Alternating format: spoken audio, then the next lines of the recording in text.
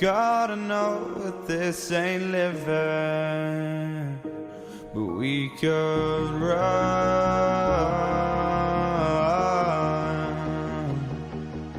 from Elysium and let it burn, let it burn. You've gotta know that nothing lasts forever.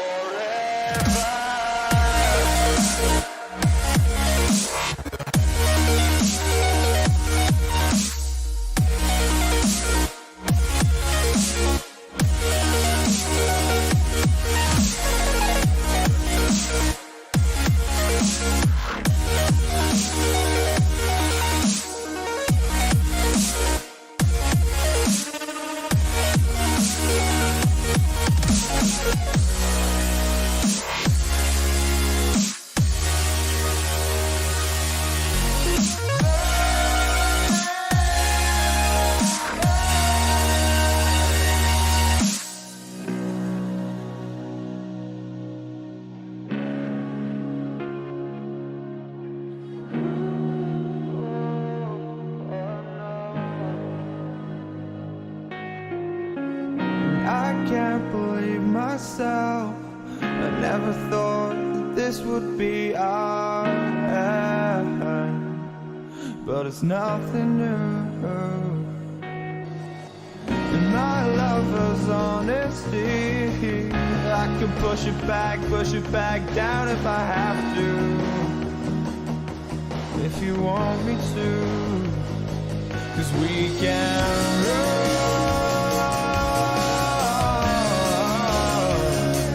And we can run, 'cause stars they fall all for you.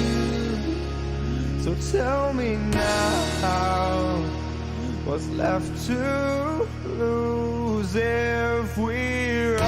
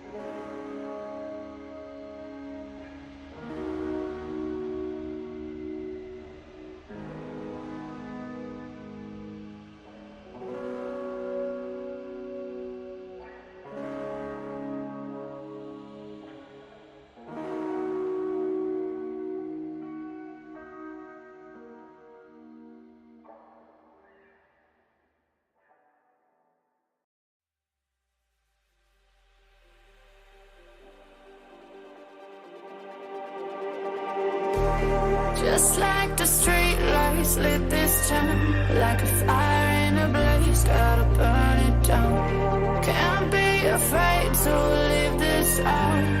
We got this far, don't know how. I see danger in our eyes. They know we'll burn down the night. Coming just like the sunrise. You know that we're gonna let it out. Tonight, we're gonna let it out.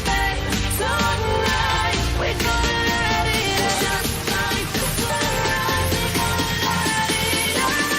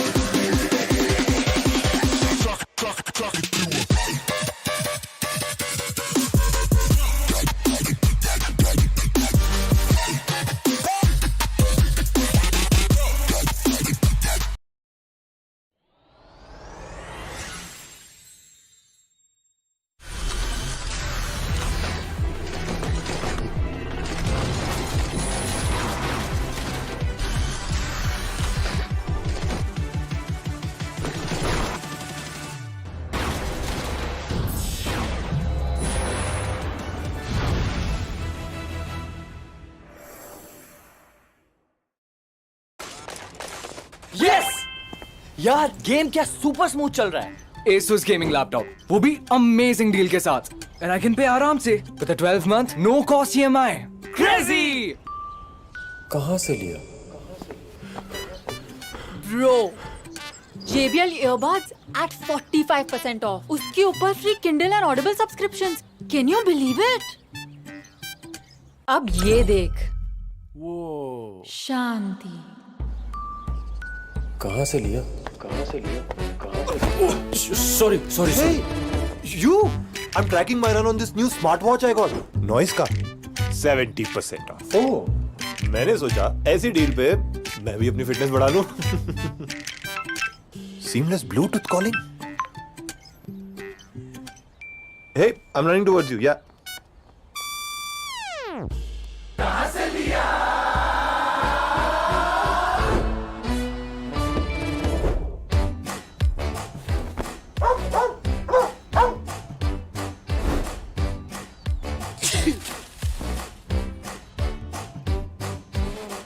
ये देख, I just got this Intel Evo laptop in exchange for my old one. 20,000 बच गए, बस 99 rupees में extended warranty. Plus 20% off भी मिल गया. Pretty sweet deal, right? Totally feel you, bro. This iPad was always on my wish list. Got the latest one at a great deal and saved $8,000 in exchange for my old phone. Hey, what's up? सबको इतनी बढ़िया deals मिल रही हैं। ये सब कहाँ से लिया? Amazon से लिया। Amazon Great Indian Festival से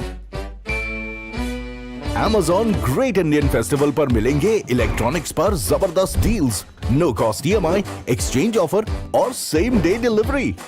अब इंडिया बोलेगा Amazon से लिया।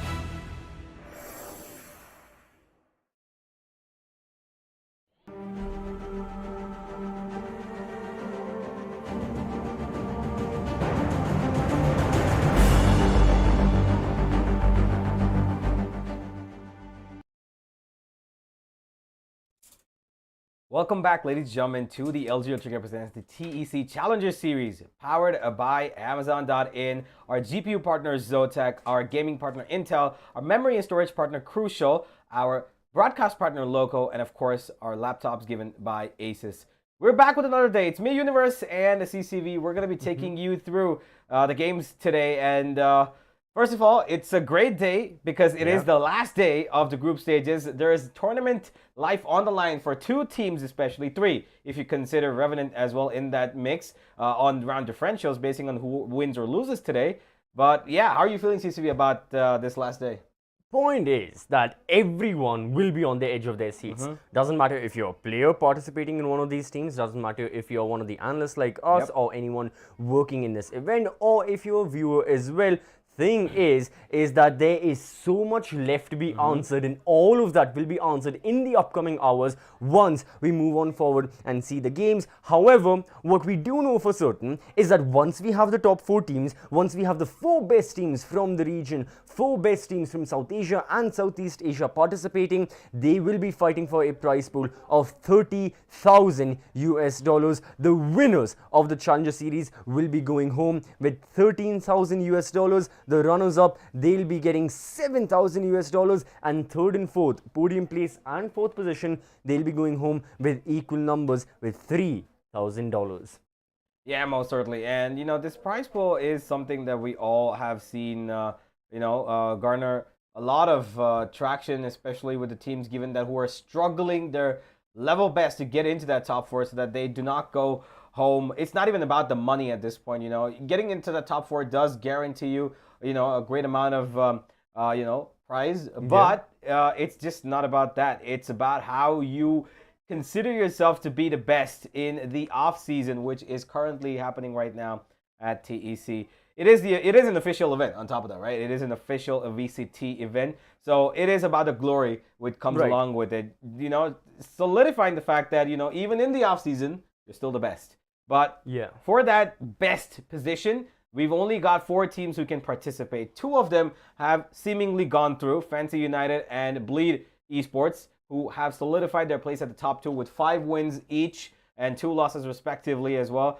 The 2 losses being a little unexpected rather than usual. Again, yesterday was the day of unusuality. Yesterday was the day of upsets, So that was the thing. But setting aside what all happened yesterday, there's still a lot, again, that will be decided. Sure, for Bleed and for Fancy United, they have taken their spots. They already know they will be playing the semi-finals starting from tomorrow. They will be watching out for their potential future matchups today, seeing which teams win, seeing which teams lose, preparing against them. However, they can also, lay back, take a rest, be certain in knowing that, okay guys, our position, it's already been confirmed. We don't have to stress out, unlike our opposition, who will definitely be grinding at 100 miles an hour, just constantly going forward, making sure they take the spot. And this is going to be the mindset for so many teams out there. We had talked about, we've got Velocity, we've got Alter Ego, you've got Revenant. To a certain extent, even franchise players are there, even though they do not have the matches. All the franchise players and all of their fans, it's very, very unlikely something can happen. But yeah, unless Velocity, again, it's so unlikely that Velocity have not the best of results. Alter Ego also lose out. They're very, there are a lot of variables to be considered, but point being, it is again technically possible, but highly unlikely for them. However, there are other teams for whom it's looking a lot more prospective to qualify. Yeah, and given that there is still a game in hand for the team Alter Ego, they have the upper end, holding right now against Velocity Gaming. Velocity did beat them yesterday, and that was a much required do or die win for them. If they hadn't gotten that win right now, they wouldn't be even looking at that number 4 position. Alter Ego, on the other hand, have got one more game today. One more game in their hand than compared to Velocity Gaming. Revenant and Velocity will be facing off in their final game. Xerxia and Estar will be going at it today, as well as Xerxia and Alter Ego. So this is a day where Alter Ego need to prove their best coming in forward because they really need these 2 wins. And then even if they do get these 2 wins, it all comes down to round differentials because there's going to be 2 teams who are going to be probably 4 and 3 teams who are going to be 4 and 3 in this group stage, which is Ultra Ego if they win both their games, Velocity if they win their game. And Revenant as well if they lose theirs Yeah. respective to Velocity. So again, yeah, a lot can happen, and that's the thing. For Revenant, Velocity, Alter Ego, their active matchups are going to be extremely important. Franchise players, they got a lot of hoping and praying to do for their future. I mean, for their future and to their opponents. But the thing is, yet again, I will highlight this. I know I've already said this twice, but the upcoming matches are going to be the most interesting, and that is what I like about this set of round robin matches. Right? Exactly. Everything has been so back and forth. You still, to the final day, cannot predict what is going to happen for more than for about half of that entire playoff stage. Okay, sure, we know Fancy United and Bleed have gone through, they've qualified, well and good. However, what are the standings? Which teams? What kind of matches? Round differential. Will they be there? Will they not be there? Is my team qualifying? Are they out of it? There's just so much to be discussed that right now, having a look at the matchups, and once we go through the matchups, only then can we see what's going to happen. However, to take our mind off of all the pressures, we have this one match with a very different objective. For Xerxia and Estar, as sad as it sounds, unfortunately, they cannot qualify for the playoffs. However, they can definitely, most absolutely, play their hearts out in one of the final games that they will be playing today, or shall I say the second last game that both of these teams will be playing today. Yeah, both of them are on the 1 win, 4 losses, position on the table at the bottom. Not something that we really expected from Xerxia. Estar came in as the underdog and kind of maybe expected them to end up in the bottom half, but they still did a pretty good job of beating Bleed yesterday. Yeah. So their potential was looking very likely, at the top when they were about to take out FPS. They took out Bleed yesterday. If they had taken out FPS, you never know what could have been, the story for them, right? Exactly. Because these teams, this team, particular Estar, could have had a lot more, working in their favor if they had just had that 1 win against FPS, if they had won that 13-10 instead of letting it go overtime. And I believe that Xerxia currently, while they themselves are having a little bit of a downtime, with their roster changes and whatnot, they're having a little bit of trouble with their players as well because 2 of their players currently are also sick. PTC and Scary, I believe, are not going to be able to participate in today's games as both of them have a medical emergency, and we will be having a fill-in come in, a substitute, who I believe is BNW. Yes, I believe that's his name as well. However, once we look at the roster, we can talk a lot about Xerxia. But that's the thing, right, for Xerxia. They were one of the invited teams. However, kind of as how it goes with off-season tournaments, there's so much going on. So many teams are looking at different characteristics they want to solidify. Some of the teams, they have a set roster, they just want to make it better, or they want to introduce some new elements. Examples of that, Velocity and franchise players. These guys, set rosters, however, one new element is there, Deadly 10 for Velocity, Kohli for franchise players, and they're trying to figure it out in this off-season tournament, how they can incorporate these new players, these fresh bloods into their roster, work with them, and still participate against some of the best the region has to offer. On the other hand, you have up-and-coming rosters, Estar being a perfect example of that, having formed very, very recently. They're like, okay, guys, we are really, we are players with a lot of potential. We have made it to the big leagues. We will be playing against the best. Southeast Asia also has to offer Singapore, Indonesia, Vietnam, Thailand. Let's see what we can do. We are seeing that. And then on the other hand, you have some big name teams who may be having a lot of changes in their roster. Bleed are an example of that. You've got, also Xerxia. I mean, Xerxia is the most accurate example of a team who is going through major changes and just looking for stability, shall we say. Because right before the tournament was about to start, right before the Challenger Series was, group stages of the Challenger Series were about to start, Xerxia underwent major player changes. So many of their guys, they went out, roster swaps were taking place, and now with this roster, all they want is that stability. They just want a solid ground to build upon and then build from. And unfortunately for Xerxia, since this is the building of that stabilization, means that some of the matches are not going to go in their favor, some of the results are not going to be highly likable. Yeah. But that's the way it is with teams. You know, you can never take away from that. Every single team has one of their beginnings. This is more like a rebirth for these guys. They're just trying to maneuver their way around it. Yeah, well, it is fair that, you know, if there is a little bit of a bump, you will expect Exactly. disappointment. But, you know, it's as Zendaya told in Spider-Man No Way Home, expect disappointment and you'll never be disappointed. That just gives you a, you know, ground And level. I expected disappointment from Marvel, and I still was disappointed. Well, okay, I still stand for the first 10 years. I'm talking about what's going to happen right now. If Xerxia are not going to be able to, you know, perform to their best, it's all right. Yeah. You know, the disappointment is not something that, you know, players will be expecting because they just started, right? But whilst all of this is happening, ladies and gentlemen, there is a small little technical issue that has unfortunately come in place, which we will be fixing, and we'll be back in just a bit. So don't go anywhere. The Challenger Series, we'll be right back.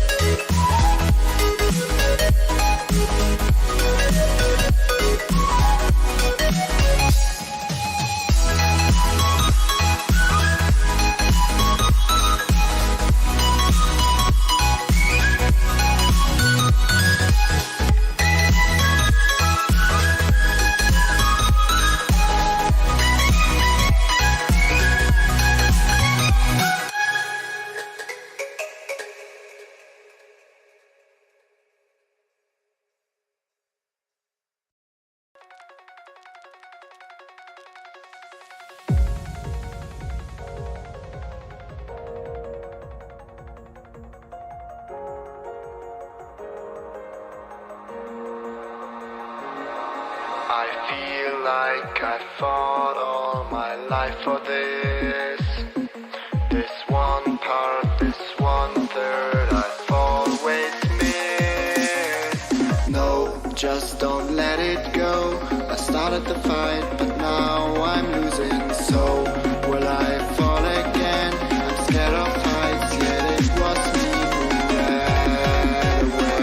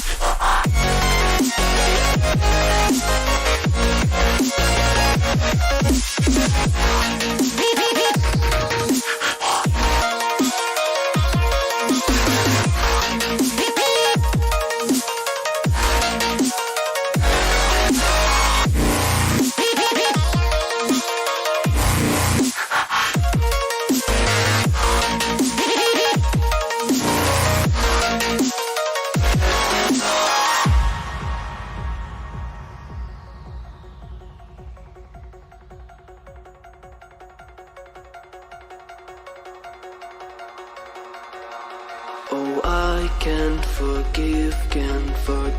myself. The piece that I'm missing, it kills me inside. I need help. Oh, please give me back this one part, this one that I'm sorry I lost it. No, I let my weapons fall. I'm drowning in the fears, and now I know that I will fall again and let it go, but I can't stop to run away. To run away.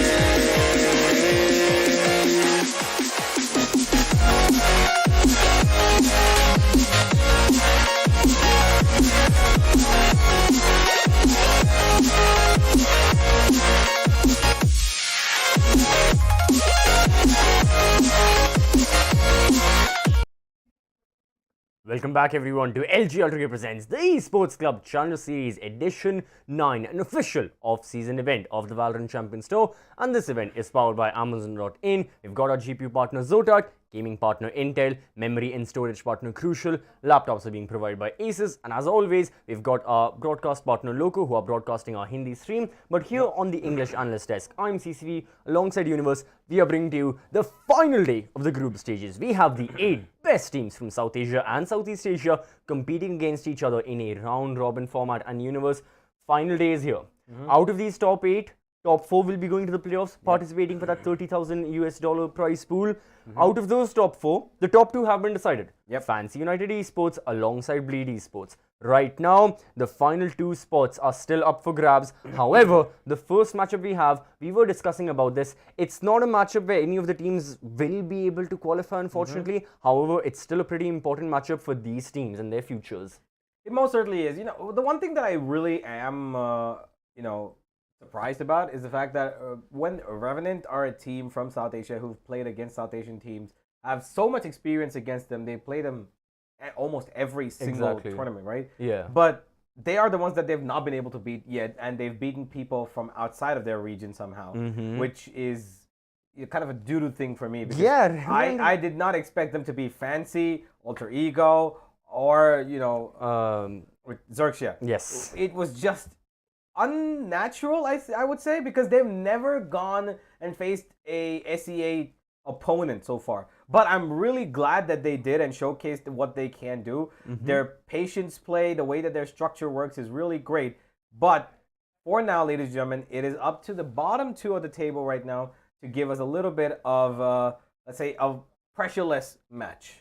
Yeah, that's the thing. We were discussing about the bottom 2 and the different kind of things they're looking for. As we can see, upcoming match, we have got, Xerxia up against Estar. And for that, for Xerxia, So many roster changes have happened. You know what? Let's have a look at the current roster of Xerxia that will be playing today. Of course, this is not their final roster, but we will be seeing Cigarettes, Fluky, B&W, their sub, alongside Viper Demon and Surf. So again, from the original roster of Xerxia, let's say like 2 to 3 weeks ago, Surf is now the only person who's still, going to be there. Otherwise, unfortunately, no, we won't be seeing Scary. So exactly who will be playing that major controller role? And there are just so many questions up for doubt. Is that the coordination of these players and the mentality that they'll be playing as well, the mentality in which these players will be playing in, what kind of questions or what kind of communications will they be having, considering so many changes have taken place?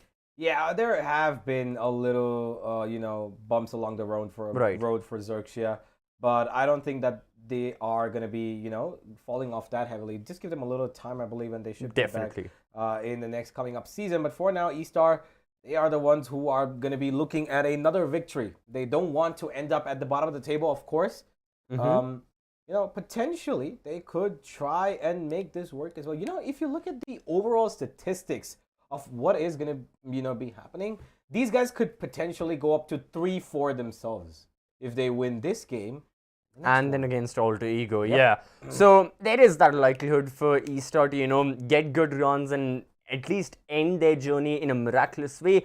However, the likelihood of that happening isn't 100% in their favor, but more so, hopefully more questions can be answered now that we'll know which maps both of these teams will be playing on. Let's have a look at the map, Vito, and I'm expecting Ascend. However, okay, it's banned and it's Icebox.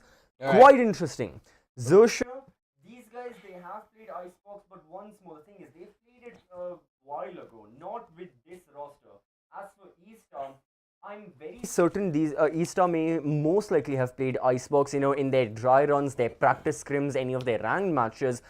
However, in a professional setting, due to the recent formation of this team, they haven't played it in an official tournament, which scares me to a certain extent for these guys, that how will they be looking to perform? Yeah, and given that they are the ones who chose this map, by the way, they were the ones to ban Haven and fetch it down to Icebox, which again is a sort of interesting standing to take, because Haven would have been a little bit more easier map, but Xerxia themselves are a pretty good team on Haven. But hey, what the hell do I know? Because they've got an entire change-up of roster coming in here, so I'm not entirely sure whether or not they can pull this off, Xerxia. But at the moment, it looks kind of similar, doesn't it? Yeah, I mean, for size Xerxia, similar or differences, a lot of it is going to come down to what kind of theory are they looking to incorporate. But right now, we are seeing Xerxia lineup, and okay, Viper Demon actually is going to go for the Raze. Is Surf also going to go for the Jet? Are they looking for... Ooh, no, okay, they are this looking is for really interesting. A single duelist, and of course, TC Team 5 player is going to be the recent substitution, B&W. For any of the viewers wondering why that specific name is occurring, again, because of the fact that these players are not playing on the official, Valorant client that most of us are familiar with. These guys are playing on a tournament client, and the way it's hooked up to most of the production rigs, it's a complicated process. Trust me, guys, I've been in the production room.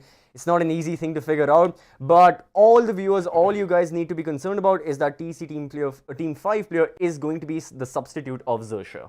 Yeah, and he is B&W. And ladies and gentlemen, we've got a great matchup here. A Raze and Jet going to be facing off against an Icebox. Not something that you see usually. Grace, Kremer, what do you guys have to say about this pick? From a shed inferno to a disco inferno, welcome as Xerxia take on Estar Esports. Now, Grace, in the little time the analysts were talking, I had a chance to be a very big nerd. And in that time, I've done a lot of bracket maths. There is a world where I believe every team has a chance to go through. Now, it is very circumstantial, and statistically, the highest chances with Velocity, second highest with Alter Ego, then with Xerxia, then with Estar, because round difference is going to have a huge effect on it. But everyone has a chance, and you can't forget that as we move into this match of Icebox. And thank God, it's not Ascent. So we're going to be going to our icy wasteland, where we'll be seeing if Xerxia can hold on and try to destroy and crush the dreams of Estar. Of course, I'm Castle Chroma 3. I'm joined by the amazing Grace. Grace, we got Icebox. How are you feeling?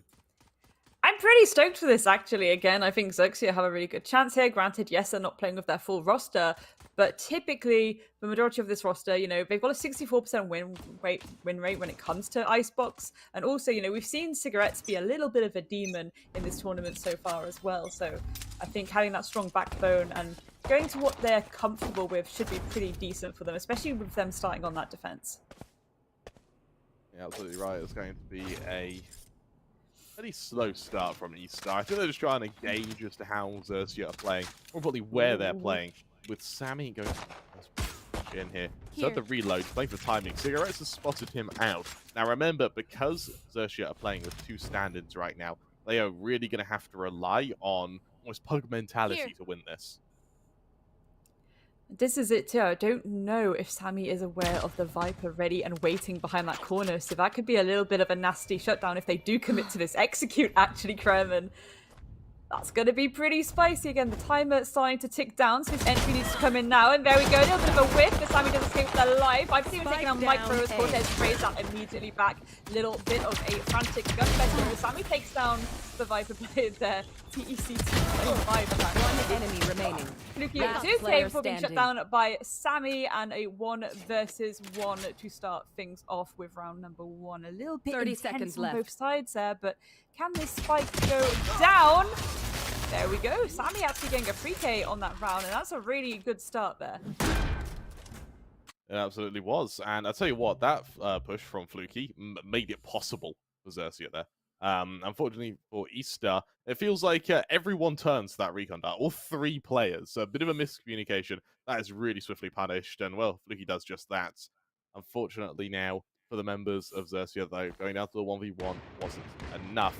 Sammy, a 3K from him, is going to bring Estar their first round. They're going to move to a couple of Spectres here or there. And let's see what Xerxia can hope to do on the counteraction. It will be their full eco now. Go a little bit aggressive, just trying to probe for info mainly, rather than trying to get these entries, which is really going to be down to the chamber with the Headhunter.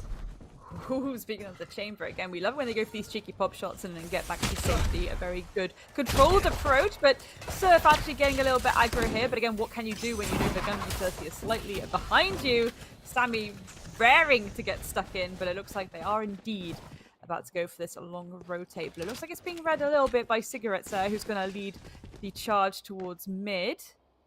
Maybe they'll have a little bit of a flank come through and shut down any approach that happens in A. But look, there's so much control being gained already. I think Spike will go down. Dominique taking down Cigarettes as well. So that's the immediate cut off of that rotation. There's a second one onto Surf as well.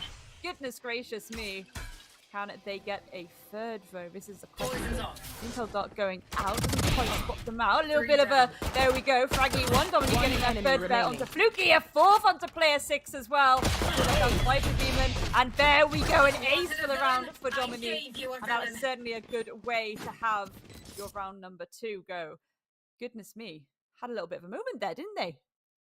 I mean, here's the thing. It's such a dominant way to start. It also gives you that confidence you need. Bearing in mind that Estar definitely go into this as underdogs, for Xerxia to be able to sort of unable to kill one player who was just out-positioned and out-aimed the entirety of your roster, it's got to sting a little bit. And for Dominic as well, you also have the bonus, the fact that you're now 1 away from a Viper's Pit. Bear in mind, an early Viper's Pit would be beautiful against Vandals, because with these Spectres, you were trying to find these point-blank engagements. You were trying to find these close angles to work with, and in getting that Viper's Pit out, you're going to be able to do just that.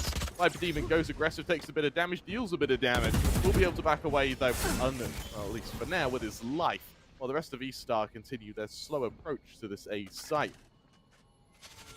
100%. They're not willing to give it up just yet. I think they're waiting for some of this util to drop down first. Potentially go for a little bit of the old bait and switch as well. B&W really holding onto this site as well, which is quite interesting. Nice little pixel angle there being held. But look at the util that's about to go down from the side of Estar, and they're making this collapse work. They're really getting the ground that they need. No contestation just yet. That spike may indeed go down. There we go. Beautiful shots there by Viper Demon and Cigarettes, but Cortez ready and waiting to trade it back out. A beautiful shot there by him taking down a BMW as well. Fluky onto Micro, however. It's going to be a little bit scrappy on both sides here, but ultimately favoring Xerxia. It's a 3 versus 2, and again, they had the spike in their eyesight, so it's just a case of, well, now they certainly don't. Enemy remaining. He fell off a little bit there, but Cigarette's is able to go for the swing, and there's a beautiful way to end that round, their first offensive round on the table. Absolutely beautiful. And what I quite like from Xerxia here is they are quite slow to take the fight with Estar. They allow Estar to almost get the entirety of the site, but then they just collapse onto them really, really quickly. What it means as well is your utility ends up doing a lot of damage, as we saw from Viper Demon's Boombot there. Something that doesn't usually get the killing blow, but able to do so because Xerxia just ended up just springing a trap onto Estar. Now, the silver lining for Estar is that was the bonus. We are going to see Dominic have his Viper's Pit readily available, as well as the Vandals and the Phantoms all come out from Estar. Going to be a bit of a default from Estar thus far, though, as they try to garner a bit of information and figure out how Xerxia are going to be playing this defense.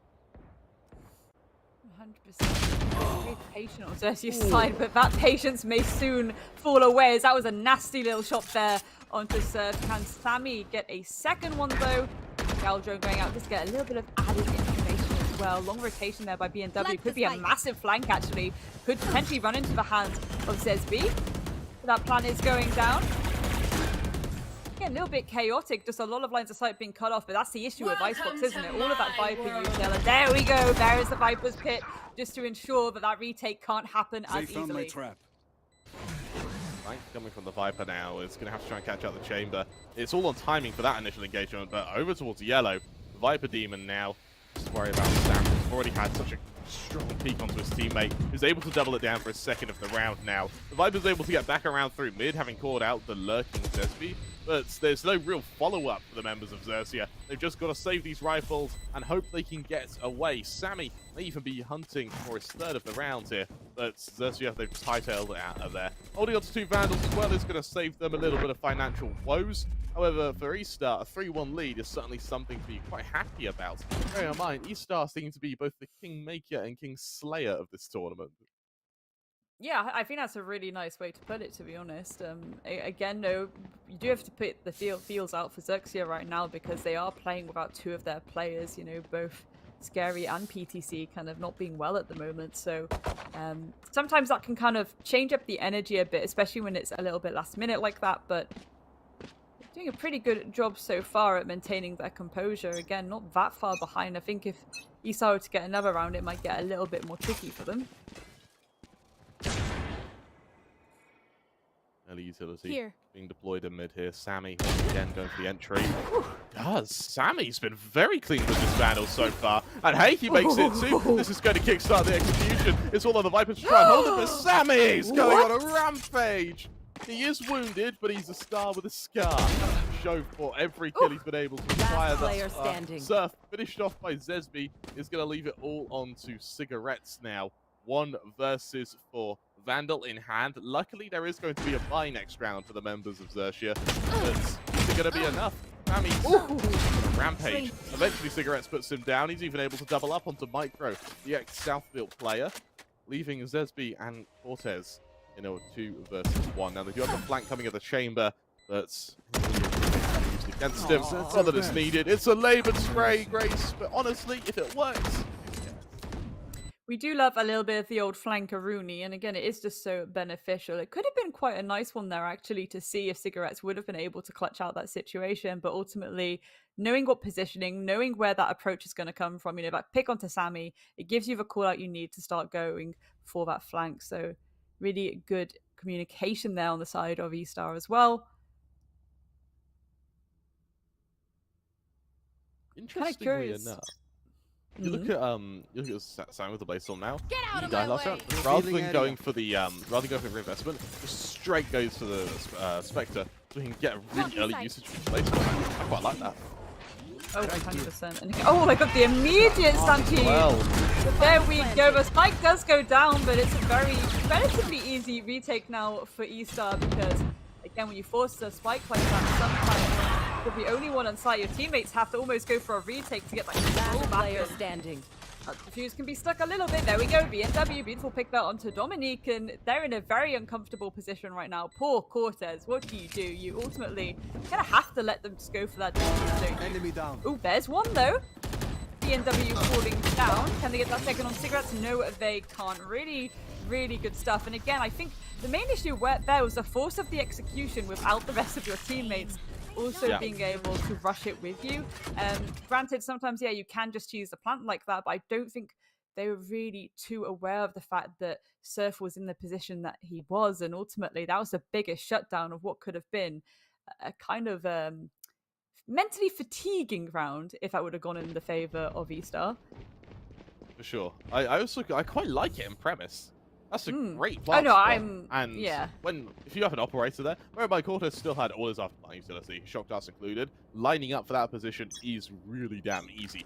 Unfortunately, it was just a bit of overextension from Sammy there. There was about a second delay. That's on one round. For Xerxia, it was a good punish nonetheless. And more importantly, Surf gets to hold on to his operator, and he gets to now wield it in round 7 against Estar, who have suddenly slowed the pace a little bit, especially having been unable to get their teeth into mid-control. I think this is it too. They need to be a little bit closer together too, just in case these picks do come out and they need someone there for the trade. Cost is king, as I like to say, so those all-important trades. It's not just about forcing the objective, it's about making sure you're getting those kills under your belt as well. And I mean, this could be pretty nasty indeed. See B&W just holding B along a little bit tight there. I don't know if they're aware of the full team, and this is exactly what I'm talking about when it comes to the trading. A lot easier to trade things out when you've got a 5v2 potentially on your hands. They are indeed committing to this execute, Krem. They are, and surprisingly, Xerxia haven't rotated that quickly. This is going to leave Sammy to be the entry once again. Without a dash, though, it's just going to have to be pure aim to assist them here. With that Boombop going to get a lot of info. For Xerxia, I think there's no illusion that this is going to be a hit to be. However, the Ice Wall's perfect. Viper Demon does more damage to himself there. Micro does fall nonetheless, though. And that Showstopper is going to remove the Ice Wall, making it damn difficult. Voice goes out, they're trying to at least damage the planter. Still unable to do so. That will be the opening required for Estar.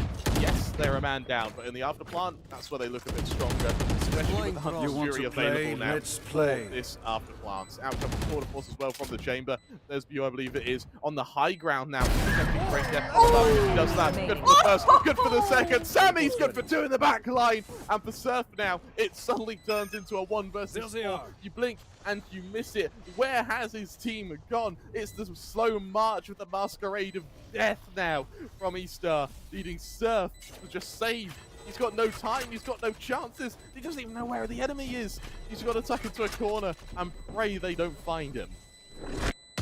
This is it. At that point, you do ultimately all try and save the op. It's just a little bit unfortunate, really, that that went the way it did. Again, this was just so nasty.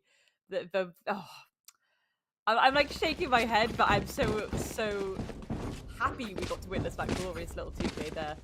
Again, I do think the thing is there is again to do with positioning and their ability to flank. Once again, Zesby getting into a different position and able to pull apart any chances of a retake. We've seen him do it a few times now, and I think they seem to be doing very, very well. Again, just really working into the way this map is built. I think a bit of mid control on both sides, as you say, needs to be focused a little bit more, though. Maybe we'll see the flank game get a bit more chaotic, but for now, looks like an immediate storm towards that A side. Cigarettes ready and waiting, just looking for the heads of Estar as they start to make their approach here. And I love the fact that they're really using that owl to its full potential every single time as well. I think that's really, really useful. Gonna get a bit aggro. The ulti come through, but immediate trades across the board. Including Viper Demon, though, taking on Cortez and Sammy. That's really going to hurt the side of Estar right now because, yes, they do have the res up there on Micro, but it's getting into a favorable position to do so, especially when you've got Cigarettes here ready and waiting with that op.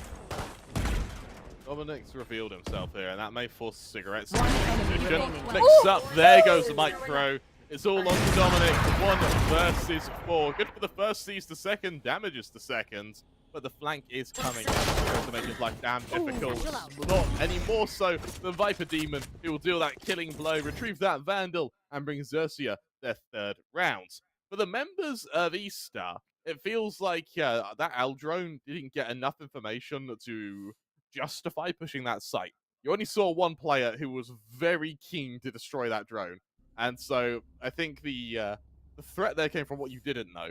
which was, if they're so keen to destroy it, what are they hiding? And in this case, they were hiding a stack with that operator. It turned out to be a beautiful round for Xerxia, making the Hunter's Fury and the Tour de Force to that round. However, it still worked out. Over on Estar, they still have that Hunter's Fury of their own to work with, and once again, they're going to try this big mid push. Despite pinging 4 players, pushes through Tube anyway, and he gets away. This time, Viper Team is able to shut down Sammy on the follow-up, though. As Surf comes down, they're almost just running into players with this operator, treating it like a shotgun almost for Cortez. The angle of 2 players here. Calls out the first. He knows about the second. Doesn't peek him. He's punished by the Viper. Xerxia, they're starting to find their footing now. And for Estar, this is where their confidence potentially gets shaken.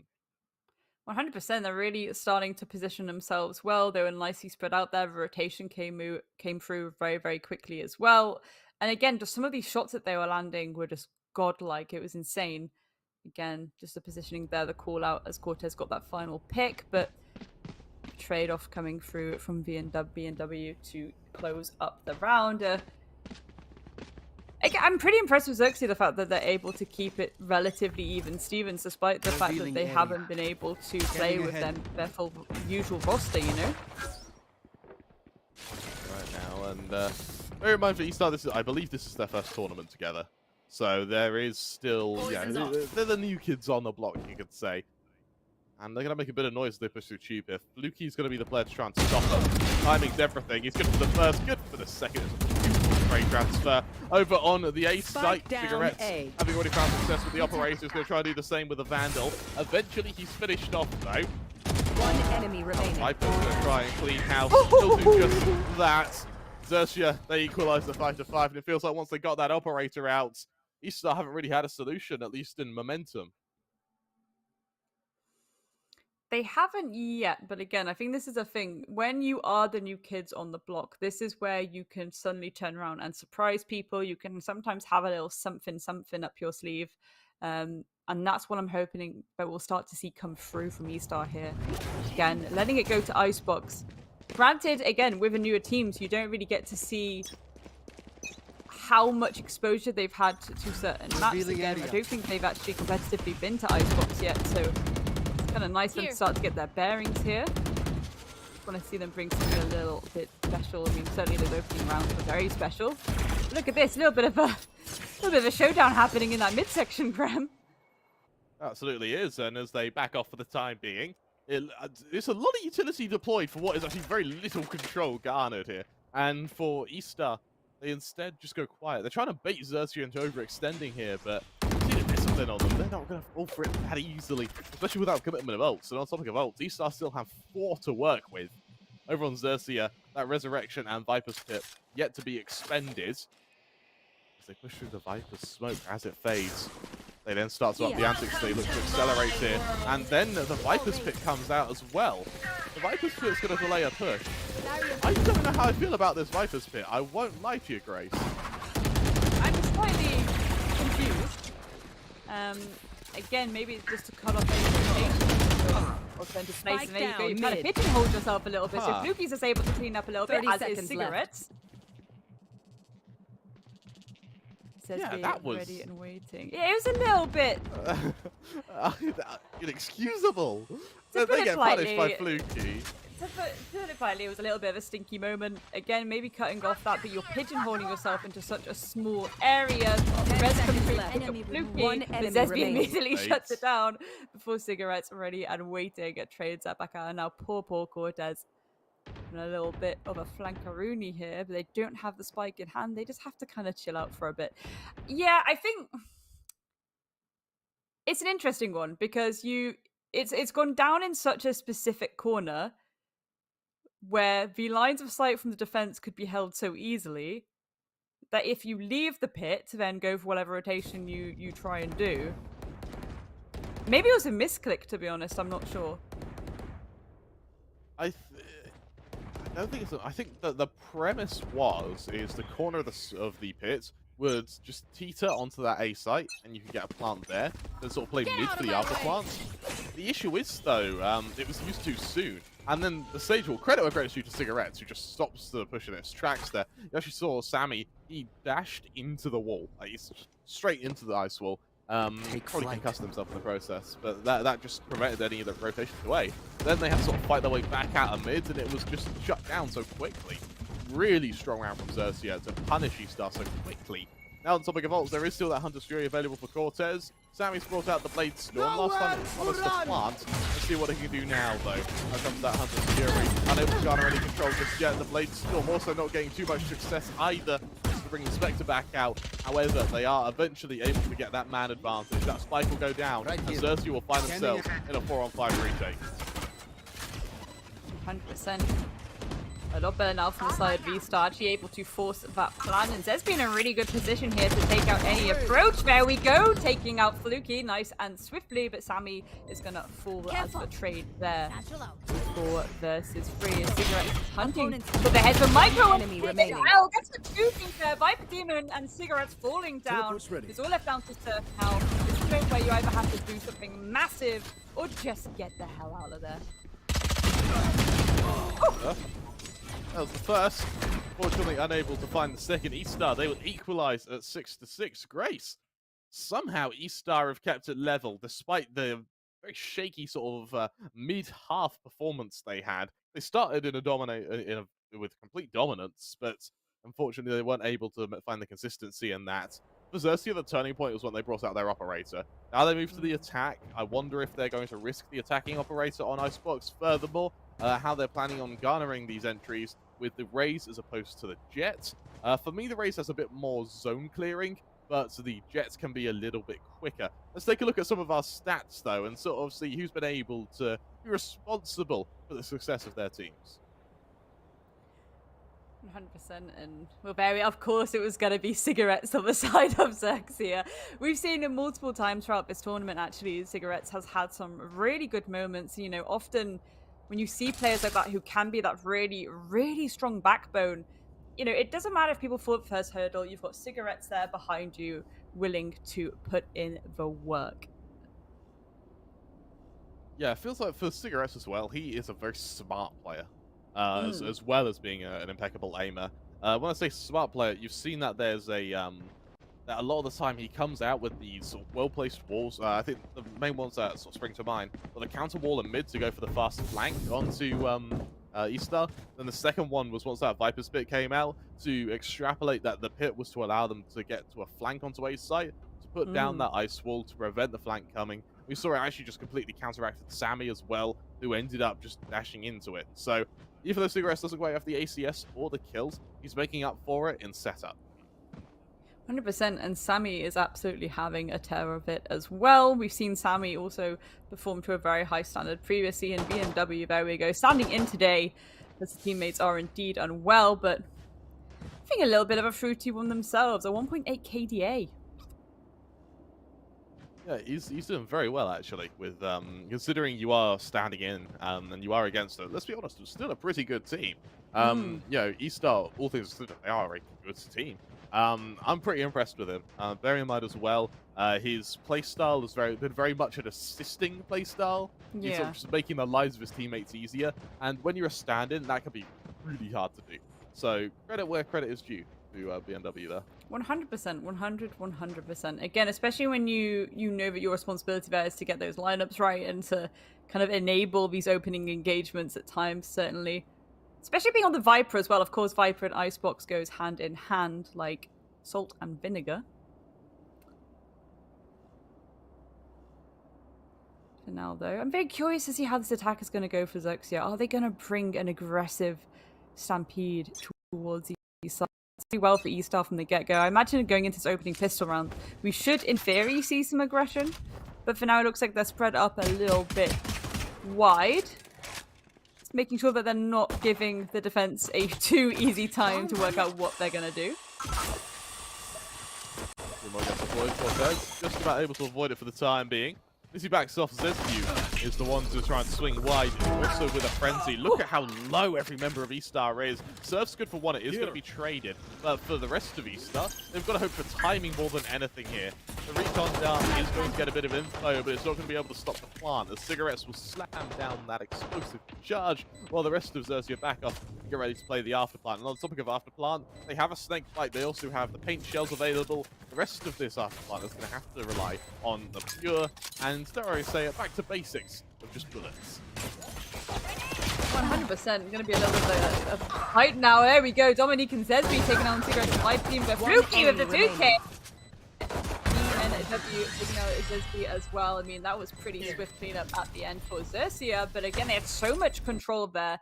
Wondering how it would have gone differently if Estar went for a little bit of a flank Rooney of their own. Obviously, they did have B&W kind of holding it just in case that did happen, but maybe a bit of a duo push can sometimes really get people on the ropes. Again, only the opening pistol round for the start of this half, but still a very, very, very swift execution there from the side of Xerxia.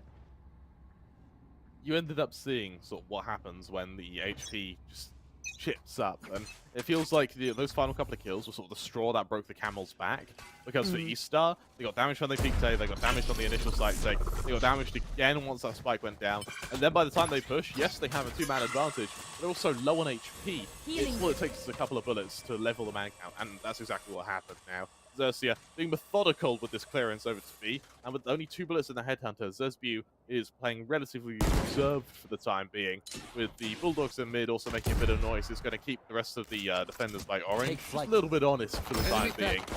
And, well, Xerxia fully list over to this A site. For Fluky now, it's all just one big fate. Really is, isn't it? Yeah, the amount of pressure that was being applied by Fluky, so the rest of the team could just cross into that A site, and I don't think they're even in a position to shut down any kind of plan right now. Cigarettes is going to have that wall go up as well, and that's going to really alleviate and create some breathing room, but again, this fight needs to go down thick and fast. I believe I'm getting the pick down to Micro as Cortez falls as well, being pushed up there by Surf. Traded back by Dead Bevo, Viper Demon yet again, taking out Dominique, and well, before I can even get my words out, a very swift cleanup there by Xerxia, and it's looking very strong for them already. It is, and it's once they found that rhythm, it seems very hard to break their momentum.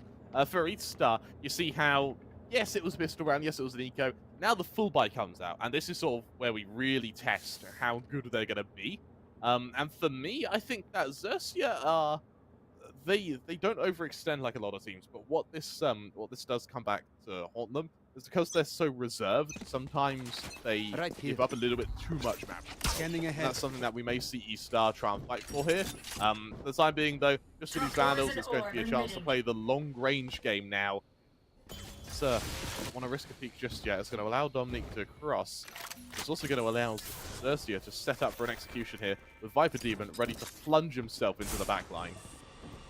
But Dominic really holding down the fort here. Nice Util going out. But speaking of Util, poison being used on both sides to kind of delay that approach, delay that execute. Slamming in the pick bounce to Stir, Viper Team onto Cortez. Let's be with a 2K there. Queen picks up Sammy onto BNW as well, and Desby with the 3K. The defuse can go down, and that was a very swift retake from the side of Estar, and they've got to feel very, very good about that, Krem. Yeah, I feel like Dominique had a really strong round there. To instantly hear the execution coming, just drops all of his snake bites. And it means that anyone who tries to fight is going to be vulnerable. And then when Viper Demon goes to the high ground to try and catch out the rotations, there's already players in position to assist on players who are already vulnerable. And with that, when it rains, it pours in frag counts, especially on Icebox. Estar make it 7, keeping this game close. Remember, Grace, on the bracket matches, or on the bracket maths, all of these teams have a chance to go to playoffs. I think in round difference, things are looking a bit dire for Estar, but there's still a chance. And so they're fighting for survival right now.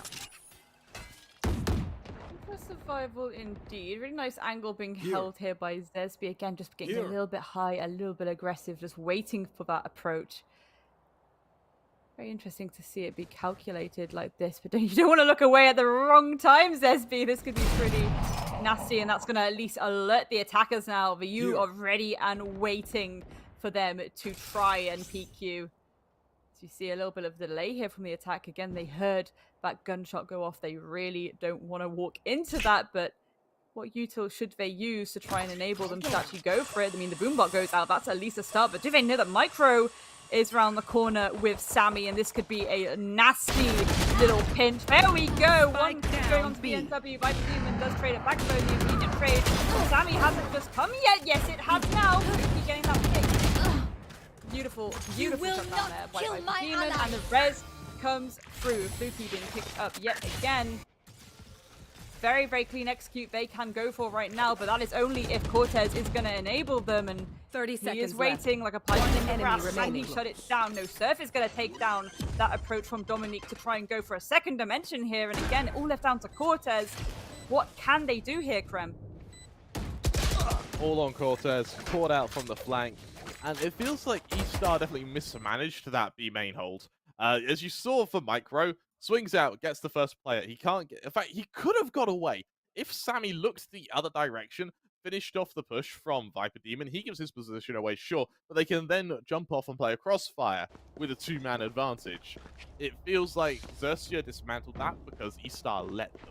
And while Sammy and Zesbu are having a great map so far, unfortunately, Xerxia are doing this as a team.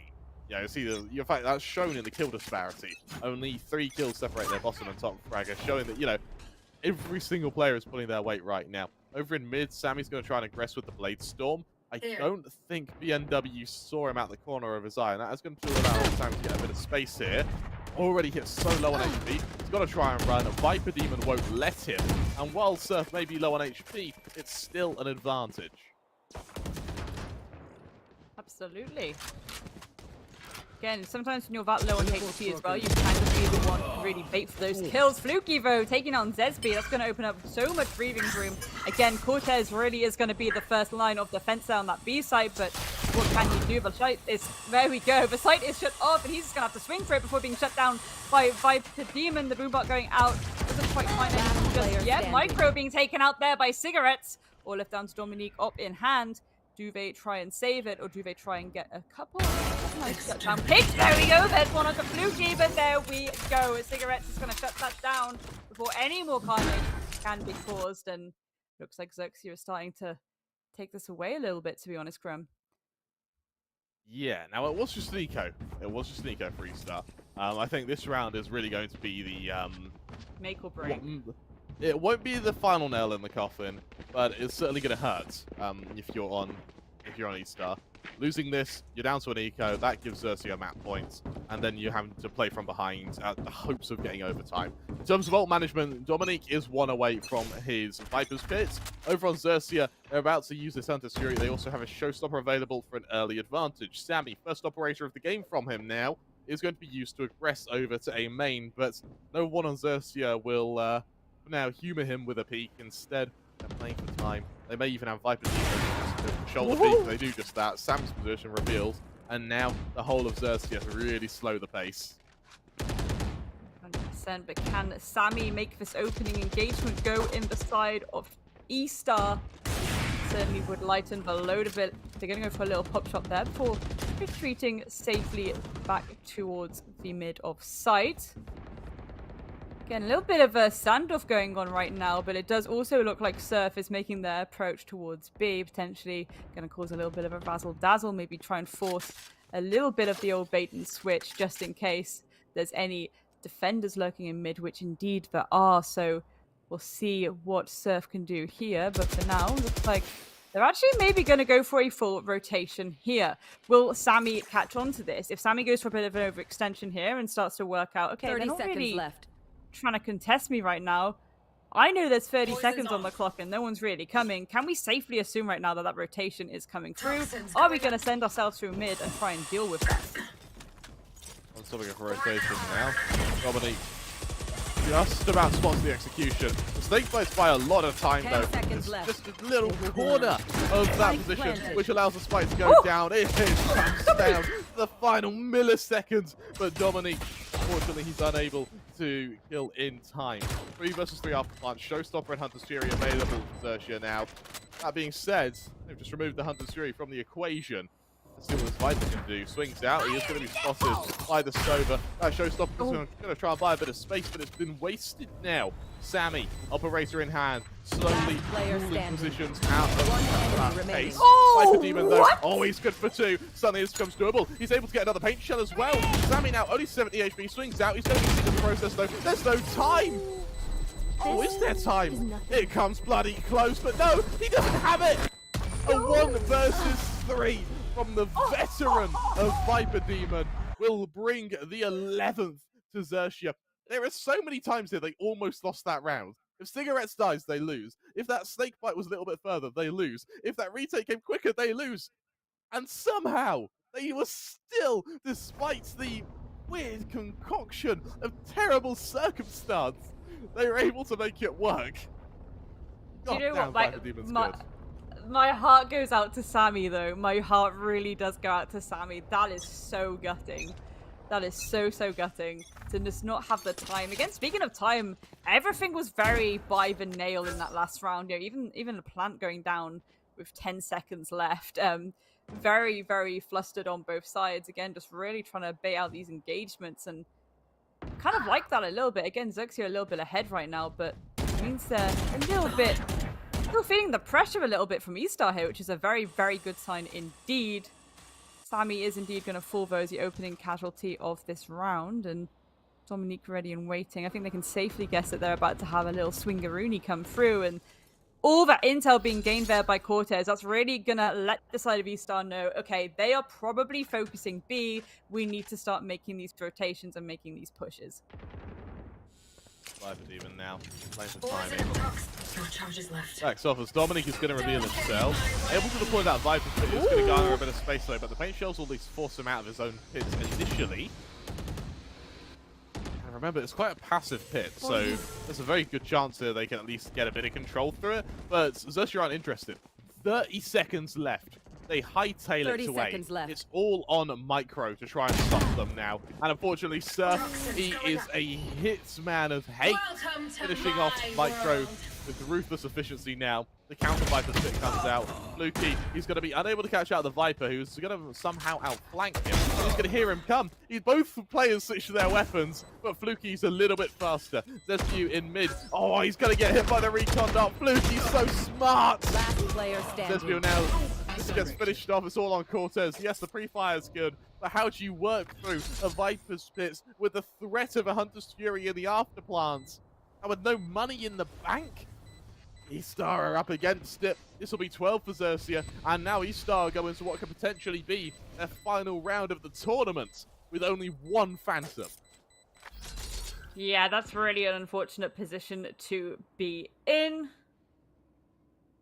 They can pull this back, though. I think everyone will be dropping to their knees in wonder how amazing that would be. But again, look at how many ults are still left on the board. As you say, that Hunter's Fury is still there. I'm pretty sure the res is actually still there on Cigarettes as well. So most likely, if they are about to go into what could be the last round, they will be doing a lot of work to try and enable that utility to get used. And that's where it could get a little bit rocky for Estar. Do you know what? I think Estar performed really well, all things considered. Again, relatively new roster, but they've been very impressive in this tournament so far. There's some really incredible players in that roster too, and I think going forward, I'm really excited to see how they do in other things as well. You're able to at least delay the recon dart for the time being. Swings out, but Surf, the pre-fire is so damn good. It's going to leave Estar now with only 4 players. The Hunter's Fury is not going to garner much control either from Cortez. Unfortunately, that final Trendil will spot Fluky, but he's so far back, that could very well have just been a default or a lurker. Little does he know he's with the main body of the force now. Sammy trying to at least delay this plant, unable to do so. That Viper's walking. Sage's walking Cigarettes is going to purchase even more control now. 3-star 4 versus 5 retake against the myriad of ults available for Xerxia is got to be a tall damn order now. Surf tour de force in hand, hunting for the opening player in this engagement. With only a Guardian on Sammy, he's trying to at least space out a few shots to make his life easier, but he only needs one. Straight to the skull of Surf, leaving us now back to that 4v4. Counter Viper's Wall comes out, and with that, it's going to have to be a clean retake. There's the Hunter's Fury being extended. Micro, he's swinging from yellow though. Good for one, good for two. The defuse has been delayed, but out comes the follow-up. There's Viper Demon, caught out by Cortez. Fluky left alone in a 1v4. He doesn't have the time nor the positioning as Micro keeps Estar's dreams alive. Wow, that was...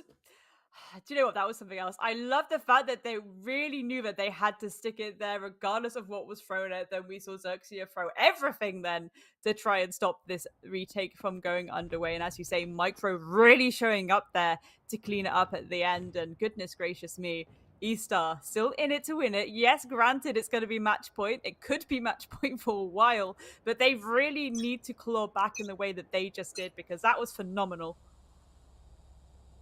I will admit, it feels like for Estar, there's a comeback's going to be possible in theory.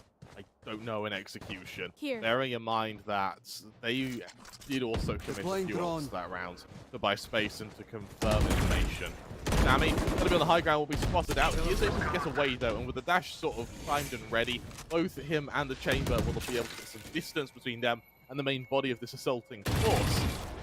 A Viper Demon has an inkling as to where Sammy may be positioned, and Sammy's out of escape utility. In mid, it's Surf though to deliver onto one and onto two. Things go from bad almost to worse. There's SQ left on him, 30 HP, and with those 2 kills in mid, that's going to hearken the pilgrimage of Xerxia as they migrate over to this A site once again to challenge Micro in what is a 1 versus however many dare peek him for this site.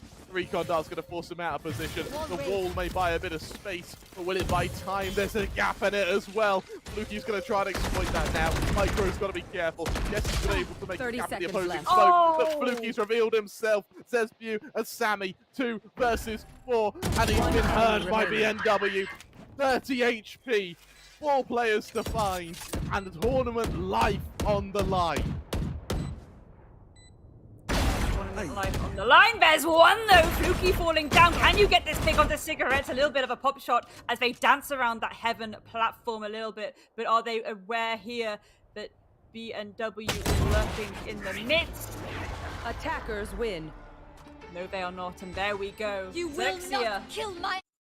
A very, very strong victory again, especially considering the fact that they weren't playing with their full roster. But again, my heart really goes out to Estar there because they were putting in some good work. I think the main issue in a lot of those rounds were the way that they were reading the attack wasn't quite coming through as clearly as it could have. I think that's probably somewhere that they need to work on a little bit, just really understanding where that attack is going to come from, where that setup is going to come from, a little bit more mid control as well when it comes to going to Icebox in the future. But I mean, that was just really good from Xerxia against Cigarettes. I knew I had an inkling that we'd see Cigarettes show up a little bit, and certainly he did. Yeah, you're absolutely right. It feels like Xerxia, they definitely had a bit of charge-up time, didn't they? The sort of first 5 rounds really looked like Estar had a chance there. Unfortunately, it wasn't quite enough, and once Xerxia found their groove, they just looked unstoppable. Something else to mention as well, though, is that with that, Estar's chances in this tournament are gone. Xerxia still have hope. Let's hear from our analysts to see what they have to think of that game. It's the amazing CCV and Universe. Well, thank you, Kremer, for that brilliant, compliment. Yeah. Forgive me, I was gonna say comment. Thank you for the comment. Compliment again. Oh my God, forgive me. The game has got me a little bit blistered in my head because Xerxia have taken it 13-8, and we do have Kremer did the math earlier. He said he went on a big nerd mode. I kind of went on it myself, and you exponented by like there's 2. a very big, very far off chance that some teams could make it that we didn't expect. But hey, that's all for a later talk. I'm still going through the math right now. We'll come back to it. But for now, Xerxia, well, at least against Estar, what we were expecting not to happen actually did, because I actually thought Estar would be putting up a much better performance in taking this game because Xerxia were, I've completely dismantled as a group. Yeah, But Estar tried their level best. They had opportunities, they had the chances, and definitely some of the performances were there. As we have a look at the match MVP, Sami yet again being that brute force for the side of Estar Esports, being the spearhead of the attack, the front line of the defense, always taking on gunfights first, regardless of his position. We saw Sami with the operator on mid, we saw him on B, we saw him on A, on attack and on defense. This guy would not stop with that relentless attack until his team won the round, until his team won the map. Sadly for them, the latter did not come true. However, Sami's performance was still extremely commendable, because you see the statistics, right? And you see someone who gave it their very best. Damage per round 166 means on average he was getting kill after kill after kill, at least one per round. Sure, he's a jet, the first blood percentage also being 15%. Again, equalizes to what, 1 out of every 8 rounds he was getting the opening kill. That's still a decent number. It's not the worst. But yeah, Sami gave it his all, and even Estar had such a better showing than some of their earlier performances. However, they slightly missed out because just some couple of mistakes they made. You know, I think both the casters were talking about it in their defenses. They were trying to figure out against the attack of Xerxia. They were trying to do the same thing they did yesterday against Bleed Esports, where they were pincering out those attackers and killing them. However, here what they forgot was the attackers already play so laid back that once the spike goes down, they just focus on utility, and that's how Xerxia managed to close out so many more of their attacking rounds. Yeah, most certainly. I think Xerxia had a pretty, strong gameplay today. When they picked up that raise, I was a little, skeptical. I thought that, okay, with the raise, they've got, and of course, they had B&W as well join in for this particular game. I said, all right, maybe this is going to be a little bit more difficult for them than I expected. But hey, the way that Viper Demon and both B&W performed was really good. Their hold, especially on the defense, was absolutely impeccable. Right. They made sure, especially B&W, I think that his utility usage was on point. It was almost as if this team, because they're friends, obviously, they know these players before. They've been able to take that, situation and develop it to a better prognosis that, okay, you know what, we've got friends who are playing with us. We've played with this player before, so we know how to work it out. And they just, treated this like a normal custom game and went into it without having any pressure. Exactly, they didn't have pressure, and the theory they were going for as well, right, really worked. You mentioned B&W and Viper Demons, they're defensive. I gotta mention on attack, the ultimate rotation, B&W as the Viper and Fluky as the Sova were really having. That constant rotation of the ultimates and the ultimate harvesting or ult farming, however you want to call it, really meant that Xerxia had a far easier time on their attack, because the Viper Spit allowed for so much cover and such a huge advantage in those post-plant and executes that most of the post-plant situations for Xerxia were managed to go in their favor. Yet again, 7 out of 9, but the same can be said for Estar. This definitely was a very attacking-sided map for both of these rosters. However, Xerxia, thanks to their early game being quite strong, most importantly, their utility usage and their ult usage, like I said, with the Hunter's Fury and the Viper Spit constantly being in that rotation. Either I'm farming the Viper Spit so that as soon as the toxic screen goes through, as soon as the Viper smokes go through, we execute, Viper Pit is emitted, and then I can just play from within it. All the teammates can be in there, and the defenders are going to have such a difficult time eliminating us. If you don't have the Viper Spit, hunt his Fury, send the Sova miles back, he can still kill the person diffusing the spike, and it's as easy as that. Well, Xerxia did have a little rough first half, as you can see. It's a little bit of a mountain and valley economy structure for them. Estar had a pretty stable economy until round number 10, where they kind of dipped off and then came right back, and it ended in the equalization of 6-6 of the first half, because Xerxia found their groove in round number 9 and kept it stable until the pistol came through in the second half. And in the second half, it was the opposite. It was Xerxia keeping control. And look at their economy. It just went up and was stabilized after that, because they were able to take every single round. And even the one round that they lost on number 20 didn't even matter, because they had money for ages to buy in. And so they were not at all afraid of what was being thrown towards them by Estar. And they did have the, end game ready. They knew exactly what they had to do. And the pushes towards the B side especially, I think were really good, well-founded. They had always, almost every single time, as you could see the first kills, they had 15 first kills, which was almost double of what Estar did. And most of those actually came in the second half itself, which was amazing because every time they attacked that B side, they always found a pick. Yeah. They always found a pick, and that made it so much more easier to rush straight in because instantly there's going to be... Is gone. Exactly. Yeah, and one of the defenders is gone, opens up not only area for you, yes, of course, as an attacker. However, the thing with Icebox is the defenders always have their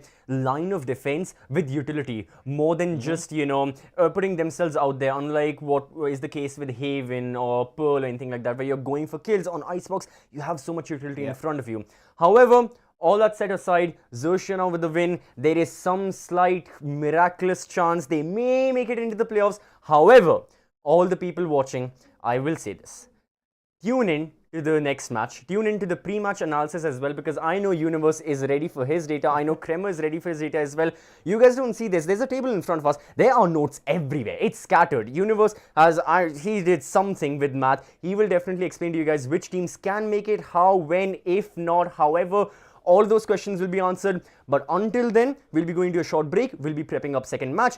Till then, you guys can go down the description, check out the Amazon Great Indian Festival sale. Also, you can use the code Amazon Gaming to get an additional 5% off than the discounts you're already getting on your favorite gaming components, peripherals, mice, keyboard, all of that. As for gaming entertainment, we'll be right back.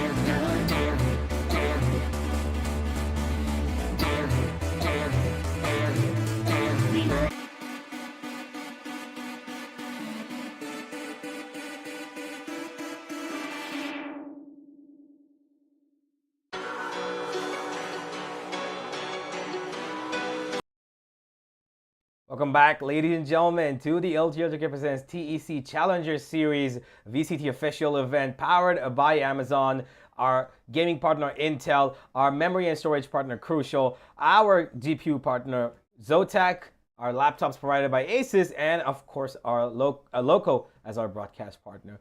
We're back, and here's where the fun stuff, at least for me, because he seems like he wants to sleep upon this, I believe. I've got some math that could work out for a team to qualify, right?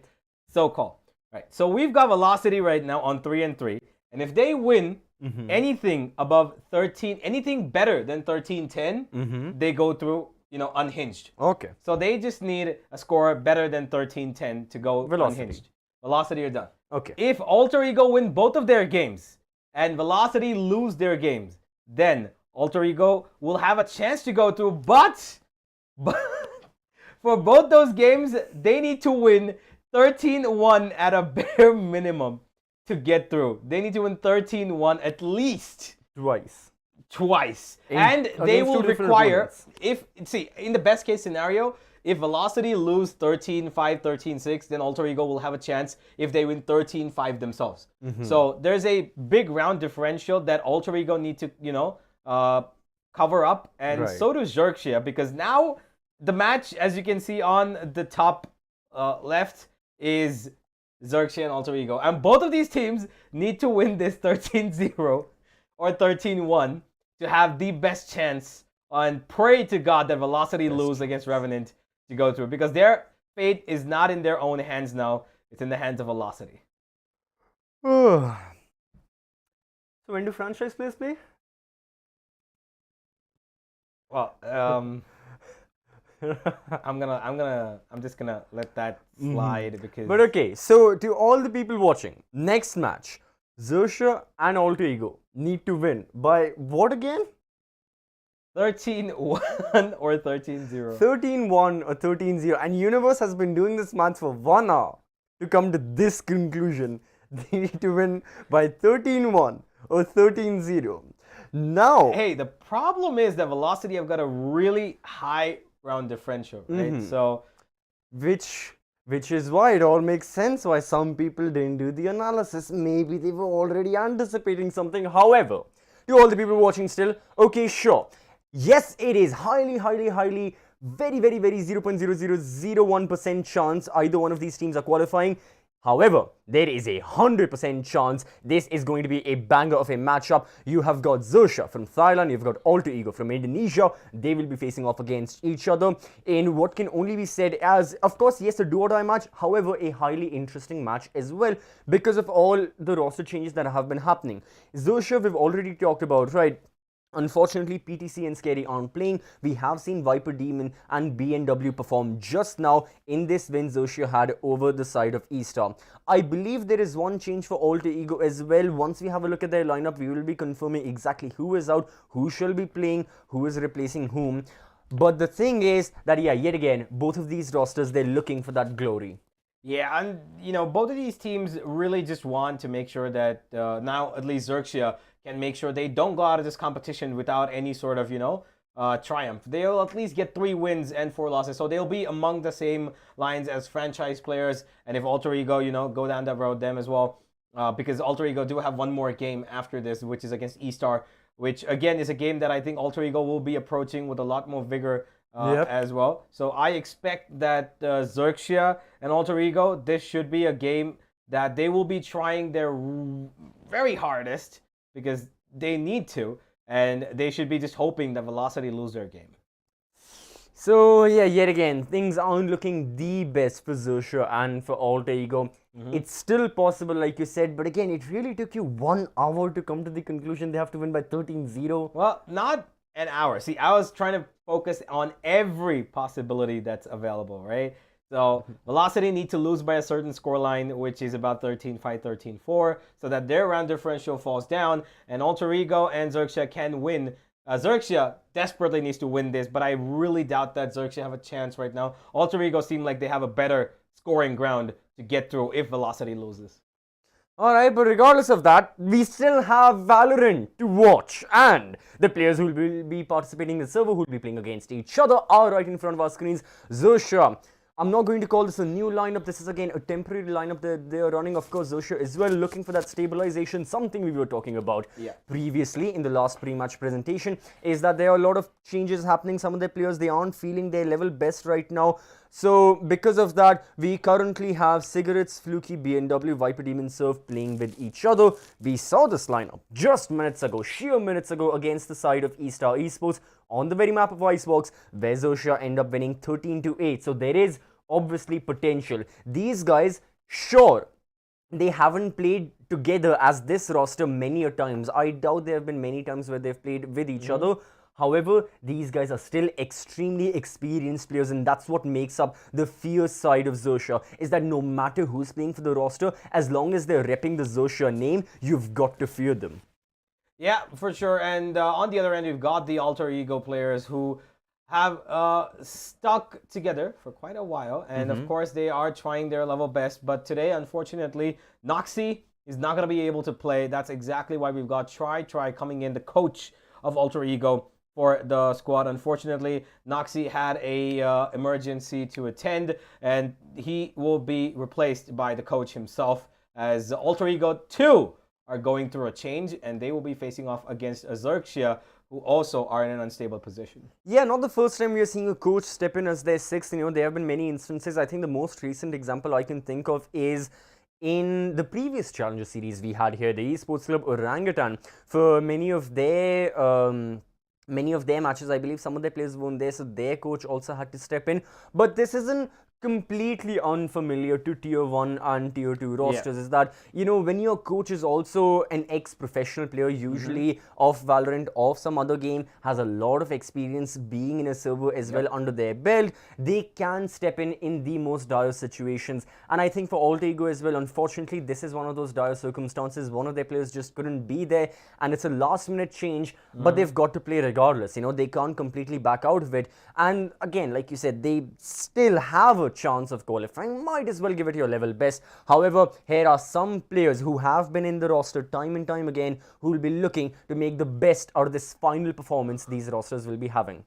Yeah, and I think that it is going to be a pretty intense matchup between these two, unless, you know, one of them suddenly decides to go, you know, bonkers and gets a landslide victory, which is probably what they're hoping for. But with these two players on the server, I think they have a very well-matched potential. Both Fluky and Delby have been amazing for their team. Clearly, such close statistics as well. 245, 48 ACS. Both of them have been performing with the same impact, it seems, for their team. And a KDA also of 1.3 and 1.4. These two players are just as evenly matched as any other good players that we've got in this tournament, because look at their stats. It's almost like, you know, they're trying to replicate each other. They're just, you know, the forefront of their teams. Yeah, for Delby as well, right? Being that forefront of the defense, being the spearhead of the attack. We saw Delby yesterday when Alter Ego were playing against the likes of Velocity. Unfortunately for these guys, they didn't have the best of days in the server, which ultimately meant that Delby as well, it wasn't the best performance. He still got around like 12, 13 kills if I'm recalling it correctly. But again, it's not what you expect from these players. It's not what you expect from them in the final couple of days in the group stage of an official off-season event of the Valorant Champions Tour. So keeping that in mind, now it's a new beginning for them. Now it's going to be, you know, yet another matchup. Let's have a look at the map, Vito. Please, please, please, please. Yeah, oh God, it's, you know, by the time we saw Haven Universe, I'm not going to lie, I already anticipated it, because by the time Haven was banned, I was like, there's no way. And it's, So 13-0. So again, Universe, just to put it into context for now all you our believe, lovely viewers. Now you believe, huh? No. Now you believe. Now to put it into context for all our viewers, Xerxia and Alter Ego have to defeat each other 13-0 on Ascent. I mean, it could go either way, depending. Right. Alter Ego have a better chance, of course. Like Kremer earlier stated that, you know, Velocity have the best chance. Alter Ego have the second best, and followed up by Xerxia now that they won against Estar. But if we're coming down to this map, anything is possible. We've seen 13-11. We've seen overtime, and we've also seen 13-2. Right? So I'd say possibility is something that you should also consider at some points. Whilst there is, of course, I know that you're going to say that, you know, one of the teams is just going to try and put the scoreline up, right? Yeah. I know you're going to say that. But The thing is, people who believe in that 0.00001% miracle, like you mentioned the number, are the people sometimes who can maybe just work upon it, right? That's Sometimes called gambling. it's not That's called gambling. called- It's a miracle. It's about it's just what it is, all right? Don't listen to this guy. He's Believing in the 0.001, that's like thinking you're going to hit the he's- lottery. That's all right, gambling. He's just jealous. Just let him be. Okay, Kremer, okay. Kremer, You know what? Kremer and Grace. Yeah. Kremer, you know we're the math guys. Tell them what they're talking about. Come on. So you're saying there's a chance? Because so long as there's a chance, look. Bear in mind, because it is now make or break for both these teams. I doubt we'll be seeing as disciplined as it gets. There'll be no bad moods today. It's all got to come down to whether or not teams can just find their stride straight from the pistol round and just gun it from there. Ascent. Yes, we've seen a lot of Ascent. I believe this is the 19th time we've seen Ascent this tournament. Yep. Yes, that does sort of make things, kind of interesting because both these teams have played it a lot. But it does mean you have that degree of familiarity. Of course, I'm Mikasa Kremer 3. I'm joined by the amazing Grace. How are you feeling about this one? And 13-0 or 13-1? Is it possible? This is it, right? If it happens, it's because some of the support staff have literally sat there and been like, do you know what? Like, let's just absolutely grind out all of the work that is every single piece of data we have on these teams on this map. Or again, the way map bans tend to go is that people are kind of slowly sliding towards specific maps. So again, given how much Ascent we've seen, I think both teams should be in a relatively good place right now based on how much data there should be on each other. You should be familiar with each other's playstyles when it comes to this map especially, and you should be able to kind of counter-strat a little bit here, there, and everywhere. I think that's why I'm mostly interested to see what kind of lineups we're going to see here, especially in terms of agent selection, and what's going to hopefully indicate from the get-go how things are going to go. I think, again, with a lot of the utilities they could bring, it's going to show us whether we'll see a kind of fast and furious aggressive approach or a very delayed and controlled kind of map control focused approach too. So that's mostly where I'm excited here, Graham. There's a chance. That's all I'm going to go with. There is a chance for both these teams. Hmm. I don't know what Alice, I know our brilliant Alice is sort of going, yeah, well, go on, be the voice of reason, Kramer. There's no reason here. There's a chance. Ultra Ego Xerxia, they can do it. Whoever wins the pistol rounds, gotta win the game. That's my call. Okay. If we do genuinely see a 13-0, then this is about as wild as a tournament can get. Interestingly enough, the fact that a group stage finally gets decided down to the final 3 games of a round robin is incredible. So I'm gonna have to see. Gonna have to see how this pans out. Do you have any predictions for us, Grace? Do you know, I actually don't, in a way. I think maybe this could be pretty good for Xerxia. They're just kind of fresh off playing their previous map. They've got the kind of coggles shaken, so to speak. And again, I think the way that, yes, granted, they are playing with stand-ins, but we've seen how that's working for them. We've seen how these stand-ins, yes, maybe a little bit rocky at the start of that last map, but as time went on, they were really important in making rounds go in the favor of Xerxia. So again, I think they've certainly started to warm up to one another, so to speak. And I think that's a very promising sign. Again, their alter ego a little bit spicy, so it could be. I personally don't think it's going to be a 13-0. Surprise, surprise. I genuinely think at this point, sorry to burst the balloon. Sorry to kind of come into the party and knock the cake over. But these are 2 very, very good teams. Again, granted, Xerxia have the stand-ins. It's still a good team with a very, very strong backbone. And again, I think we're also kind of spoiled in this tournament with the high quality of gameplay, but it's not just the quality, it's the way that every team is different, and that allows, again, for a lot of beautiful counter-stratting to come in, a lot of clever work, especially when it gets to the middle of the game, which is when things are probably going to get a little bit scrappy, I reckon, a little bit scrappy here and there. As to who's going to win, I can't predict it, to be honest. I genuinely can't. I think that both of these teams are probably going to end up surprising each other, certainly. Again, considering the data, if they don't end up surprising each other, I would be very concerned. I do think we're about to get stuck into that agent selection mode, Krem. So again, this is really going to dictate for us how things are going to go. Our producers just kindly informed us that Ascent is one of the newer maps in this tournament, so We do appreciate that. Haven't seen a cent yet at all, really. So now that we're on new territory, potentially some new strats, it looks fairly standard. The one thing that Alter Ego are changing a little bit is Try brings out the Sage. The Sage, yeah, and that's a little bit of a spicy one. Again, maybe focusing more on that control, but I think that would favor him more if you're starting on that defense, to be honest. Again, we all know how much I love the kind of Viper KO utility being used together too. So Cigarettes and Viper Demon, I'm again expecting that to be played as a duo. We've seen some really nice plays, especially around that midsection on Ascent from multiple teams. And I think certainly on the side of Xerxia, we've seen them do some nice things with it too. And it's again about how that util is going to be used around them for those aggressive opening engagements. Whew, chef's kiss. I'm so excited for this now, looking at that. Whew. Yeah, I really want to see how the Sage works out. Now, of course, Try being the coach of Alter Ego, he already knows every strat.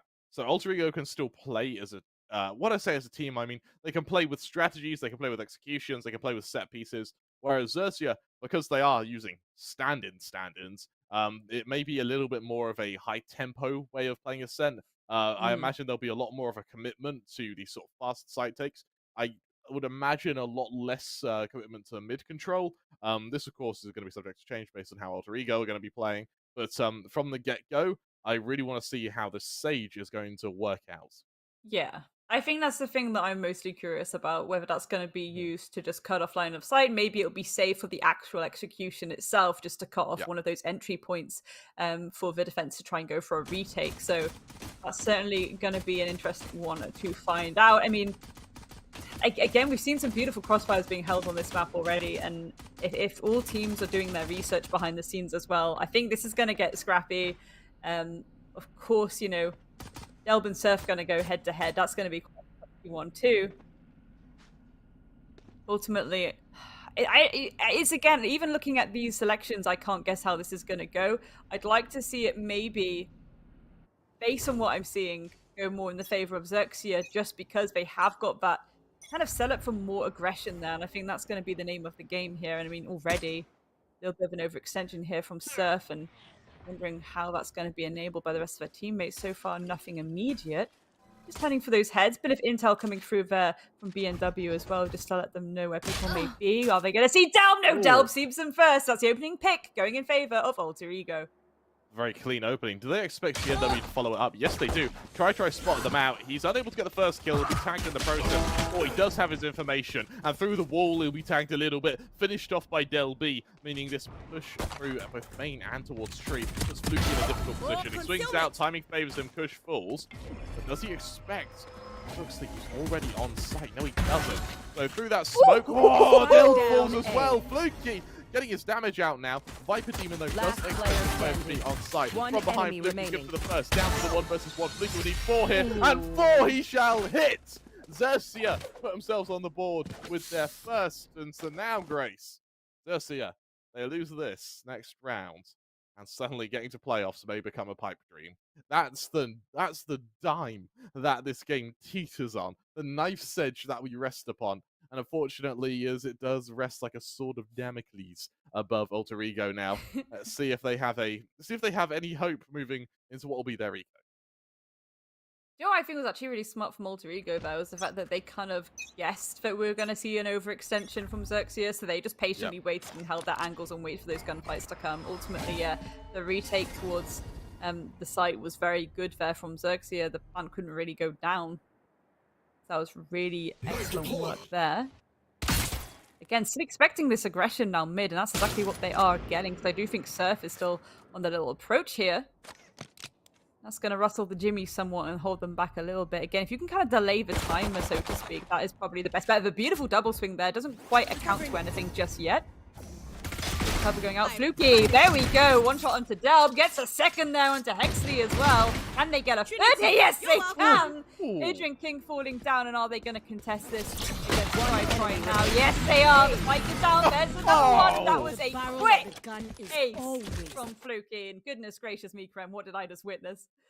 It feels like that entire position on A main there just ends up being like this, this like blighted bog of bodies. As well, Fluky just tears through all of them, and having Estar do it to them, just the map beforehand. I think for Xerxia, that's some key and comforting a redemption arc for them. Fluky currently 9-0, 2 rounds in. Wow! If he can keep this up, he will have the best performance of the tournament. If he can keep it up. And indeed, I mean, speaking of keeping up, the momentum at the start of the round is really going the same every time. Again, Alter Ego not willing to push too dangerously, knowing that Xerxia are hungry and waiting for it.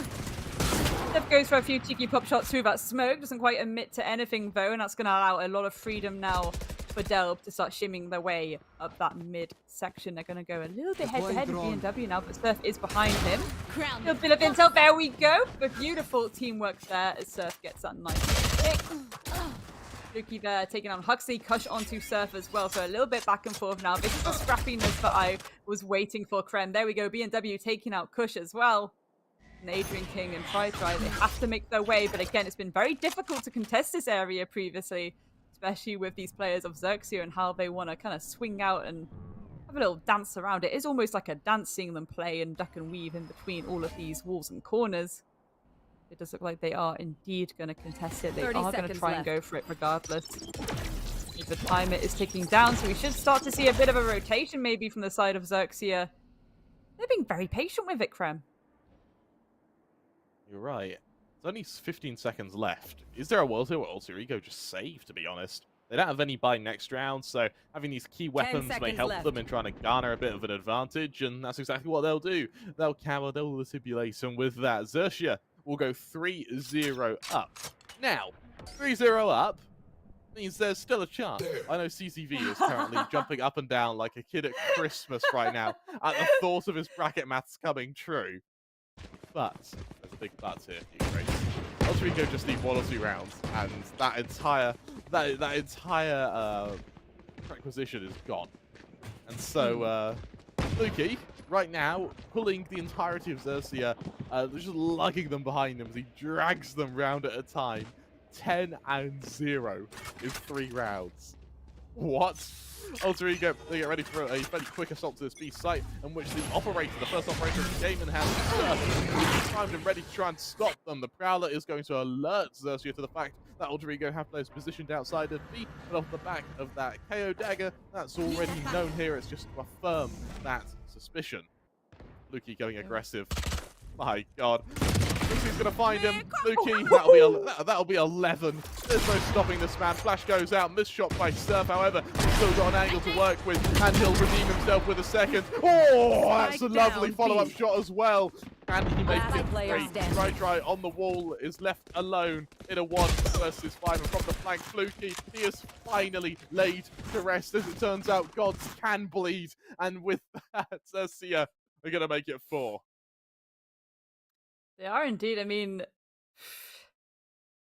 it's getting a little bit nasty again. I'm curious to see what would happen if Alter Ego maybe just went for a bit of a util dump to kind of force an immediate swift execution. I think at this point, Xerxia are very much under the impression that there's this massive delay at the start of the round. If you suddenly throw a spanner in the works and you suddenly go hyper-aggressive, maybe that could be a potential cheeky way to try and cheese one of these rounds in their favor and shut down CCV's maps. Yeah. At least the silver line for Alter Ego is they proved the mortality of Fluky. Like, that's something they can at least be happy about in the last round. Surf goes aggressive, good for the first. A bit slow to get his dash out there. Cigarette can't quite trade it. This try is there on the response, leaving us in this 4 versus 4 now. Also retrieve. Not quite able to get the resurrection up on try just yet, though. The L drone is going to try and clear as much as it can, but it was deployed fairly early on, so it's going to at least mitigated for the time being. However, the KO dagger, that will hit Cigarettes, and that will confirm to Alter Ego that there are still players on this site ready to fight them, as they instead look to go off the back of the main control established now by the Astra. Fluky versus Huxley. Now, anyone versus Fluky right now seems like a really, really bad problem for you to have to make work. He's got all the utilities you could ever hope for, and a Cosmic Divide now. There we go, even with the gravity ball going out there, because I'm really expecting people to be racing on this corner, and they certainly were. There we go, Vision actually falling. Adrian trades it back before being taken out by Viper Demon, and all left out to Pride right now. Very uncomfortable position to be in. Gets one, but there we go. What can you do when you're in a 1vx with them running at you like that? I mean, pressure certainly is going to start being on now for Alter Ego, isn't it? Race, it could happen. It could happen. But no, do you know what? Like, do you know what? As a party pooper, I expect Alter Ego to get some rounds on the board here. Granted, it's been very difficult, but they just need to set up the momentum. They need to change the pace at which they're going with. I think that was really good as they were coming out of Fish. You know, we saw the gravity well come out. They are expecting these players to be ready and waiting for them, and they're trying to use that utility to get them out of the way. I think as time goes on, that's going to become a bit clearer for them. Here we go, massive utility dump here, really pushing Fluky back to a bit of a safer position there. Again, no immediate approach. Yeah, being on white is a really strong position as well. He's got cigarettes there to assist him with flashes as well. Off the back of the stars, you see how aggressively they're positioned. This could really, really help this push. Surf has been spotted on the jump spot, but now Alter Ego, look how hesitant they are to push here. There's that flash, there's the follow-up aggression, every player spotted. There's the concealment and the concuss off the back of that from the high ground. There'll be beautiful blade storm there. The thousand golden steel fighting to skull with the Xerxia defenders, and as Kush doubles down as well, it's left all on Viper Demon. Caught out by Kush. There's 3. Alter Ego put themselves on the board. Now, I believe CCV said 13-1 is also an option. So right now, it's still possible, and I can hear his giddy maths brain getting very excited. I believe our studio's in, I think it's in Mumbai. We're currently in England, and I can hear the excitement through my headphones. That's how loud his excitement is right now. For Alter Ego, Hunter's Fury and Resurrection available, about to get their Null Command and Cosmic Divide. Huge power spike for them. Over on Xerxia, they do have 2 ults available, about to get the Nightfall as well. 100%, and again, halfway through that defense, Fluky is indeed on a perfect 2 KPR, so we've seen him do some significant work. Granted, but Alter Ego were able to shut them down a little bit, and ooh, here we go. The util coming out again, they're starting to work out. They're starting to work out what they need to do to hold back that aggression now from Xerxia, and this hopefully will go a lot more in their favor again. Try just holding this angle, no immediate engagements. I'm wondering if they could go for a little bit of the old bait and switch, though, to be honest, Krem. I think that'd be really gorgeous right now, and then certainly if Alter Ego get this next round, the party will be pooped. A bit of a quiet before the storm moment here. Neither team wanting to engage just yet, and this could be a little bit of a beta Reno as well, or could it be the lineup to try and force this execute? I think Cigarettes is still not willing to give it that position, but here we go. This is what we like to see. The immediate collapse as that ult comes through, pushing back those defense. There we go, Fluky actually falling down. That's a significant player to hold down that site being taken away. And Huxley with that beautiful pick on Cigarettes. Yet again, the breathing room that they've enabled for themselves. Spike planted, it's now a post-plant, Krem, and could this be the pooped party? Party has been ruined. Everyone's been left in, dare I say, a bad mood. Whew. And with that, Huxley finishes off BNW.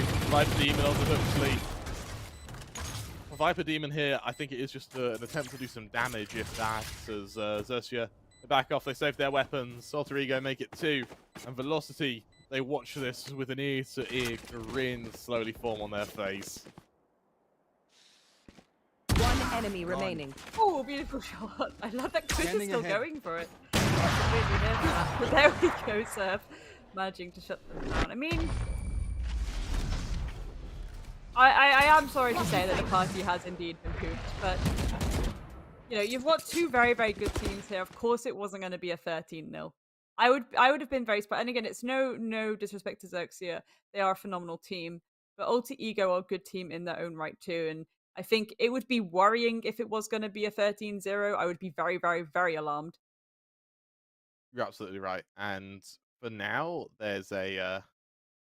well, this is where Alter Ego sort of hesitate a bit, because they've just been able to at least prevent Xerxia from getting playoffs. They too are being prevented in the process. So there's a... I believe there's still a world where the winner of this can go through, provided they win relatively one-sided and Velocity lose very one-sided. There's always a chance here, but for the members of both these teams, let's be honest, Ultragear are a good team, as is Xerxia. It's not going to be one-sided. I say that as Xerxia do hit a solid entry onto Kush. But for the time being, it's a rounds that are being won. A lot of them are actually ready. Cigarette's going to flash out. There's a lovely shot off the try there. Follow-up flash as well, going to buy more space. Cigarettes is on a rampage. We dig through the box, but BNW's there to deliver killing blows as well. Huxley 1v5. Blink and you miss it. Where's my team gone? As the sunken Sallow lame push onto 8 has been completely shut down. He does avoid utility from the phase, but will he be able to go for high ground? He'll be tagged, he'll be finished off. BNW, that's a 4K for Xerxia, that's a 6th. Certainly so. Certainly so. I mean, this was amazing plays coming through by Cigarettes, but as expected, again, we've seen Cigarettes do some phenomenal work in previous matches. The ability to just duck and weave, use that util. It is like a dance. It's like watching a dance happen, and it's really good stuff. We do see the Cosmic Divide still on Huxley, though. So again, if Ultragear want to try and cheese the plant a bit here, you do have that KO ult too, and this could be really massive. Again, it's just a case of whether they're able to get that site control or not. You see that huge dump of utility there onto that swing from A main. Ultragear are now starting to sort of worry about the aggression of Xerxia. Unfortunately, that aggression is slowly being caught out here. Surf, he knows of the position of the first player. Star will be recalled by Huxley. That isn't enough time for him to cross. Surf, repositioning, trying to find an angle for the time being. There's the recall. Huxley hoping for a timing on Surf. He hasn't got the dash queued, so he is going to have to try and just peek in and get out without being shot, which is, let's be honest, quite a difficult challenge with 3 players all ready to swing him. Close angle, the Aldrone gets sent out. The Aldrone actually missed by Surf. He'll reposition in time, but no, Delby punishes that missed shot. Delby will definitely punish that missed shot. Good for 2. The high ground being taken by Delby. He's just about able to avoid it. He knows he's being pressured, but Delby doesn't stop there. Loki is coming out from the flank, though. What was initially a 1 round, completely mitigated. Cigarettes onto Adrian King. Leaves it all onto Huxley. Where's his team gone? Off the high ground, Cigarettes finishes the job. Ultragear, that looked like a done deal. That should have been a done deal, but it's just been snatched out from under them. The rug has been pulled. Xerxia continuing what's now turning out to be, as we wrongly predicted, dominance. Fluky's going 14-5. It is a real disgusting show of it. Like, especially when you consider that, you know, normally when you see people pop off like this, especially when it comes to early rounding aggression, it is usually the duelist who would expect to be doing that, but I'm curious as to how much Ultragear are really just focusing A most of this time. That's where they're really wanting to focus this initial push, and I'm wondering if they start to maybe work that mid a little bit, things could go a little bit more razzle-dazzle-y, so to speak, but for now... Well, there we are. As I say it, that mid-control is starting to be gained there. Delb and Adrian kind of slowly making their way up. I think they're pretty much aware maybe that someone may be lurking in the midst there, so they're going to send that flash out towards Fluky, who patiently is going to try and contest it, but again, a very difficult position to be in. Don't want to be left alone, especially when no one's playing immediately beside you. You want someone there for the trade, ideally, and here we go. Cigarettes with a beautiful little push there. Trying to really start to apply this pressure. This is where the players might get a bit flustered around that midsection, but for now, no immediate pick still yet, Kefram. Garnering quite a bit of trouble. 35 seconds left. Out comes the Nokomal. Cigarettes knows the push is coming his way. Sneaks out, shuts down Kush. Sees the remaining players trying to swing though. He's unable to follow it up. Adrian King good for another. Fluky's able to trade. With Fluky trading, it goes down to the 3 versus 3. He's going to try and swing. He's good for 1, but Viper instantly there on the response. Leaves us in that aforementioned 2 versus 2 now. LB and Try both stay on site here. So for Surf, they may be able to get out of door here and attempt to flank, but do they anticipate the fade to be there that quickly? He has a Prowler, a Haunt, and a Siege. All utility now. Horn goes down, Surf, they storm in hand, and is now left alone. Good for 1, good for 2! He takes to the skies and rains death down from above. as Xerxia now go 8-2 in the lead. Ultragear currently being slapped about by the Thai Titans. Gorgeous retake there by Surf. Popping up Blade Storm completely at the right moment as well. Just really getting stuck in and landing their shots. Those all important shots again. You've got a 2 versus 1 essentially. To be able to kind of fracture them apart like that was really, really useful. And that information not quite being given as quick as it could. But again, that's a problem sometimes with the Jet utility when you're contesting against it. It's she's such a speedy gal, you know? You're absolutely right. Delby, late Storm in hand, is going to get a little bit of control once again now.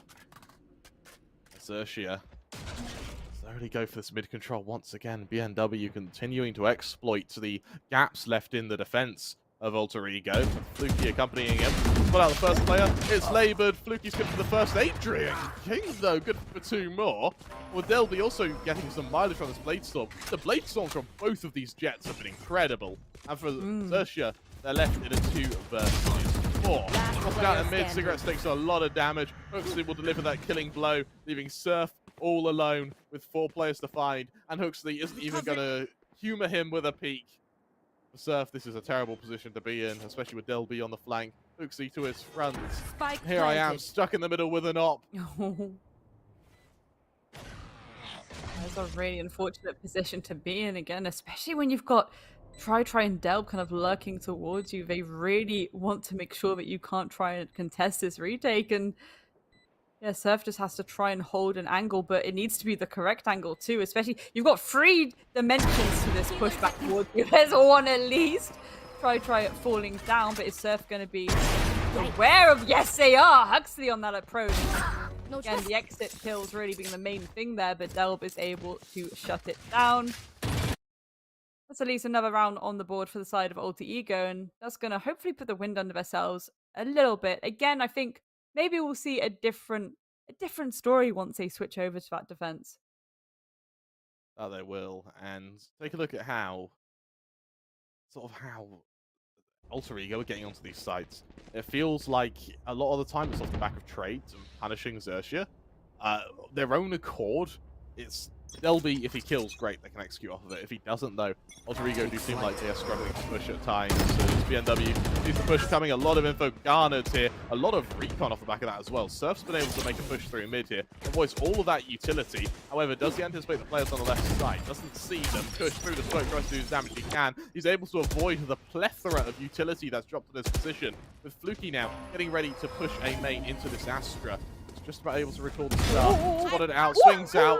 Wonderful punishment of the recall from Huxley there. Over in mid, Surf finished off by Kush. At the same time, Cigarettes is trying to fight as well. It's a laboured fight. Eventually, he'll finish off Try. But there's no flashes, no fragment, no dagger either. His aim is the only thing to keep him alive, but he's able to capitalize off of it. LD left alone. 1 versus 3. Cigarettes makes it 3. Xerxia leave Ultragear with 3. That was a little bit scrappy, but I'm here for it. Like, again, it's really interesting seeing so many of the long line of sight gunfights being taken by both sides, and it's not even because you know, they have the util in pocket to do that. They're just kind of going for it, and that's the moment where it starts to feel a little bit desperate and again scrappy. But now we are changing sides over, and again we need to consider potentially how useful that Sage util may be in this moment. Again, we don't really get to see that too often nowadays, I feel, but very curious to see where Try is going to be positioning themselves. Again, I could assume maybe, you know, a short, but to just try and like cut off any rotation, or again the A long kind of immediate approach. And here's a nice head-to-head for us. BNW versus Kush. I mean, how'd you like those apples, Krem?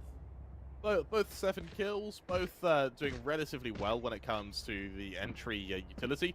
I feel like BNW's had a little bit more impact in the aim duels. Kush has done very well in the afterplants on that Sova. So it feels like both have their pros, both have their cons. In terms of utilizing their team, though, I want to see what BNW can now do moving on to our second half, because it's at this point BNW really needs to find a stride just to get Xerxia that victory as one-sidedly as possible. Now, Sova's, of course, do get their effectiveness when they are on the defense, purely because you get that early warning system set up. So it'll be interesting to see how he's able to follow it up. And of course, looking at Fluky, how can we not? To go 10-1 in just 3 rounds. That's insane. Yeah. From the get-go, Fluky was just absolutely bringing the thunder. Again, just really willing to go for these overextensions and the cleanups. And it was very clever and calculated as well. It wasn't silly, like pushing into all of them. They were making sure they were getting into these 1-versus-1 engagements through their movement and the angles they were willing to hold. And it's a shame that Alter Ego kind of fell into that trap, so to speak. But again, for Fluky, it's got to feel good. You've padded out your KD significantly, and you've done a lot of damage to the opposition, and again, especially around do you know what? Hats off to Alter Ego actually for consistently starting a majority of their rounds trying to contest onto that A site when they knew that Fluky was having the game of his season so far, to be honest. Yeah, he really is.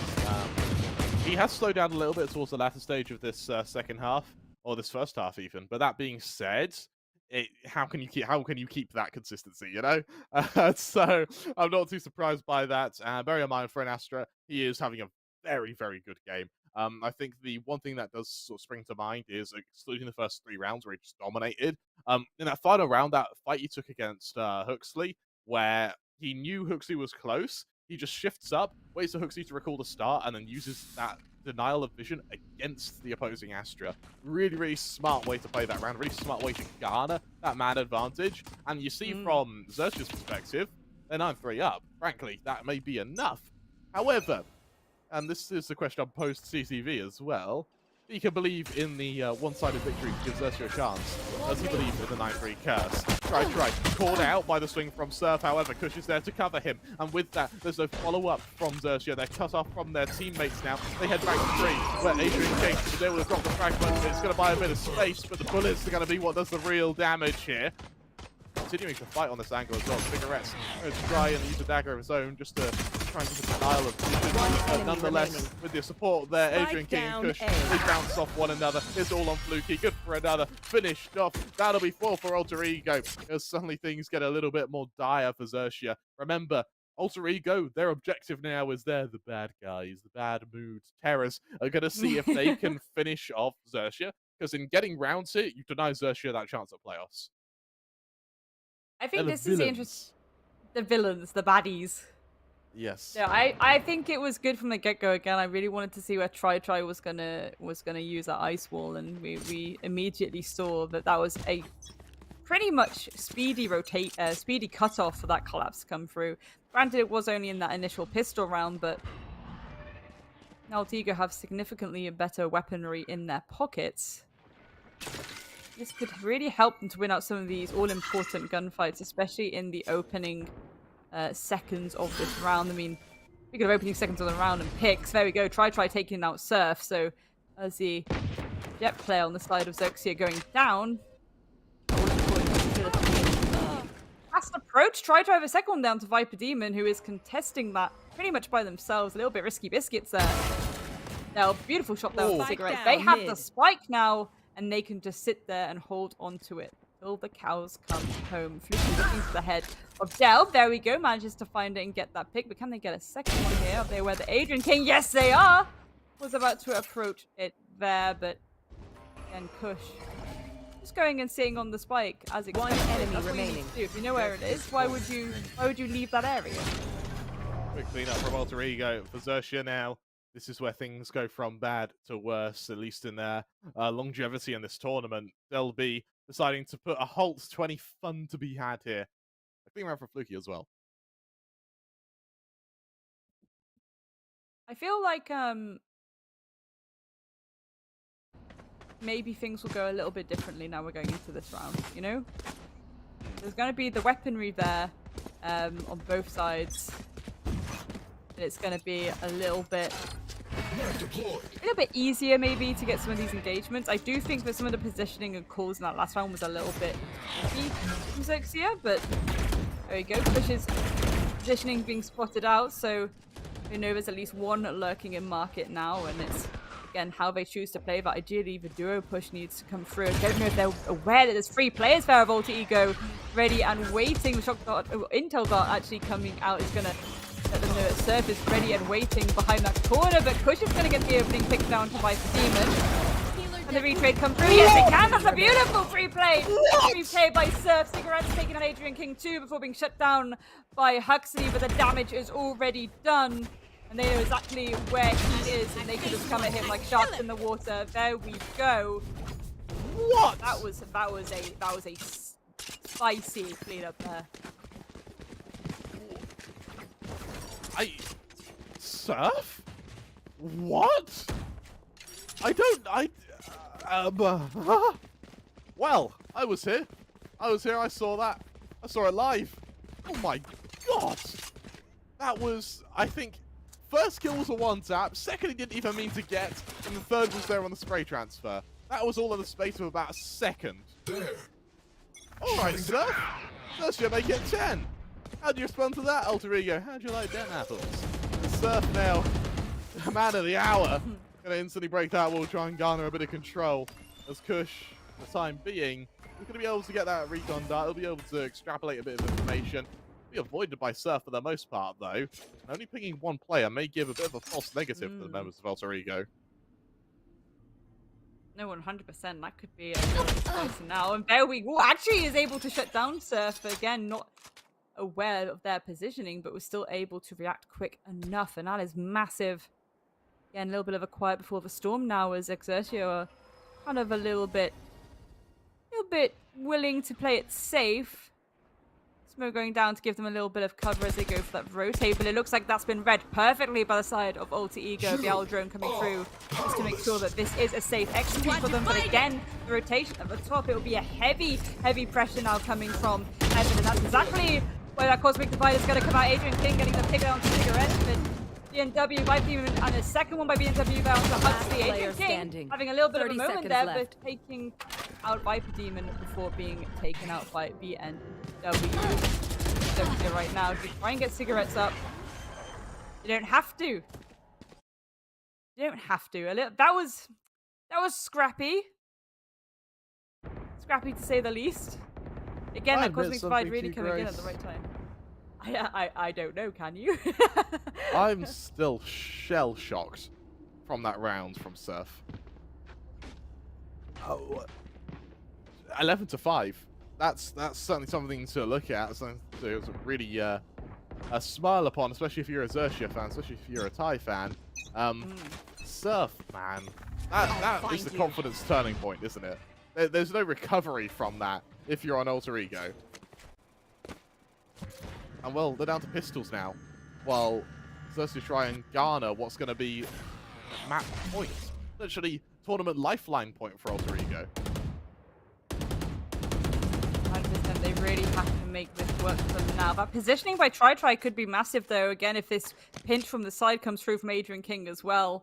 Surf not willing to take the bait just yet. They're going to hold off. They're going to get to safety a little bit. That could have been huge, though. Beautiful crossfires being held here by the side of Alter Ego. They know the kind of angles that they need to be playing. They know how they need to look at. This is massive! Fluky! Beautiful flank there, taking out Kush. And again, so much breathing room now on the A site should they wish to collapse there. But it looks like the side of Alter Ego are a little bit distracted by this ruckus on B. Fluky, another one down to Adrian King, and surely that's got to alert them.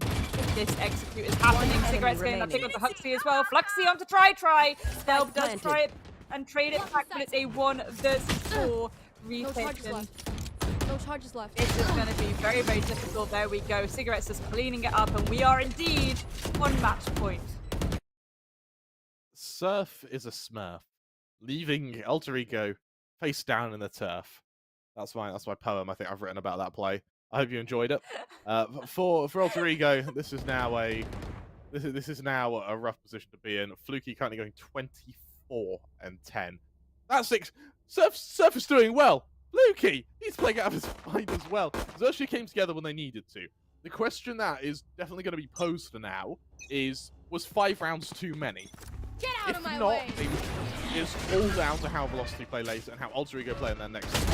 Early suppression is going to prevent the Blaze Storm coming out. Del B's good for one. He's going to try and double down in mid. He's got Kush to support him. That support came at a perfect time, but BNW in mid, assisted by Surf, leaves us into the 3 versus 2. Follow-up flash, not quite going to land, with Try now, swinging from mid. Players off guard. He's just cigarettes. He's been able to get the heal onto himself there. That spike will be swiftly retrieved. BNW expects Huxley, but he's not able to get to the trigger in time. Surf left, 1v2. Try. Half HP. There's a Cosmic Divide to go up against. He's got a Blade Storm to assist him, but with no means to get over this ice wall, it's going to have to be a slow, methodical push to this B site. And this is it. It's whether you want to give up that audio cue of that wall being broken as well, but I guess they're just having to go for it. And Huxley on the flank here. Again, the angles, the pinches. There we go. Beautiful stuff there by Alter Ego. Hanging on by the skin of their teeth, but again, they've already achieved their work. They've already gate-kept Xerxia out of playoffs, so now it's more points mean prizes for them. This is I mean, here's the thing, right, for Xerxia. It's not a matter of if they win, it's sort of when. Alter Ego, a huge comeback would be required here. I'm not saying it's not possible, but it's so far out of the realm of possibility at the moment that they've just got to take one round at a time. Yes, they have an ult command and a Hunter to get to this site. All get popped at once. However, we don't see any kill confirmations yet. Delby who's going to be the first. He's then hit by the follow-up Nightfall. Xerxia going for this huge ult dump on this B site. But honestly, they've garnered very little control from this. Fluky able to shut down Kush just before the Cosmic Divide is deployed. Cosmic Divide is actually going to allow Xerxia to swing to this A site. The aggressive position of Huxley, though, is going to hear this and telegram that to the rest of the team, though. As they go through the wall. Huxley can put one Fluky there to trade. And now Del B, a top gen. He's going to have the flashing cigarettes to worry about. He's going for the first and most location of the second. Del B, though, makes it 3. Leaving Viper Demon in a 1 versus 2. Making a bit of noise on his push. He's going to hear that ice wall. Try. Does he anticipate this flank? Does he have anything to worry about, though? That ice wall, it's garnered so much control. So much time is going to be brought here. Alter Ego are going to make it 7. Remember, with each round, Xerxia's chance of playoffs gets slowly mitigated, one at a time. There we go. 4th on the board for Delb, and another round on the board for Alter Ego. Again, very scrappy there. A lot of ults being just absolutely dumped onto that B site. And again, I don't think that rotation came through a little bit. I'm wondering if they came through with that rotation a little bit faster, how that would have gone. But ultimately, at that point, Alter Ego still had a lot of utility in pocket to shut down that collapse. Again, that ice wall, as you say, was so important. It could have gone completely wrong if Viper Demon was able to get up onto Heaven. If they were able to take out Try and then end themselves in a 1 versus 1, that could have really boosted their chances of that round win. But Absolutely could have. Xerxia, surprisingly, slowing their pace a little bit. Despite the huge ult dump last round, they still have a little bit to work with here. That null command's going to be the sort of key ult to keep an eye on here, because that's going to mitigate the effectiveness of what would eventually be the resurrection on Try, and the counter null command from Adrian King. So this null command is going to be everything here, as Adrian King isn't in a position to sort of counteract with a null command of his own on the other side of the map. BNW slowly zoning out mid here is going to see that with no real utility to stop them. It may open up another avenue of attack for Xerxia. They retrieve that spike and get ready to collapse onto this B site. 100%. I'm wondering if they'll try and go for the bait switch. There we go. There's the ice wall again, and the furious flurry of gunfire having to allow a little bit of a breathing space there if they do want to try and contest it, but that ult's going to go down there on B, and that's going to allow a lot of breathing room again for them to try and go for this rotate. But ready and waiting is Adrian King. He knows that rotation is there now. Shut down by BNW, but that could come through. So Delb is able to pick up 2 there onto Surfers. Fluky then is able to take them out themselves, and Cigarettes and Fluky, it's all left down to you now. Can you clutch this out for your team? 10 seconds Can left. you delay this execute? As we say, very little time here. Fluky really has to go for it. They have to just get in, and there we go. Potentially cheesing it just here. There we go. The retake is underway, and Ultragear a lot to do here. Cigarettes gets one on the try. Fluxy and Kush, it's One all on enemy you. remaining. Can you cling on a little bit longer? Fluxy taking out Kush. One All enemy in flank for remaining. Fluxy now. And there we go. There's one onto Fluky. A 1 versus 1. And all that Astra util to help them. But again, the cover is there. And they know it's all left down to them. But there we go. Attackers win. Cigarettes for that final kill. We've seen them been phenomenal when it comes to this tournament so far. And rightly so. That was a very, very good match from both sides. Again, Xerxia probably kicking themselves a little bit that they couldn't get more rounds on the board there, but Ulti Ego really making them work for it. Really good stuff indeed. We saw like these flashes of brilliance, like Cape Axiom light from both teams in this map. It's a shame we've got to say goodbye to one of them, potentially even both, because that was a monumental performance, both from Fluky, from Del B, and from Surf. All of them played out of their minds there. And luckily, I think because everyone played so well, we won't be having any bad mid situations. Everyone played well. Everyone deservedly got to play there. And for me, I think that most of that game was a highlight reel. We're gonna have to see though if Alter Ego did enough damage though, as we'll hear from our analysts in just a moment. Grace, have you got any closing thoughts?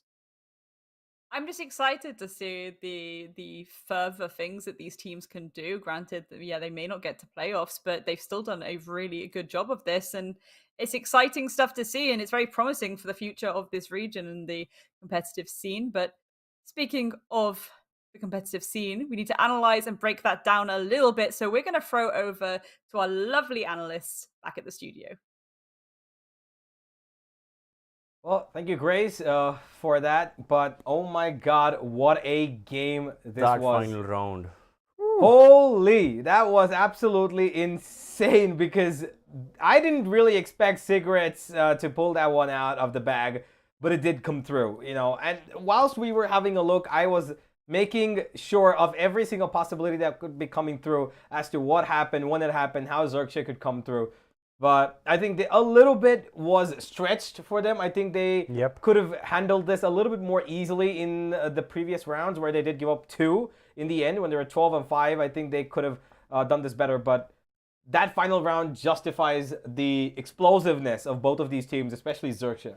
Yeah, Xerxia is well, right? No matter what kind of like the situation you put them in, they can still crawl their way out of it. And of course, for Alter Ego, Del B, that final round, oh my just God, dry peeking, sitting on the A bomb side, triple kill for him, and all of them headshots. Meanwhile, now you've got Fluky's performance, who overall was just the most consistent. And I mean, first of all, the ACS above 400. Yes, he's an Astra. ACS above 400. 29 kills on Ascent as an Astra. Damage per round reaching 240 means he's killing one person and tagging another player, what, 2/3? Yeah. It's insane statistics. 25% first blood. So out of the 20 rounds, in 5 of them, okay, that's a lot to think about. Yeah, it's not even that's actually surprising me. It's the fact that this guy has hit almost 1 in almost every 2 bullets is a headshot. 1 in almost every 2. Let's say, okay, 1 in every 2.5 bullets, this guy's delivered a headshot. Imagine how many bullets actually went wasted, and it was really less, because everything this guy hit was a kill, or it was the shot onto the head, or it was a body shot, whatever. Oh my God, what an impact at what a time as well. He would have hoped for a better scoreline for his team, but his individual statistics, I think this has to be one of his best ever performances as an Astra as well. 5 first kills, he's equal to Del B. What? And Del B is an entry frag, and that's the thing about Fluky, that as the Astra, we saw every kind of kill from him. We saw head-on gunfights. There were times when Xerxia, more specifically the Astra, personally, individually went on that flank, got 2 to 3 players, time and time again, further destabilizing the defense of Alter Ego and further enhancing the chances of Xerxia winning the round. That's the kind of impact Fluky had, and then of course you just have the threshold at which he's getting kills. 29 kills and only a mere 13 deaths. Really, really good numbers on the side of Alter Ego as well. Yeah, Delby gave it his all, but sadly the performances overall were just a little lacking of the remaining players on the side of AE compared to Xerxia. And of course, I've got to mention Try, their coach, stepping in. He stepped in, that's perfectly fine, but he chose the Sage. Now, yes, it makes sense why a coach would be going for Sage. On attack, he can be the most passive agent in the entire map. He can oversee the entire roster, see where there's a fault. Okay, one of our players is really severely damaged. I can heal him. Spike needs to be planted. I can do that. All of the responsibilities can be overseen by the coach, and he can kind of pseudo IGL as well, knowing the experience Try has.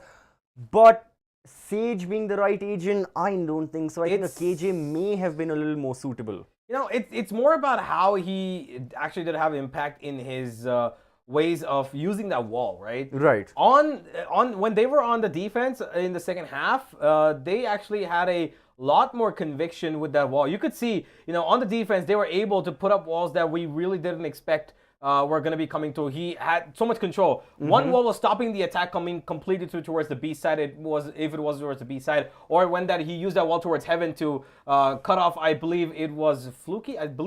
No, I don't remember who it was exactly. It was a 2v1, but that wall towards Heaven where he cut off that player to come in through and even get control. He did that really well. And of course, as you can see, first kills, they were equal. They're on 10 and 10, but still, Xerxia had the better first kills. Yeah, that's because both of these teams, very weirdly, they focused so much of their resources and so much of their manpower into that early mid control, on attack, on defense, almost every single round that we saw, that their priority was, guys, let's have as many players on mid, kill as many of our opponents, and then we figure out what happens. It's a very improvised kind of Valorant that they were playing, highly risky. Xerxia made it work thanks to the extra amount of kills they got, but there were times where Alter Ego also broke through, as we are seeing that, not only on the playstyle graph, but on the economy graph as well. Yeah. Well, on the economy graph, you can, of course, you can see, it's just going straight up, down when the pistol happened, and then right back up for Xerxia, right? But for Alter Ego, it's just been so uneven because I think they decided for a certain, semi-buy towards round number 4, where they did have an investment of sorts, but even that went down for them. And I think that's where they kind of lost because they were 4-0 down, 5-0 down. They finally put up their first round after round number 5, I believe. 5-6, I think they put up their first round, and that's when they started to somehow get some money. And even after that, some of their players were playing on half armor at best times, where they required that better armor, of course, for their heads to protect it. But yeah, and that's about it. Now, ladies and gentlemen, last thing before we go away, there's one chance for Xerxia to qualify. If Revenant Esports, playing against Velocity, lose to Velocity 13-5 or lesser, then Xerxia have a chance to go through. 13-5, making it equal on round differential. And if it becomes worse than 13-5, then Xerxia will qualify. If not, it is going to be Revenant and it is going to be Velocity, because Alter Ego's round differentials are too far gone. But before that, we still have Alter Ego up against Estar Esports coming right up. So don't go anywhere, stay tuned, as we'll be right back after this break.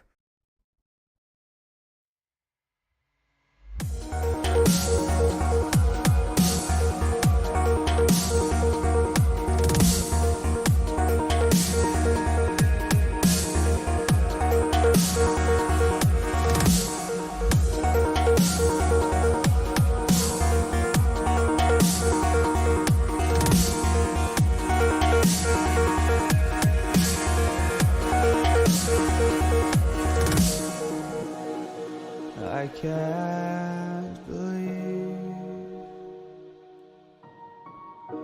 the night lay waste to all we'd given. But honestly, you've gotta know that this ain't living, but we could run from Elysium and let it burn, let it burn. You've gotta know that nothing lasts forever.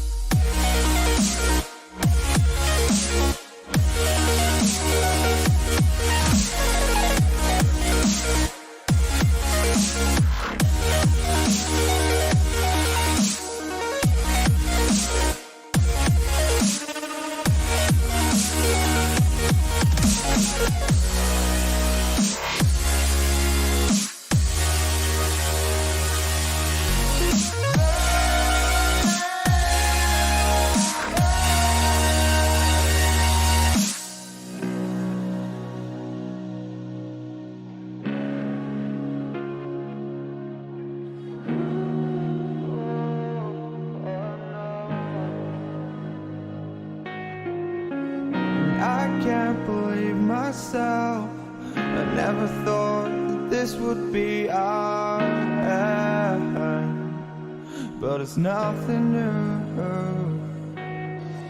And my lover's honesty, I could push it back down if I have to. If you want me to, 'cause we can run,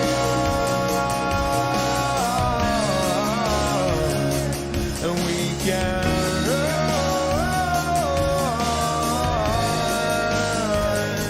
The stars they fall all for you. So tell me now, what's left to lose if we run?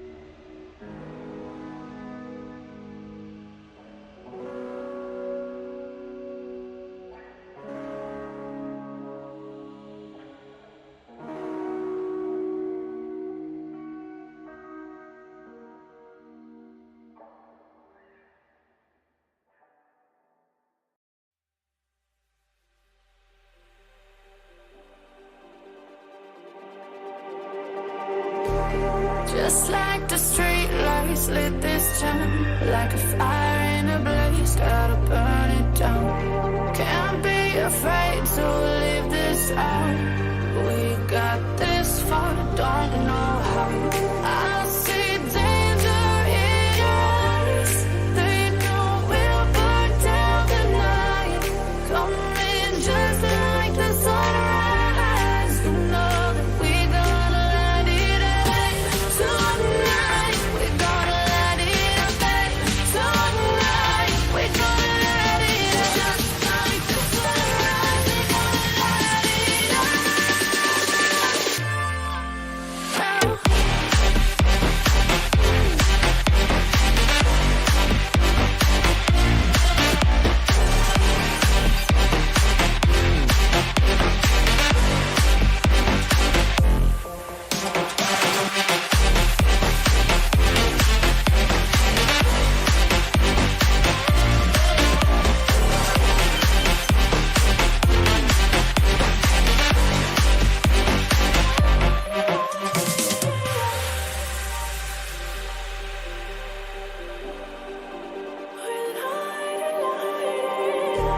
Just like a spark that's breaking out. Can't make a stop, can't turn back now. We know that there's no room for doubt. No, we can't turn back now. I see danger in your eyes. They know we'll burn down the night. Coming just like the sunrise. You know that we gonna light it up tonight. We gonna light it up tonight. We gonna light it up just like the sunrise. We gonna light it up.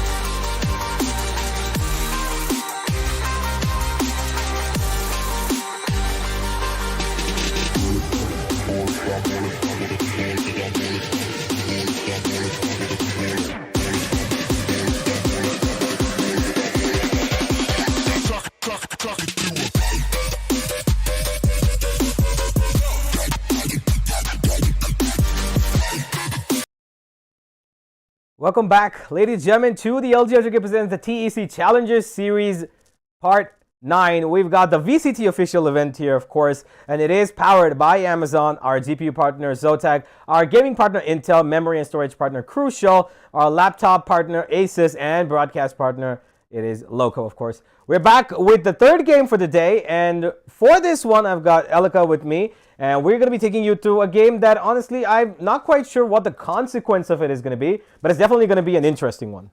Yep, definitely. I mean, the first two matches of the day, what a sheer dominance coming in from Xerxia Esports. Yep. I mean, we thought that they haven't, met the requirements that we were expecting from them, but these two games were the statement games that they made in the last year of group stages. Yep. I mean, it's too late for Xerxia to act upon, but it's never too late to, do the last entry, and I believe that Xerxia Esports well played today. A great game. Even, the fact that they didn't have two of their main players, yet they performed very well today. Exactly. Huge respect for Xerxia Esports. Now, coming on towards Alter Ego, we didn't have one player that is, of course, the main agent, the main player, Noxy, but his coach tried to replace him, and I think the game hasn't been very well for Alter Ego. But again, the third match is going to happen between Alter versus Estar. And let me tell you, this is one of the matches I've been waiting for so long, because these two teams are currently at the bottom of the leaderboard. Yep. And this is a sure, fight for the respect. Indeed, it is more about the glory and, somebody who can go out with a little bit more, respect, like you said, to the end of this tournament.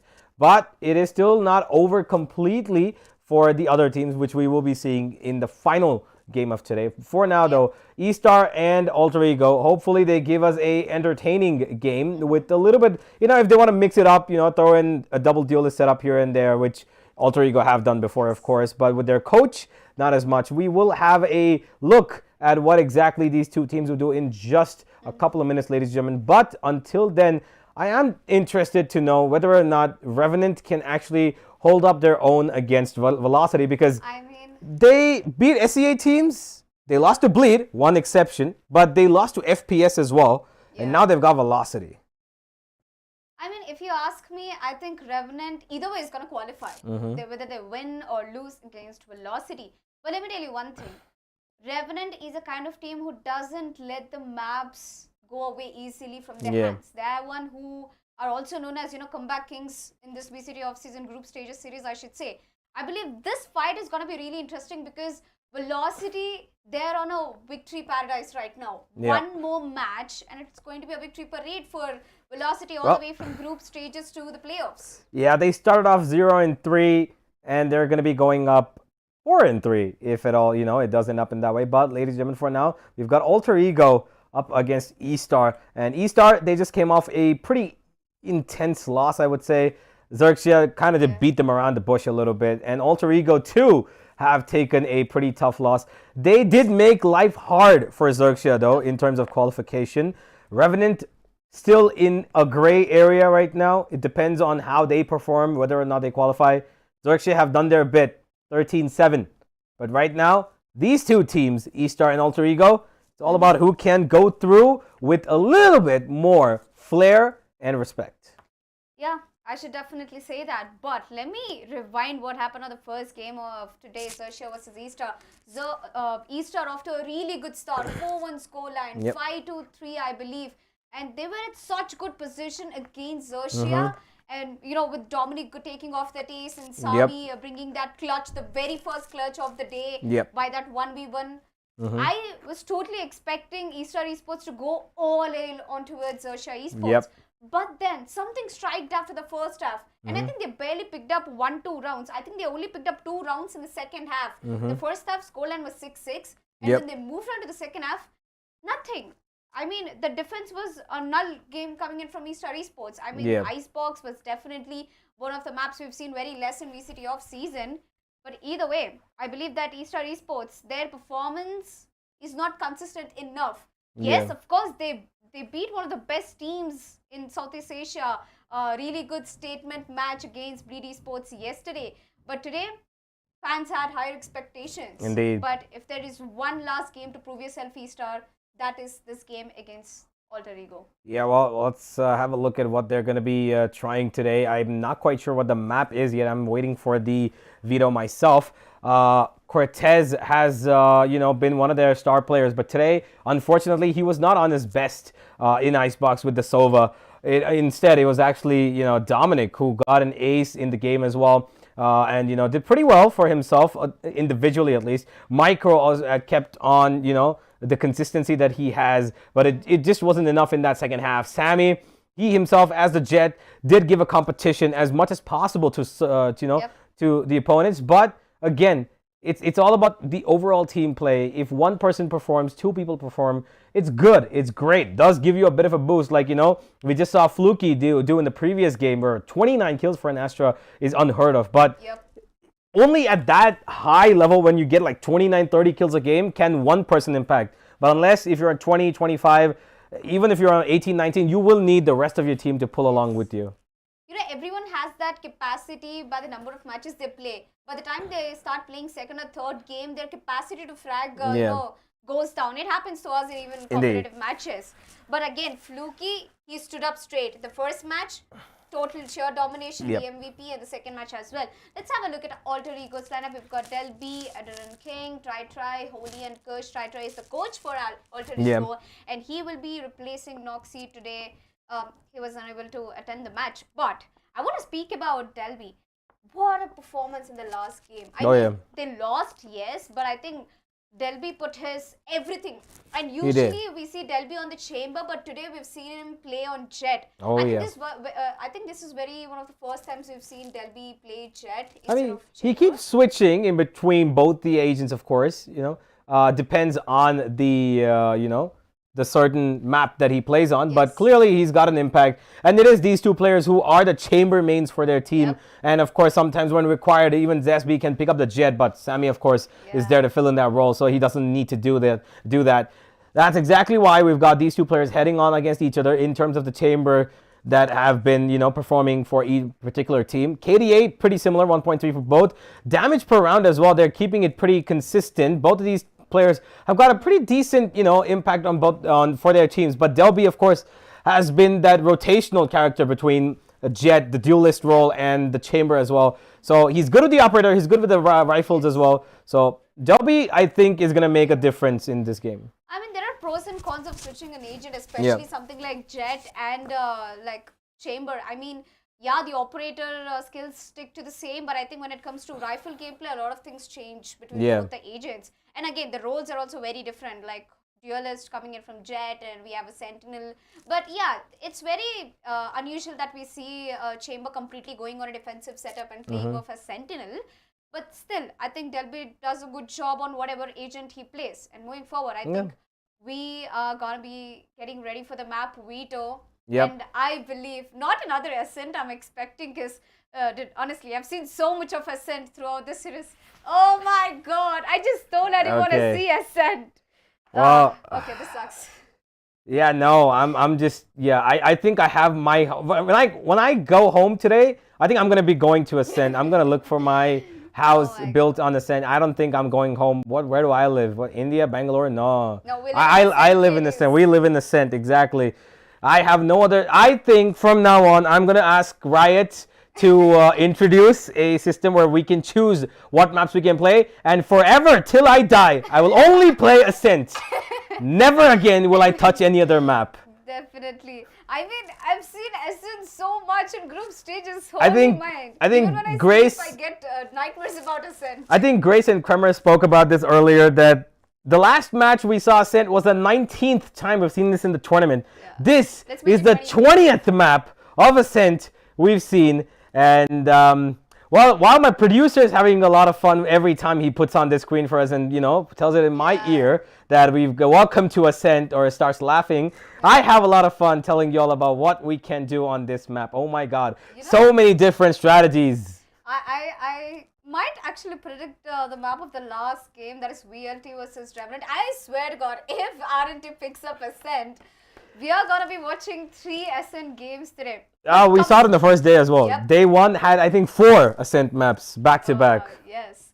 But coming back to the matchup between Alter Ego versus Estar Esports, so far, I think Delby is ready with his jet plays. Yeah, because indeed. they just now played against Xerxia Esports. Unless they change their lineup, because it is the last game, they're not going to have anything else to do. So let's find out. But hey, Grace, Baba, how do you guys feel about going back to Ascent? Well, Universe, to start off, I'll just make sure to get my camera and make sure to vlog every single place on Valorant and also meet you as well. And yeah, I believe this is almost 20 to 23rd time we're seeing map Ascent on this series. Grace, what do you think about this? I mean, do you know what? At this point, it's just going to be, this is a comfy pick for everyone. Again, I was saying earlier, think about how much data everybody now has on each other when it comes to this map. That's certainly something for the support staff to get their teeth stuck into. So we might see a lot of clever kind of counter plays come through. And again, though, the last map we saw Sage come through, but that was actually very impactful when it came to that defense, really allowing them to get a few more rounds back before Xerxia obviously took the win in the end. But this is going to be an interesting one, I think, Baba. This is going to be a really interesting one. Estar versus Alter Ego. Again, both teams kind of coming off a bit of a loss today, but this is their first opportunity to actually finally get a Dubbington on the board. So again, I'm wondering to see what kind of agent selects we'll see. We kind of saw a hover then over the fade on the side of Estar, but it's actually Alter Ego that are going to choose to lock into that fade along with the Killjoy. So again, it's a nice utility in pocket right now on both sides. The Viper's a bit interesting. Yeah, and also it's a double controller comp coming in from AE side. So really interesting to see what AE, from the side of Team Alter Ego has in stores as of now. And I do have to say, I believe Del B is currently in the leaderboards when it comes to most average kills, with Nizzy being on the first position, whereas SK Rossi claiming to have the second spot as of now. I'm guessing Del B has also secured around like 4th or 5th position. So maybe in this matchup up against Team EST, if he tries to get an MVP of at least more than 25 or 30 kills, we could see a higher chance of him getting back into the leaderboards. What do you think about that?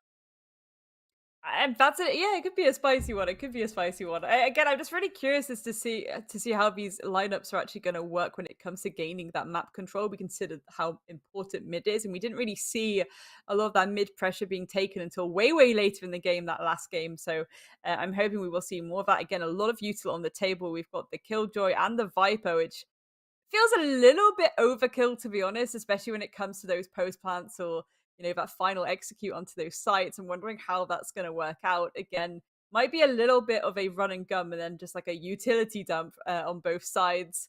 But if that happens, I'm kind of here for it. If they want to choose the plant, I'm kind of here for it too. Absolutely, Grace. We're about to find that out in this matchup itself.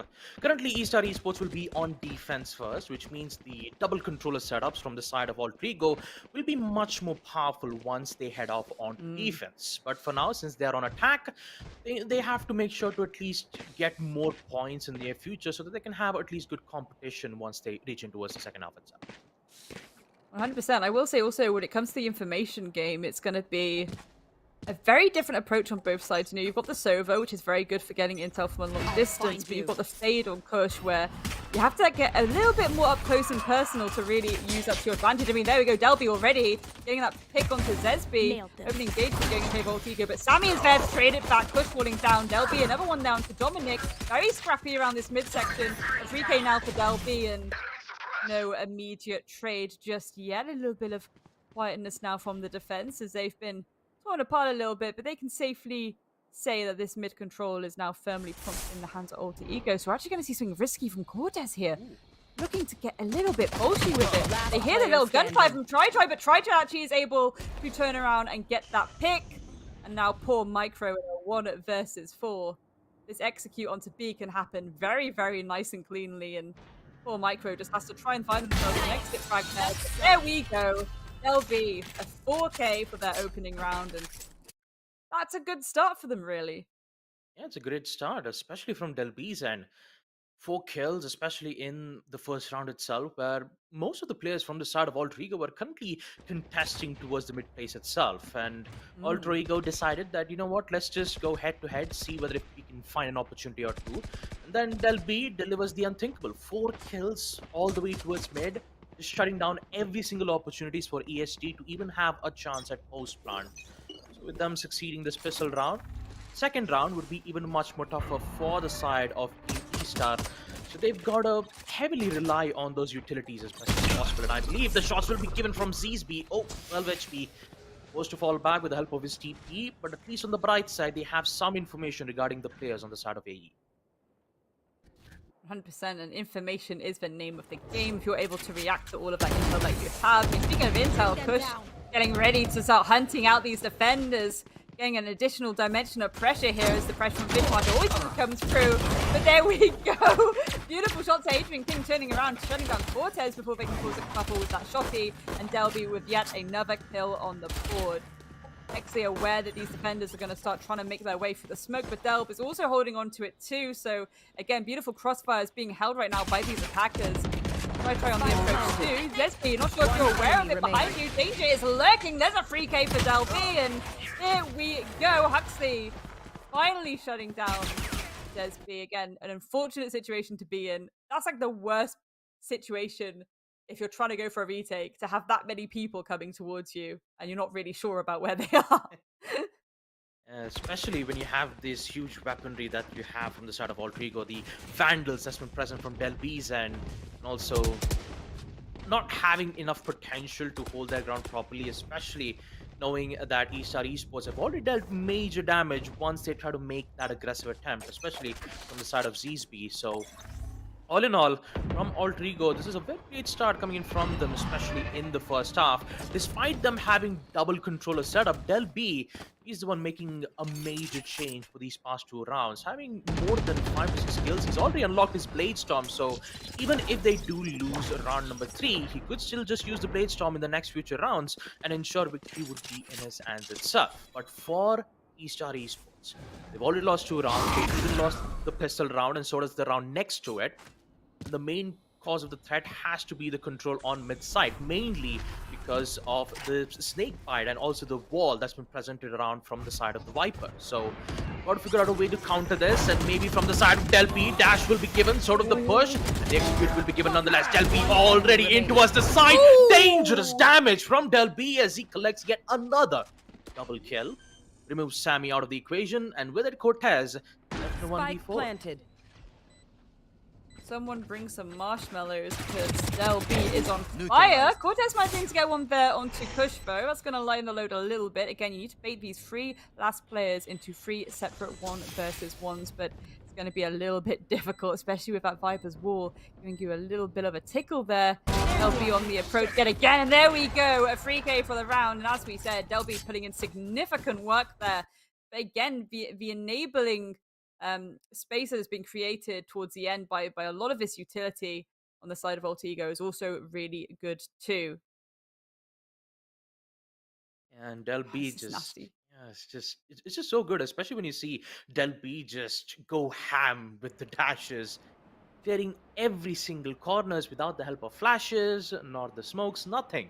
Just dry peek, dash everything. You find a certain prey, you just make sure you get a headshot. That's how Delby operates, and turns out Ultragear, they have a surprising player, and more so, Delby, he still continues to do so once again, Grace. 0 to 3, already an early peak. Delby is just feeling it right now. The second, he might be able to get the third. Yes, he does. So does Kush to remove Zsb's. And now Sami is all the way towards mid. No support, no control whatsoever. They're even forced on a post plant, and Tri will make sure to get the final kill of that too. Flawless round to the hands of Ultragear as they'll secure 4 rounds on attack back to back. Again, granted, it was a little bit of a pistol there for Estars, but it's just getting very uncomfortable from now. Again, I'm wondering how much they would have been better off kind of bringing maybe a little bit more of that kind of delay style of utility. I would have liked to actually see them bring a fade of themselves, you know, really get up close and personal and get that early round information that they really, really need. I mean, it's working really well for Ultragear. Again, I was curious to see how the kind of Sova versus Fade would work out, especially in terms of the information game, but it's much favoring Ultragear because they're bringing that aggression. They're willing to go for these swings following that Fade utility, and it's just working every single time.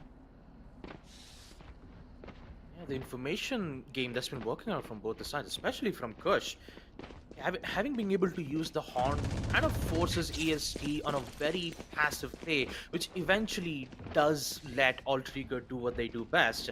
Especially when you see plays like Del B, who has secured a total of 13 kills. He hasn't received a single death just yet. 13 kills, And that's 0 nuts. deaths. Yeah.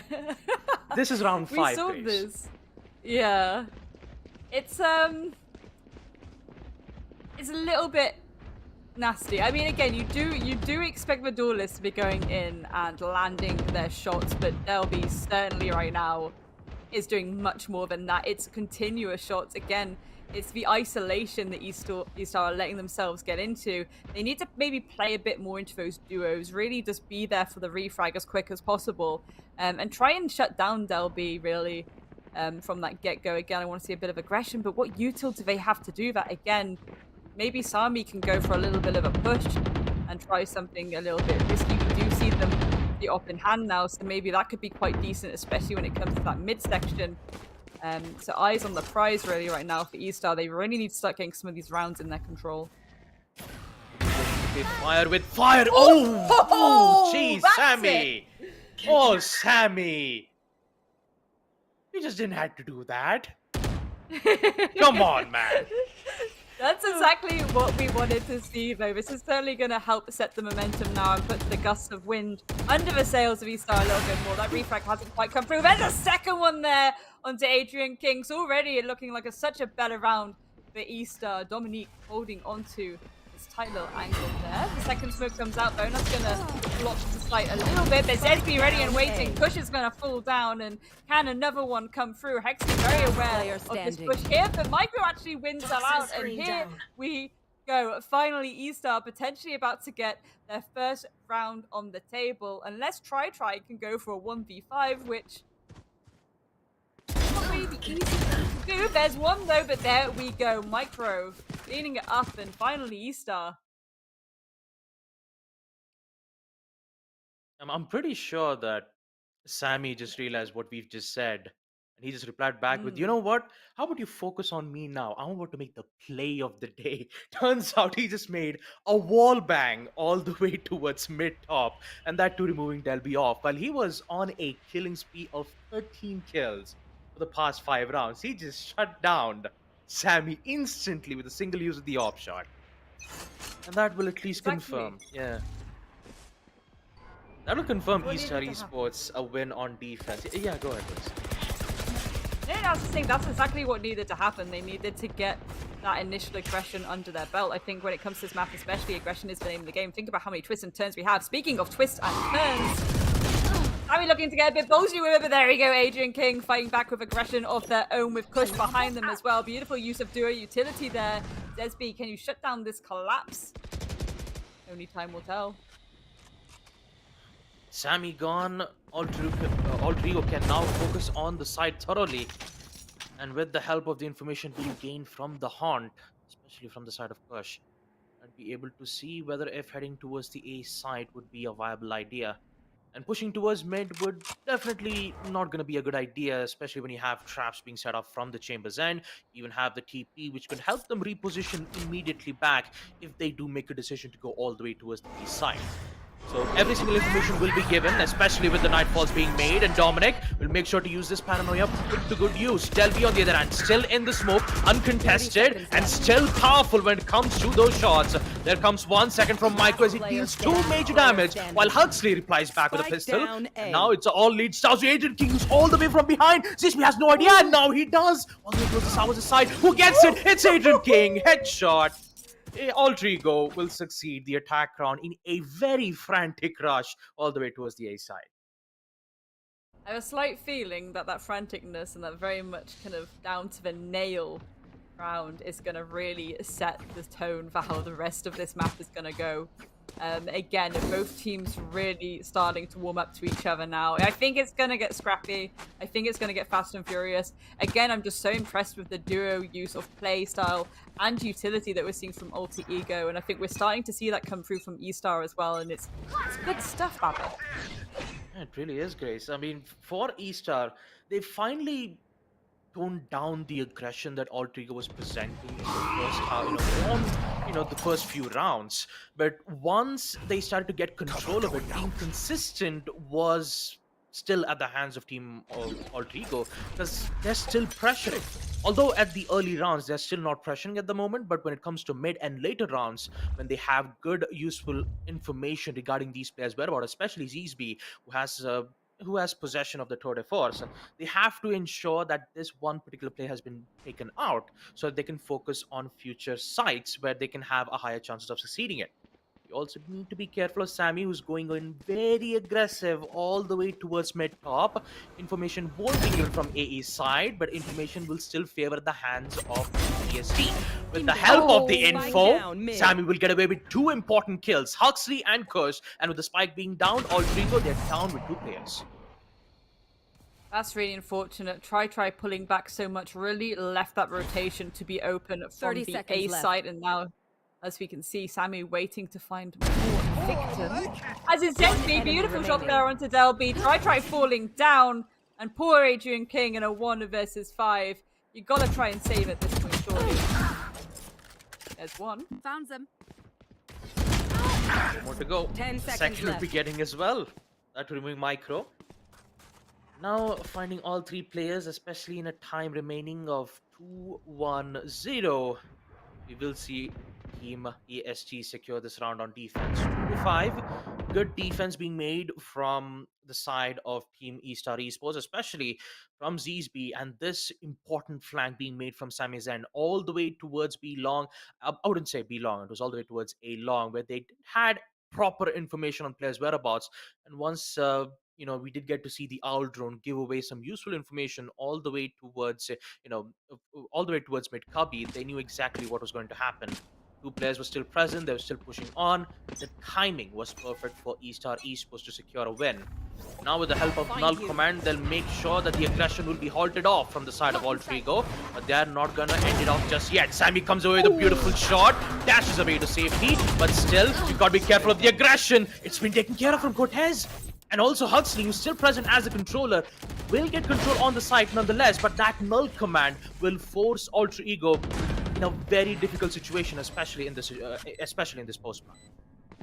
100%, yes, for tight angles can be held, but you really need that util. And there we go. Speaking of util, that's a little bit of an overcommitment of Ultra, in my opinion, Faber, but here we go. At least it's going to shut things down a little bit and really force those defenders into some awkward little angles. At this point, yeah, if you're Estar, are you like, let's try and contest this?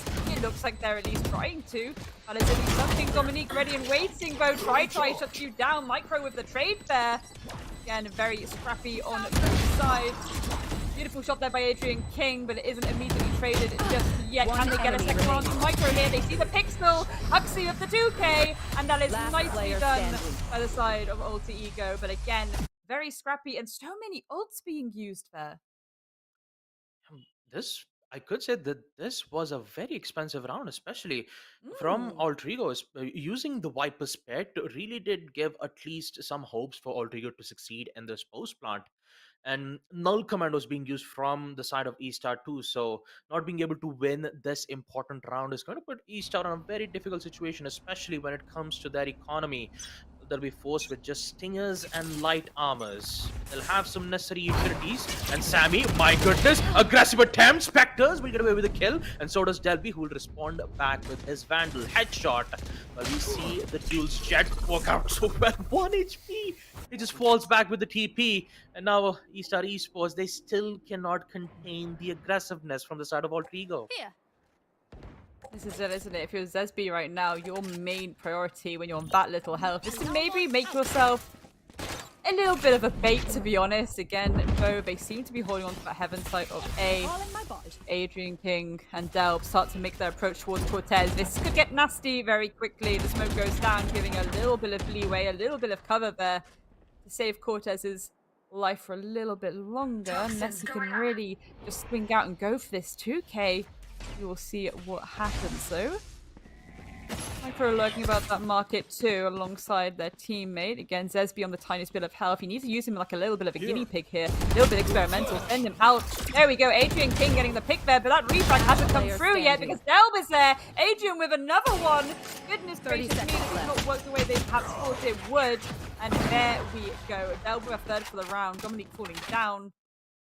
That's a big shame, actually. That's a real big shame. I think they were actually going to try and use that in market. They were going to try and use Zesby as a little bit of a bait, but that secondary swing didn't come fast enough. And that's really unfortunate, because I think that if Zesby would have gone for a really aggressive swing there, and then you had the rest of them kind of follow up behind it, maybe you could have whittled down those attackers even more before that collapse could really get underway. And it's a little bit of an unfortunate one, really, Baba. Yeah, I agree with you, Grace. Especially when you go in for the pop flash, it could have been better to establish that crossfire angles, but not being able to get that proper information and trying to get those skills as best as possible is going to put Ultragear in a very good state, especially in this round as well, where they have enough amount of weaponry from the Vandal. He needs to be careful on this peak, but he still gets away with a kill. Meanwhile, Sammy will make sure to get the trade nonetheless, but the main problem has to be mid-control. That's the main reason why we're going to see the players on the side of EST just close the doors, make sure that they're not welcome towards the B side, and now they'll mainly change their focus all the way towards A, and this smoke is going to cause a lot of problems towards the side of EST, so no denials will be made, no all drone being used, so they have to rely on explosive bullets. They're not going to find anyone in that pre-fire, so they need to rely on Hunter's Fury. The second shot jumped away to safety from Huxley, third will be used, post-plant will be at the hands of Ultragear and EST back in post-plant. There we go. Smoke going down, so there's been in a bit of an uncomfortable position now, not able to get a line of sight before they can go for these swings. This is where it gets a little bit risky. You've really got to try something aggressive, so rightfully so, they're sending out the Owl just to give a little bit of information. They know Try is there. Kush gets one onto Dominique, but can they get a little bit of a refrag? Yes, they can. Let's be ready and waiting. Beautiful pickup there. Try. They didn't know where he was, but he is the one winning out that gunfight. Sammy with another pick there onto Huxley, though, again getting very scrappy on both sides. Nobody has to go for this swing out to try and shut this down. And there we go. Rightfully so. That was so aggressive that we saw them kind of going a little bit ham at the end there. Oh man, Ultragear, they are not stopping, especially in towards the attack. Once they find an opportunity, they just go in for a push. It's just a standard, execute towards the A side. But once they have the information, they just go through it anyways. But from the side of EST, Cortez had the Owl drone. In fact, the recon drone was at cooldown, so maybe once they went in towards the garage side, that information could have been huge for them, and that pre-fire could have at least a kill or two from their end. But they relied heavily towards gunfight, and this time Ultragear will do exactly that once again in round number 11, where Del B, he is on the charge. Early peak still at the hands of Del B. Instant control from B side once again, and from the side of Estar Esports, they've got to have a lot of problems in their hand. Trying to play the patience game. It'll end up with Zesby having a shot at the head with the help of his headhunter. Ooh, good shot from Delby. Nasty little swing out there, and ultimately it comes down to which gun has the fastest fire behind it. Sammy, beautiful blazing kill down to Kush though. One enemy time is of the essence. There's one onto Sammy. There's a second onto Zesby, and that was a very nice cleanup from the cross angles by those two. I mean, it's getting scrappy, Babbitt. It's getting very, very scrappy on both sides. Delb is being, I need to get the teacher because this feels like bullying at this point. Oh man, Del B, he is on point with his shots right now, especially with the amount of early picks that he's been gaining right now. A total of 20 kills, and now we're about to reach the final round of the first half. With Sammy having 12 kills, he already used his Blade Storm the previous round. We have to find any one player as of now, and once again, Ultragear will do the exact same thing, push all the way towards the B side, with huge uses of the Nightfall being used from the side of the push. Now with the push being made and all the lines of sight being blocked out, they can have easier access towards the B side, but Del B, he doesn't want to stop. 2 kills! And a beautiful flick to remove Cortez off that play. Lockdown will be used. Every single utility being placed out from the side of Ultragear, mainly because this is the last round of the first half. They have to go in for the push, and for EST, they are not looking good. It felt like they were going to try and contest it then, actually, the lockdown, but they didn't, rightfully so.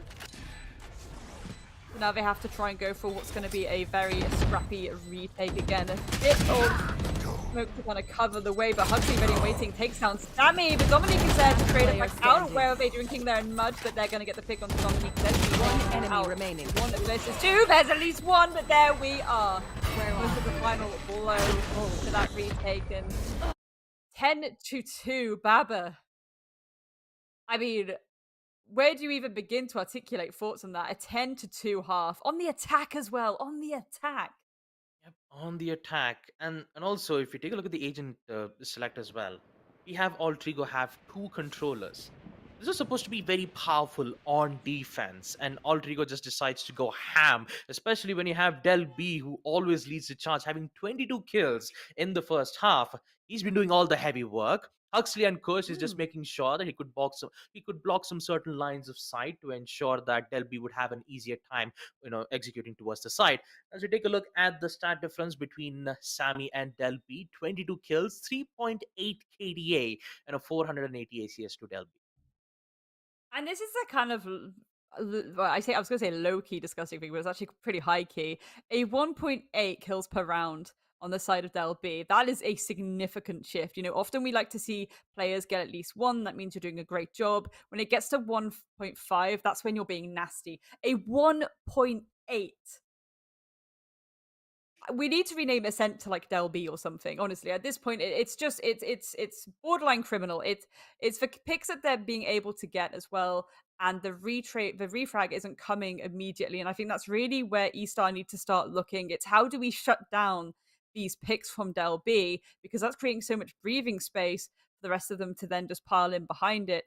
Again, you focus on the trades more than anything when you're coming against a duelist like this, who is just going to go in and try and collect as many kills as possible to create that space. And ooh, goodness me.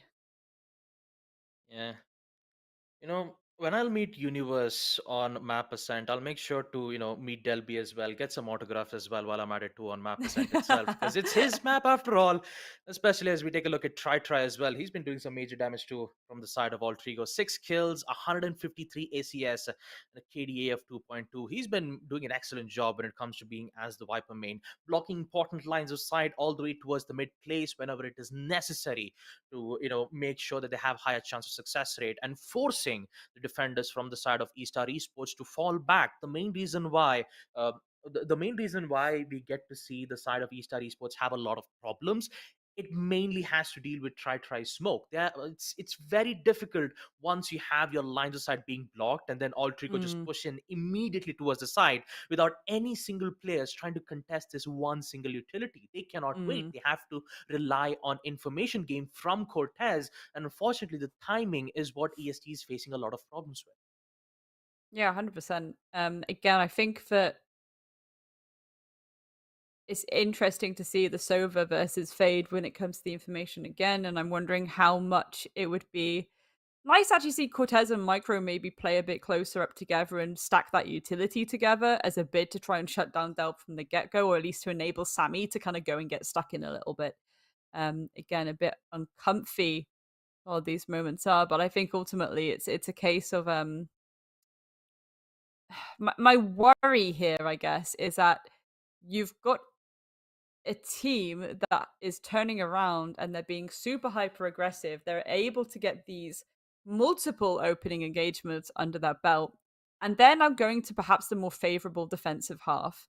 Again, we consider the amount of overextensions that can happen here, especially when it comes to that A site from the get-go. You just go a bit down A long and you can really kind of divide and conquer almost the team that's even trying to approach there. And I think that's my concern here. I really want to see where Delby is going to be playing from the get-go, potentially mid, again, trying to get that early aggression, especially on this pistol round. But I guess we will see what happens.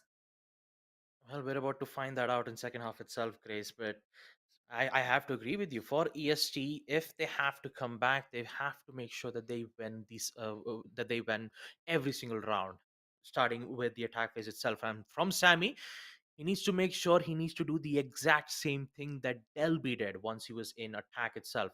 Push from the side, get important frags, make sure that the side from EST have all good control from the side itself. And once they reach in towards post plant, they have all the opportunities that they can to deny with the help of those utilities. But the main question for EST has to be the double controllers and the sentinels. When you have Holy, and also I have to say thanks to Sid for telling me that it's not Huxley, it's Holy. I mean, sometimes you do get confused with the names at all.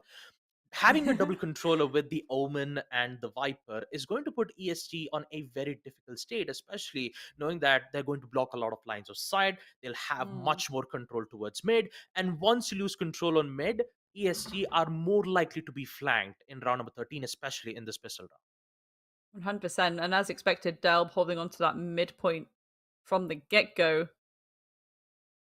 That's going to be a bit nasty indeed. And again, the lines of sight actually being cut off by the Viper wall there. So no initial engagement or push through mid, even if Estar wanted to go for it.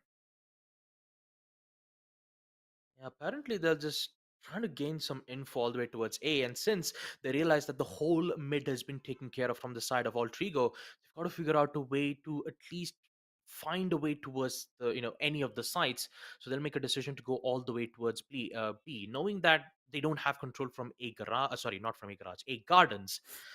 B will be a bit easier for ESG to proceed with the push, but they also need to make sure that none of the players from the side of Ultragear would also make their flanks being heard of all the way towards mid. So currently they're still stuck, but now with the smokes coming in, ESG will make their push, and Sammy will make sure to get a kill or two. Starting off, it will be Z's who will get the secure frag on towards push.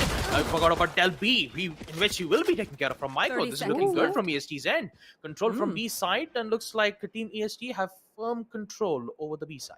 Spike planted. 100%. There we go. Holy getting the pick there onto Cortez, so try and go for a little bit of the retake as Tri-Tide desperately trying to make their way through from Market. The smoke's going to go out from Dominique to make this a little bit more difficult. Can Holy try and go for some cover of his own? Are they distracted by Tri-Try? Yes, they are indeed. Beautiful duo work there. One enemy remaining. Alter Ego, and oh my goodness, a swift cleanup. Poor Sammy, all left by himself, and rightfully so. You could try and assume that they're maybe in that mud pit, and that was just unfortunate. The pre-fire through the smoke. Match point. It's Oh, wait, 11 not to yet. yeah. I mean, it's 11 not match point, but it's about to be. I mean, it It's can be about match to point be. today. Yeah, it's about to be, especially when you win a pistol round like that. ESC, they will be forced for a very difficult buy, and that is with just Stingers.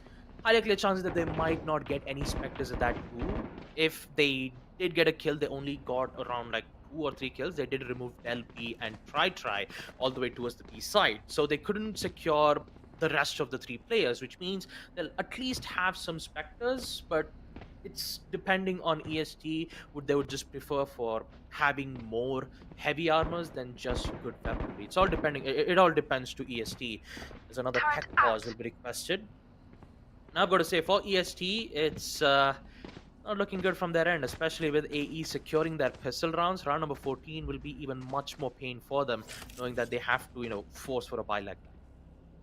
I mean, it's a significant uphill battle that they will have to do to then get 9 rounds on the trot, isn't it?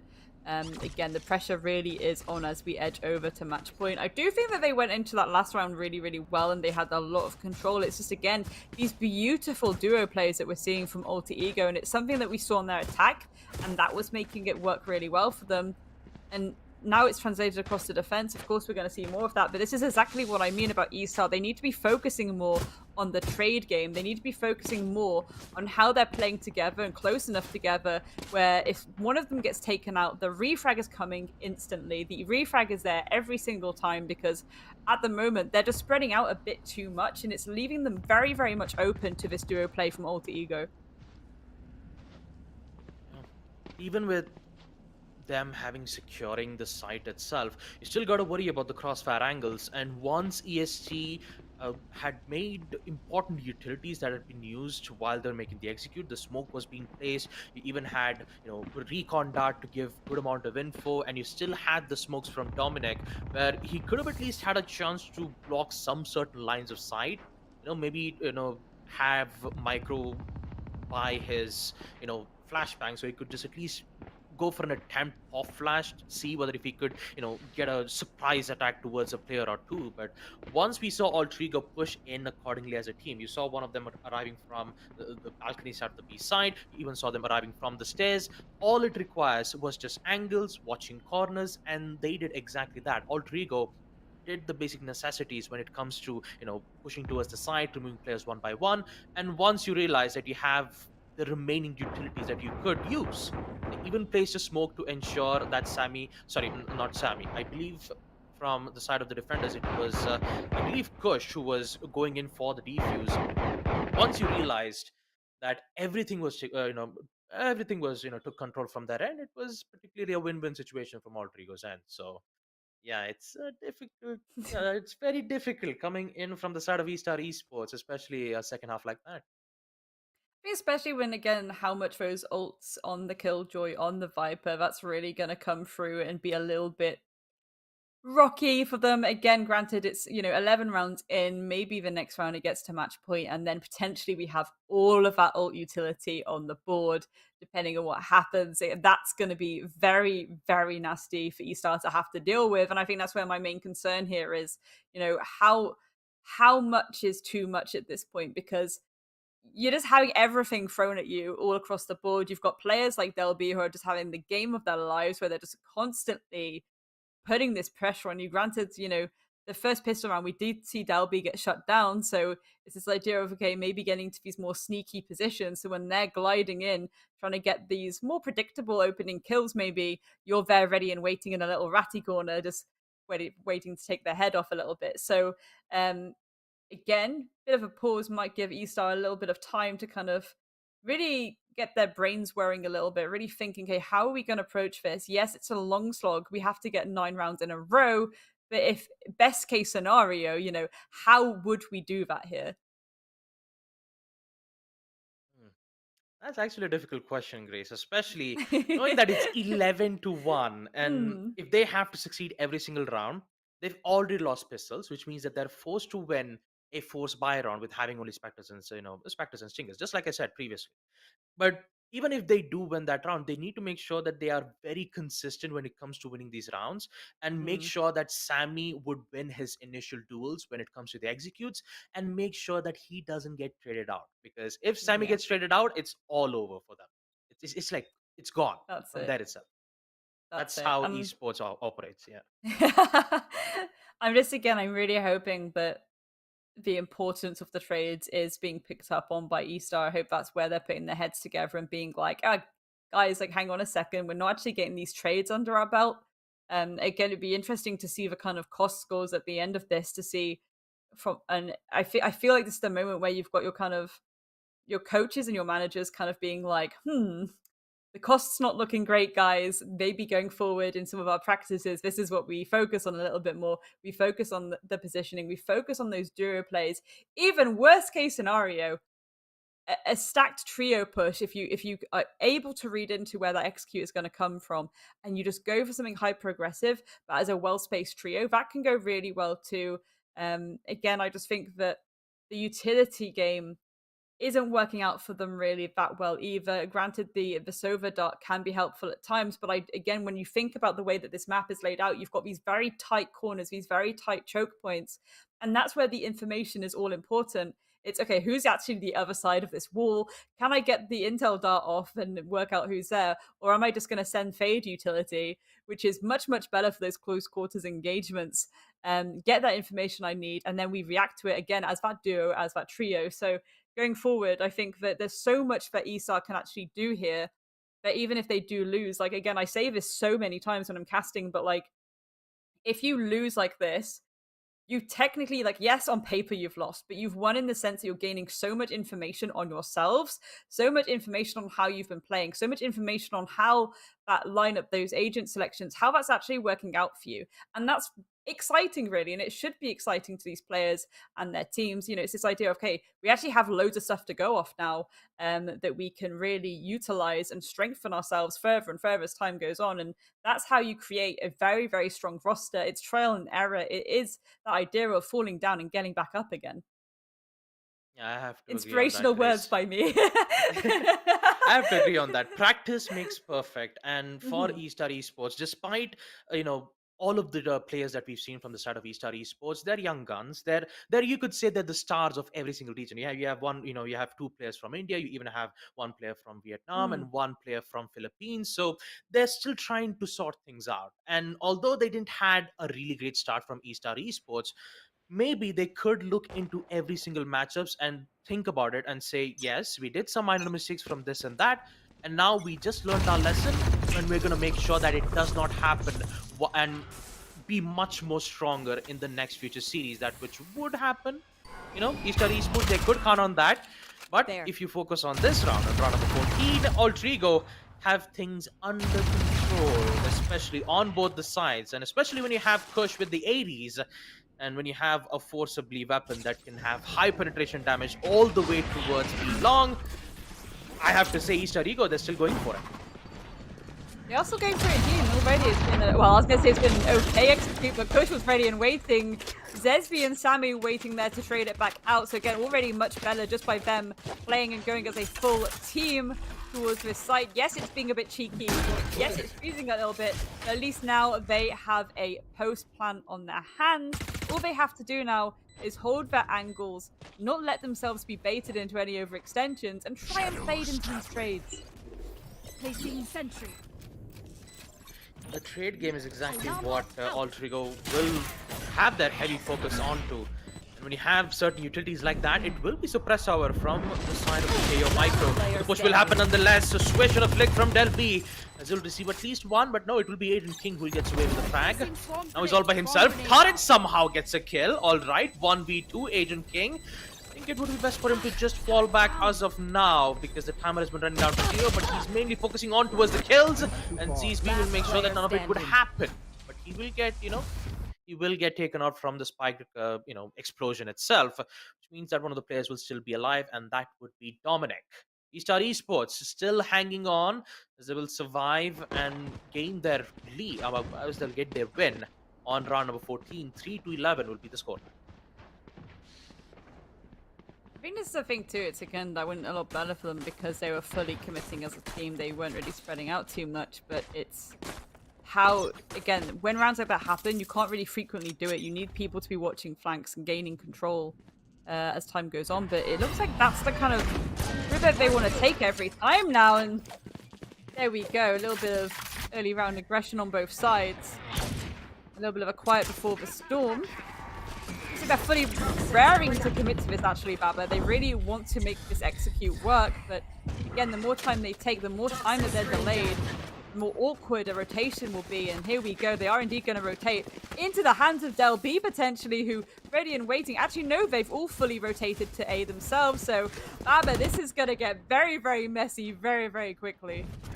It definitely will be, and I'm just checking at the minimap. Like, both the teams, once they realize that they're rotating back all the way towards the A side, it's just run for the side control, and it will be from the side of ESG. Beautiful shot from Del B. At the end, it will be Sammy with the Vandal. It's a 1v2. There is still a chance for a clutch that could happen from the side of the defenders, but the main problem has to be the weaponry. Post plan it is 1v2, only a classic in hand, needs to ensure 2 shots to the head to succeed. There we go, the owls are coming up too, and that's really going to give them all the information they need, but Sammy ready and waiting, Tridor just falling into his hands.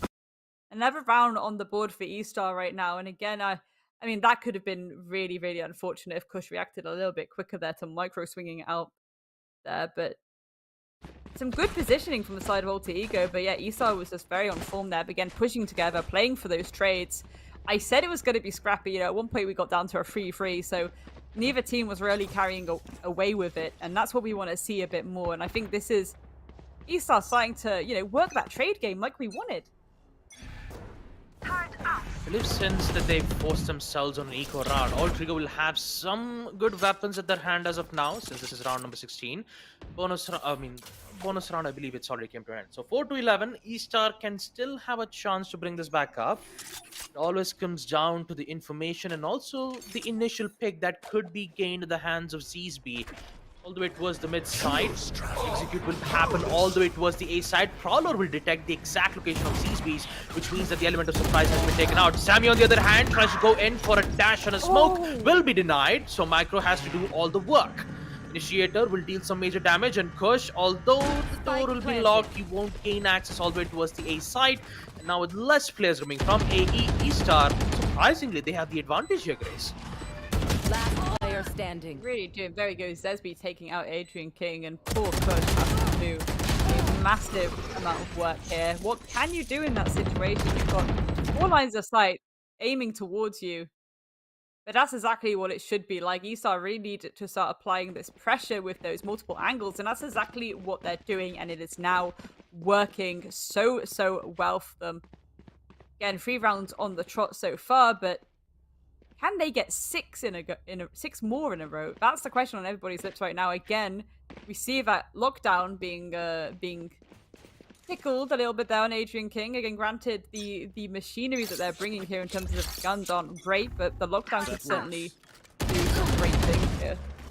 Okay.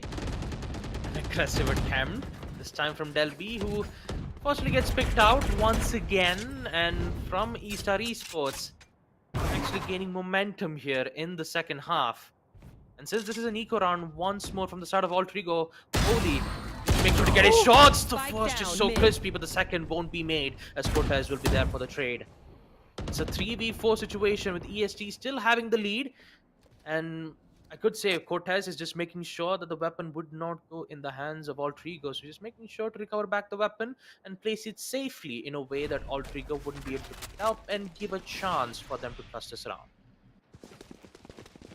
And this is issue 2, because Try is all by themselves here, and they can give that call out, let them know that this collapse is coming into B. But again, if a lockdown's going to be used, it means Adrian King has to get up close and personal. So this rotation needs to come in thick and fast for Try. The 1 versus 4 call out. It's not the nicest situation to be in. And there we go. Cortez is going to get that pick there, and that spike can go down. 30 seconds left. Comfortable retake now as Kush and Adrian King looks Spike like they're gonna planted. try and go together here. Again, maybe you'll see that lockdown come through, and that might alleviate the pain a little bit, so to speak. But when you're in a situation like this, do you really want to contest it? I mean, there's 1 at least for Kush. Dominique falling down. Just be ready and wait. Here's Henry to go out, and there we go. Kush falls down. Adrian King as well. Cortez, 3 kills for that round, and this is so much better from Estar. Yeah, this is looking good. Second half, already we see Estar Esports, although they couldn't succeed their pistol rounds, but they won the round next to it. And they're slowly racking up their wins in round number 17, claiming 4 rounds of attack win in the second half, and 1 round on defense win in the first half itself. So, gotta say, for Ultragear, they finally have some good utilities. The lockdown is present, even Kush's ability is also opened up. The Nightfall, which will be very influential when it comes to gaining information, and they have every single weaponry present. What could go wrong from the side of Ultragear? Because if ESC wins this round once again, this would force Ultragear on a spiral when it comes to the economic growth, where they'll be forced with pistols time and time again in the second half, and this should not happen coming in from the defensive side.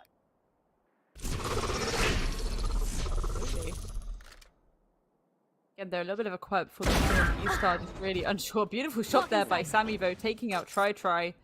Even blocking the vision there from the back, so again, the trade can't come through. Really playing into this trade game now and knowing how important it is. They want to mitigate casualties as much as possible. But they'll be ready and waiting like a tiger in the grass. This could be pretty nasty if they try and commit to such a tight execute point. Did happen nonetheless. We still got to be worried about Del B.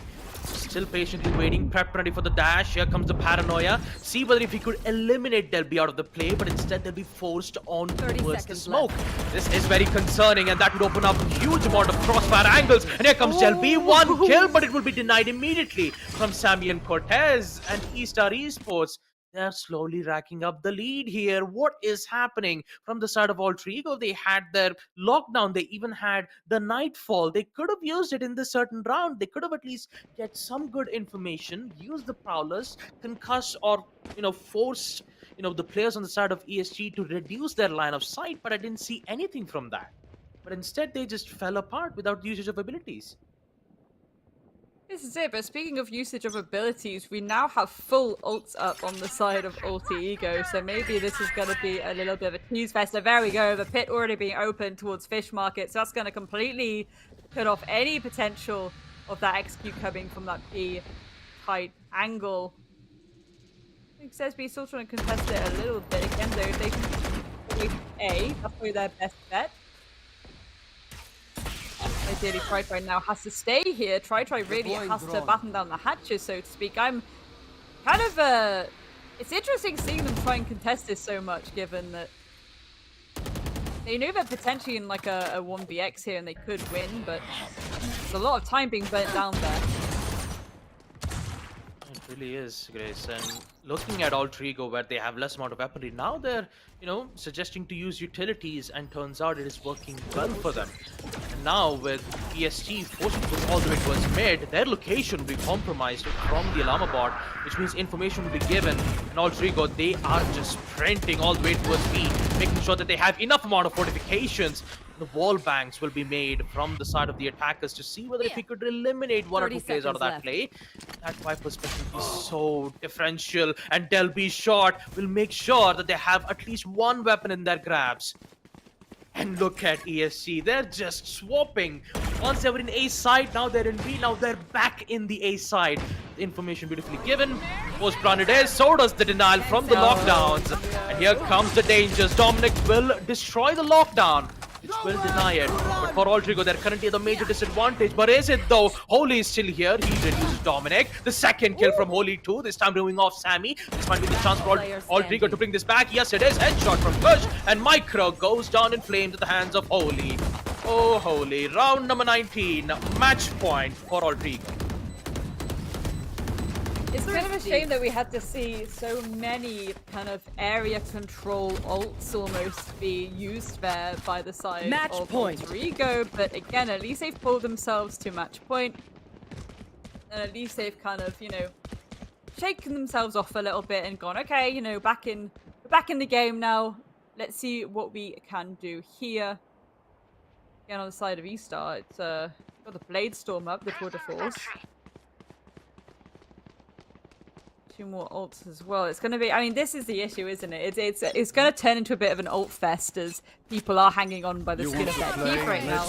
Immediate aggression through mid by Delb there too as well. And Huxley actually, Holy rather, taking out Sammy. It's a nice opening engagement for the side of Alter Ego, and the aggression now as Delb and Holy start to really push up again. For Estar right now, they want to try and contest this fish market. Try and Holy Micro pulling down, not really taking out Holy, but before I can even get my words out, Baba, that was so chaotic. That was so chaotic. It really was, Grace. 13-7. We'll finally see Alter Ego succeed their defensive rounds. They only needed 2 wins on defense, and Estar Esports just made sure that it would that they would have a lot of problems in the second half itself. Great performance being done from Sammy and also from Delby in the first half itself. But I've got to say, all in all, this was an interesting match coming in from both the teams here. What do you think about that? Yeah, 100%. I think there's a lot to work with there. Again, on the side of Estar, they started to really get that momentum under their belts and really pull it back. And I was there like, there's no way. This would be amazing if they actually go through that full retake. Again, lots of information to work with there, but I know a few people that also have a lot of information to work with. So let's throw it back over to the analyst desk. Well, that was one game that I wasn't definitely expecting from Estar Esports, but Alter Ego, overall, they have bounced back. They have, risen up from the loss that they had against Xerxia. But a really overall a good game coming in, especially I should say, there'll be mad performance from him.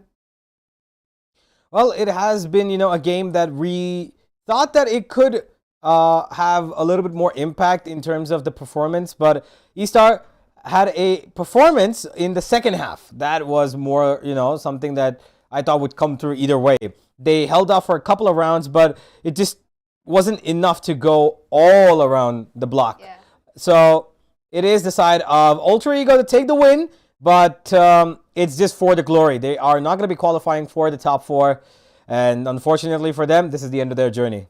Yes, and I believe Estar Esports, they've been left out to dry right now. But whatever content or whatever matches they've played and won, they were really fun to watch, especially the Bleed, because, you know, I still remember that I was so confident. I opened up the first game yesterday and I was really hoping that Bleed would put some different strategies, and it was overall a fall from Bleed. Yep. But it was actually a really fun match to look out for, because it gave me a different point of view that a team can perform at its best and at its worst on the same day. Yeah, well, it is, you know, that's kind of how we saw a lot of players yesterday as well. You know, a player like Kush for the side of Alter Ego, who did have a pretty great game in the, I think it was the second match, the first match he played yesterday. He had a performance of, I think, about 23, 24 kills. And the very next one, he stumbled down to less than 10 kills. So it's been the best and worst on the same day, and you can see it happen, right? But overall, it's just, this was a game that had more of an entertainment factor than consequence. So we're just hoping that Alter Ego and Estar did have a great experience playing in the Challenger Series and come back for more once we have more tournaments like this coming up. But ladies and gentlemen, we've got one last game left, which will happen today in just about a few more minutes. Before that, we're going to have the MVP come up, which is, of course, Delby. 26 kills, 350 ACS. What a machine. Yup, I should say this man can completely be crowned as the world-class Jet/Chamber, because this man completely balances both the agents very well. They'll be sitting down with 26 kills with an overall average comeback score of 350 and 65% win rate round. And so far, this is just the analysis we've seen for Jet. And when it comes down to Chamber, I mean, hopefully in the playoffs, I mean, we might or we might not get to see them. It depends on highly according to the overall standings we get. But Delby, he has given a good round in group stages for Alter Ego Esports, I should say. I mean, he was one of the major assets, but also the most flexible player, I should say. Yeah, well, it is an individual performance today that he's given across 2 games that has great value. Of course, he will be looking to maybe make it to that top 5 players, MVP players, but yeah, it is the end of the road for him with his team, at least. Even with the standings, with the round differential especially, they're not going to be moving up any further. And I think that this is it for Alter Ego. Xerxia, I don't think they're moving any further either, because I just had a look at the standings. And with the number of wins that is there in the hands of Velocity and Revenant, which is 3 and 4 respectively, I think the top 4 is set. We've got Revenant and Velocity going up further in the next game, which again should be about who's going to end up in 3rd place and 4th place, more between those two. But for this game, it has been Zesby for his team, who's done a pretty decent job of 18 kills, 254 combat score, but it's just been, pretty difficult for the rest of his team to keep up with the pace of Alter Ego. Yes, and I should also give it up for Sami being one of those very important Jet players coming in from Estar Esports. I think the number of comebacks Estar made or the number of matches they won also comes down to a huge reason. Sami, his duelist support is just not aggressive, but also back end handling the team and staying alive till the post plan. That's what he aimed for, being the support and the core pillar for his team, and it definitely did work out. But it's sad and unfortunate that it's going to be the last match for Estar and Alter Ego, which also pretty much says that we are going to be heading to the one last game after some time. But let's have a look at the overall team performance. I feel like Alter Ego did their best, at least after the game against Xerxia. They backed up stronger against Estar, and of course the Singapore server also had a buff for them. Yeah, well, it did, that's for sure. But the side of Estar did not, give in completely. They did have a good performance. In the first half, at least, it looked like it almost died out. But then the first kills started coming through. In the second half, they put it up to 9. Yeah. They, of course, didn't win the entire duel. 11 kills for the side of... first kills for the side of Alter Ego, and most of them by Delby himself. 6 first kills, I believe. he put up, which is half of what was there. So yeah, overall team performance was amazing from the side of Alter Ego, especially with the highlight of Delby, spearheading that attack and defense as well, because they didn't consider anything to be different. They were just rushing straight into the opponent, finding the gaps, finding the kills. And there was a certain one round where the side of Estar made a comeback, and that's when Sami went in towards mid with the operator, and that's when he got a 3K, and that is when his team got the confidence, okay, you know what, guys, we can actually pull this through until round number 7. That's about it. Yep, after that, I guess everything fell down for Xerxia Esports, but I should say, Delby and his Sheriff plays were completely outstanding in the last game. I mean, it was an eco round, but it still didn't matter for Delby. All he was focusing on getting as much as frags as he can. Let's have a look at the round economy. We've got Xerxia Esports having a very inconsistent economy, but look at Alter Ego. In the beginning, they had a high note, but when they reached that 13th, 14th round, after the side swap, they had a pretty bumpy journey throughout the game, suppose second half. And I should say, Alter Ego, they have built upon whatever capital they had. And I think most importantly, they were focusing more on the strategies instead of actually going in for kills. That's one major difference I found from this match compared to the last match against Xerxia, because against Xerxia, Alter Ego was completely shaken off, and Xerxia stood so strong against them. Yeah, but the graph is such that the first half clearly is a mountainous road for the side of Estar. The second half was a mountainous road for Alter Ego, but all Alter Ego needed was 2 rounds. That's it. All they needed was 2 rounds, and they got it in the end. All they needed to win was 1 buy round, which they did in the back of it. They won another, and they got through to 13.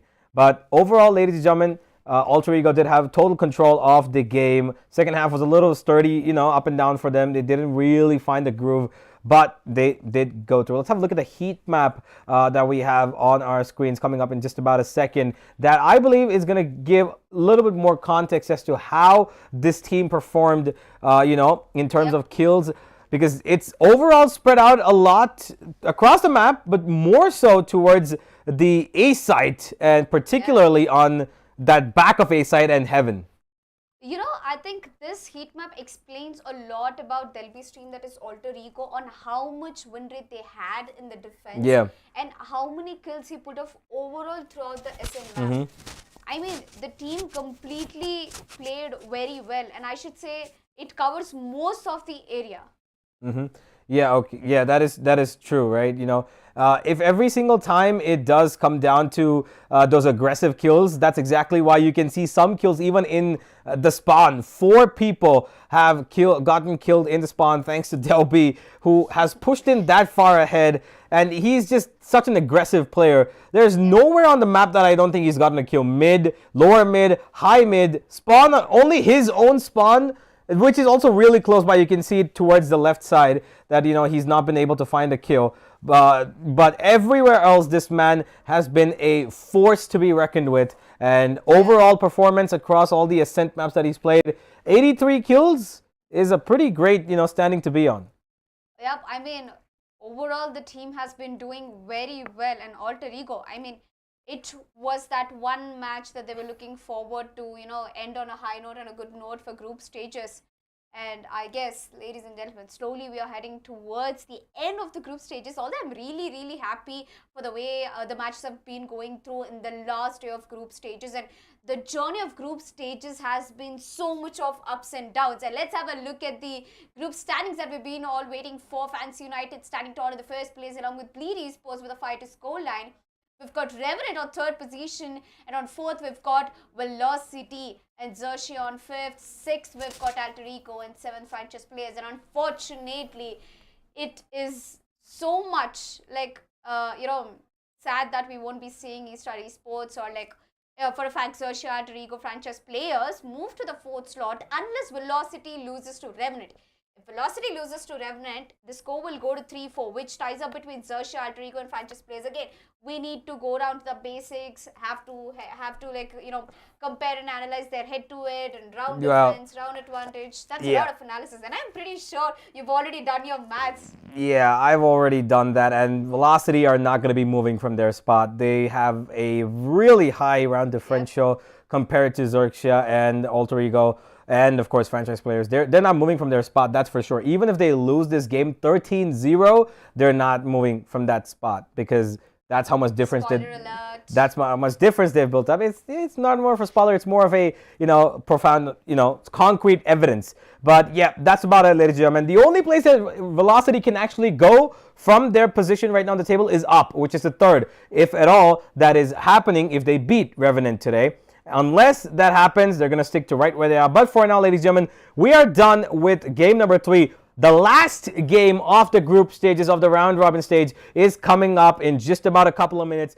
Don't go anywhere. This is where it all ends, and this is where the top 4 teams will solidify their playoff spot. Tomorrow is where the semifinals begin, and we see you all in just a couple of minutes at the Challenger Series.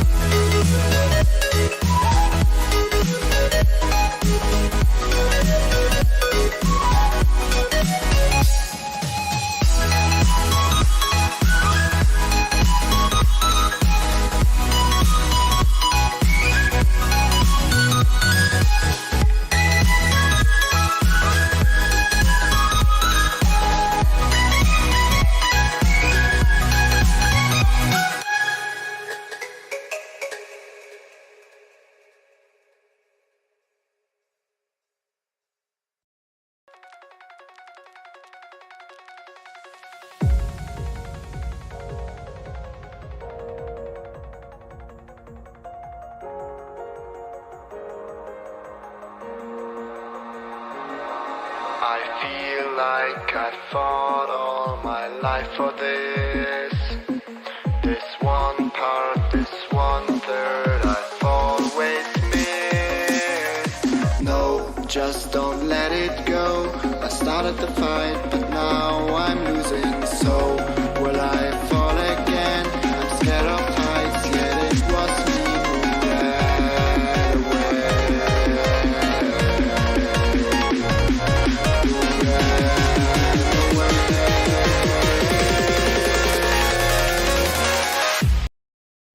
Welcome back everyone to LG Ultragear presents the Sports Club Challenger Series Edition 9, an official off-season event of the Valorant Champions Tour, and this event is powered by Amazon.in. We've got our GPU partner Zotac, gaming partner Intel, memory and storage partner Crucial, laptops are being powered by Asus, and as always, we've got our broadcast partner Loco, who are broadcasting the Hindi stream. Here on the English Analyst Desk, I'm CCV, now joined alongside Elka, and we are bringing to you the final matches, or shall I correct myself, the final match of the group stages. We have had the 8 best teams from South Asia and Southeast Asia competing against each other, all for that prize pool of $30,000. And now, Elika, it all comes down to that one final match. One final match which is going to change positions in leaderboard of 3rd and 4th position. Yeah. And that is Revenant versus Velocity Gaming, two of the best South Asia teams, and I should say. And Revenant has been going as fast as a rocket right now on the leaderboard, and so is Velocity Gaming. I mean, man, they started off on 0-3 note and they just built up and changed the entire scorecard in one whole day. And let me tell you, this team is on a winning streak right now, and with one last match, if they get the victory, it's going to be a victory parade. Either way, it seems to be that both of these teams will eventually get qualified to the playoffs, and we've already got our first 2 finalists to the semi-finale, that is Fancy United and Bleed Esports. And I should say, it has been fun throughout the entire group stages, and I think Velocity Gaming is the only team I've seen massive improvement and growth from losing 3 matches back to back to gaining all of them back in a just span of 2 days. Yeah, to a certain extent, even a team like Alter Ego, who, you know, didn't have the best of starts. Their first game against Revenant, they weren't looking the strongest. However, they improved. Yeah, their next match as well against Bleed Esports was also a loss, but they improved and they went further and further and tried their best. Sadly for them, the early losses really counted up and stacked on top of each other, which prevented Alter Ego from progressing further into the tournament. However, they still definitely impressed a lot of people, especially with their recent matches, the 2 that they had today. But with all that setting aside, to a certain extent, all the calculations, all the mathematics, all the round differentials, everything being calculated, I'm looking at you, universe, I know you can hear me, all went to waste, which is why, be like CCV, just be the smart guy. Even Grace, to a certain extent, I know she as well was really laid back, and I think even like myself, I think she also had, you know, the thought in the back of her head that will all this matter? Again, at the end, just like nihilism, not much matters in life. So, but all the calculations definitely were interesting. However, we have now reached the stage where both of these teams, yes, they have qualified, but it's still an extremely important matchup for them to determine who their future opponents are going to be, like you mentioned, Ilka. So for this Velocity roster, what exactly are they fighting for?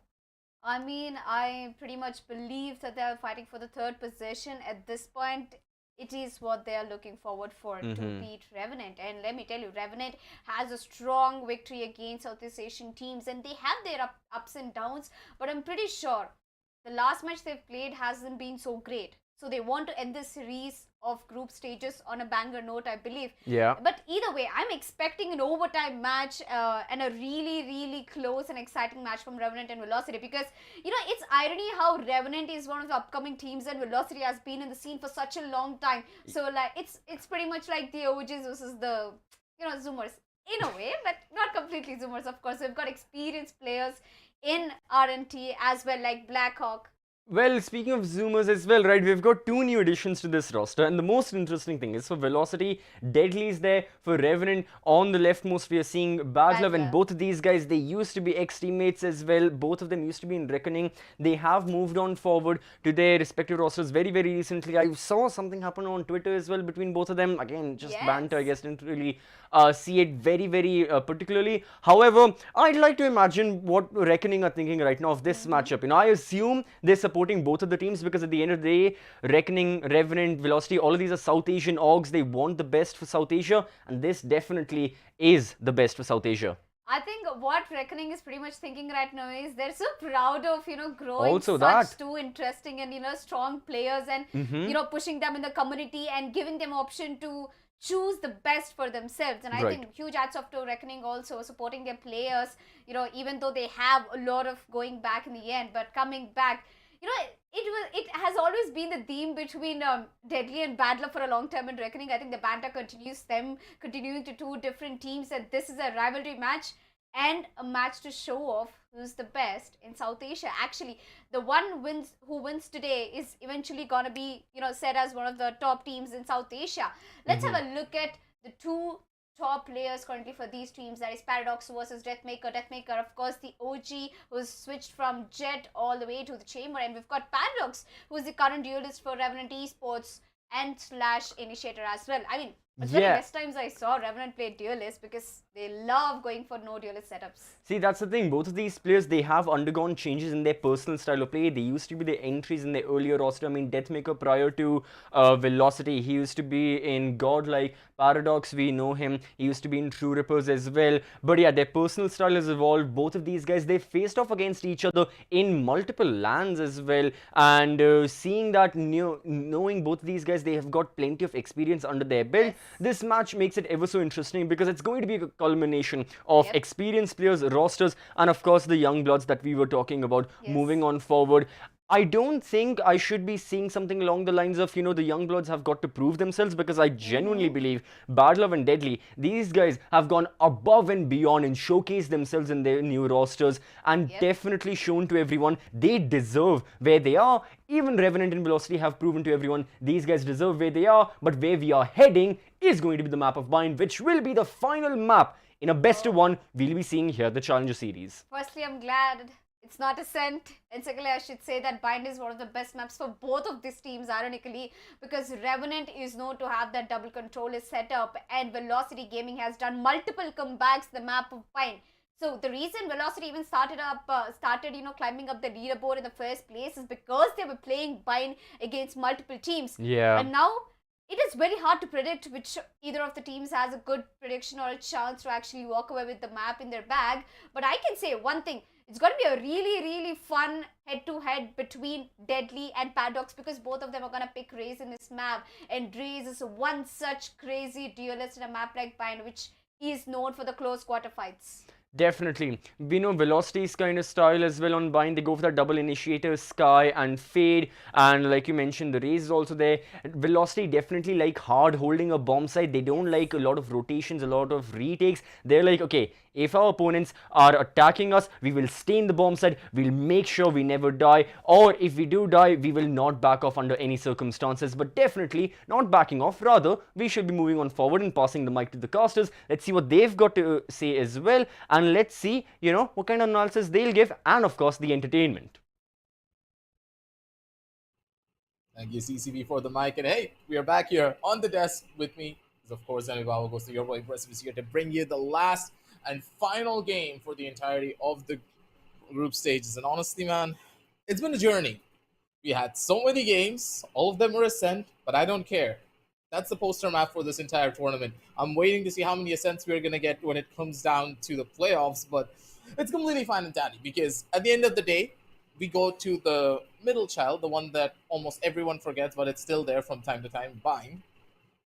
I really am interested, to say the very least, because Bind is one of those maps that we don't really know what to expect from both of these teams, because again, both of them are really powerful on this particular map, but Revenant has a much more, let's say, wonky start for this particular map instance, because again, their strategies do revolve around that double controller setup that they love to play in, and I absolutely adore that playstyle. But the double controller playstyle does have a lot of drawbacks when it comes down to the attacking side, and when you don't start off on the attack pretty well, then your opposition can just take you over. While on the other side of the spectrum, we have Velocity, who've just taken over this map for themselves. They don't have any problems whatsoever. They can easily play this map without any regard to what could go wrong to them, and because of it, Velocity, they should be the ones technically to win this one out, considering the win rate that they have, considering how much proficiency they have showcased on this map, and because Revenant, they have shown a lot of weakness. Either they completely change up their strategy, shifting away from the double controller setup, or they may just stick to it, and they could be running into a brick wall if they're not careful. Yeah, and what's more important about it is that the changes that we've seen from the roster itself, both from the side of Revenant and also from the side of Velocity Gaming, just like CCV and Elika mentioned, we have two of the players from the side of Reckoning Esports, both Bad Love and Deadly. They're going to play against each other. So once we'd known as they were best friends, now they're known as arch nemesis. And now, with the little bit of taste on what's going to happen towards the playoffs, we might be able to see that happen right now up against these two teams, Revenant and Velocity Gaming, on a map like Bind. I'm pretty sure the double controller setups, just like I said, aggressive will be much more powerful once they go on defense. But on attack, you could say that Velocity Gaming has some certain amount of control, especially when we see Velocity Gaming win more around 3 matches back to back. Yesterday and day before yesterday was something else from Velocity Gaming, where they turned things around, coming back all the way to 8th position, securing not a single win to 3 wins and securing 4th spot, dethroning franchise players. So that is a lot to talk about when it comes to Velocity Gaming. And having that potential of that comeback can also hinder slightly a bit from the side of Revenant Esports, who's shown to be the best in the South APAC region by defeating Xerxia. Although when they went up against Bleed, they had a bit of problems, especially 13-2 on a map like Pearl. But all in all, this matchup, I'm going to say the final matchup for today is going to be an amazing one, Aggressive.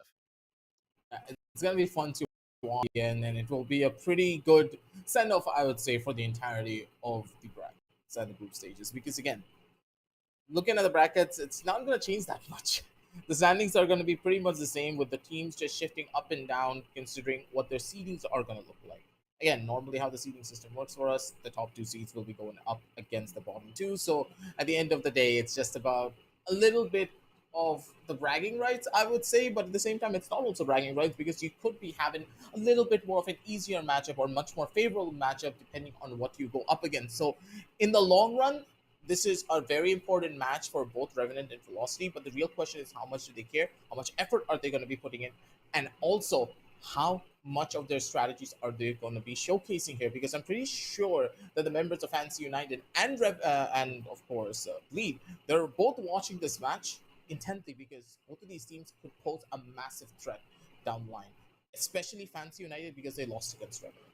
Yeah, I actually forgot about that. It went all the way to 5 OTs on map Ascent, with Nizzy still having huge kill rates while he was playing as the Jet. But Revenant, they somehow ended up winning the matchup. And since they're in the second place in towards the playoff, they will make sure to check exactly how Revenant Esports would be playing on map Bind. The same thing can also be said for Team Velocity Gaming as well. So you could say it's the calm before the storm, Aggressive, and especially with the agents pick coming into an end, we will see the same double controller setups being used from the side of Revenant Esports.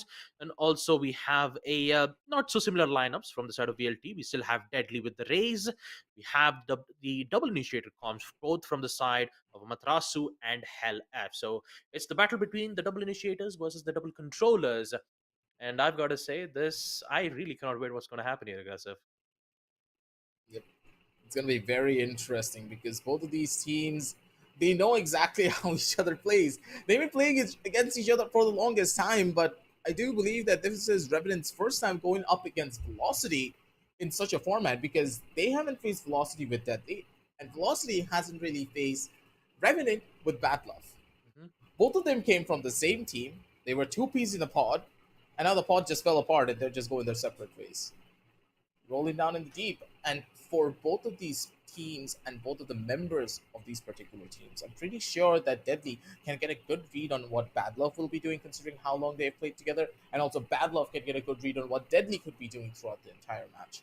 So it's just two different dynamics now going up against one another, where they can read into a lot of the strategies and read into the tendencies of the players a lot more easier compared to the other players. And as we head on down over and towards the game, ladies and gentlemen, the last map of this entire group stage is now upon us.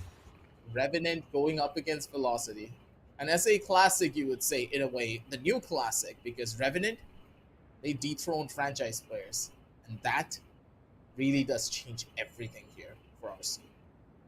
Yeah, it really does. And I'm not gonna lie, this is kind of giving me a goosebumps moment, especially with Bad Love, who's bringing as the Chamber, and Deadly with the Rays.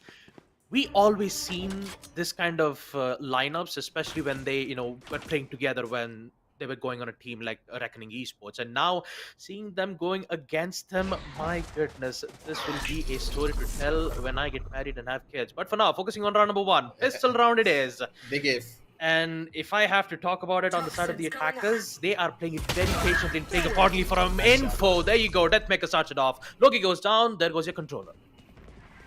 Yep, that's one big kill. And already they open things up. You lost the Viper that early on in the round, and now you don't have any smokes to play around it. Plus, you've also utilized your smokes over towards the B side when there was 1 minute left on the clock. You used 2 smokes, and now Blackhawk has none.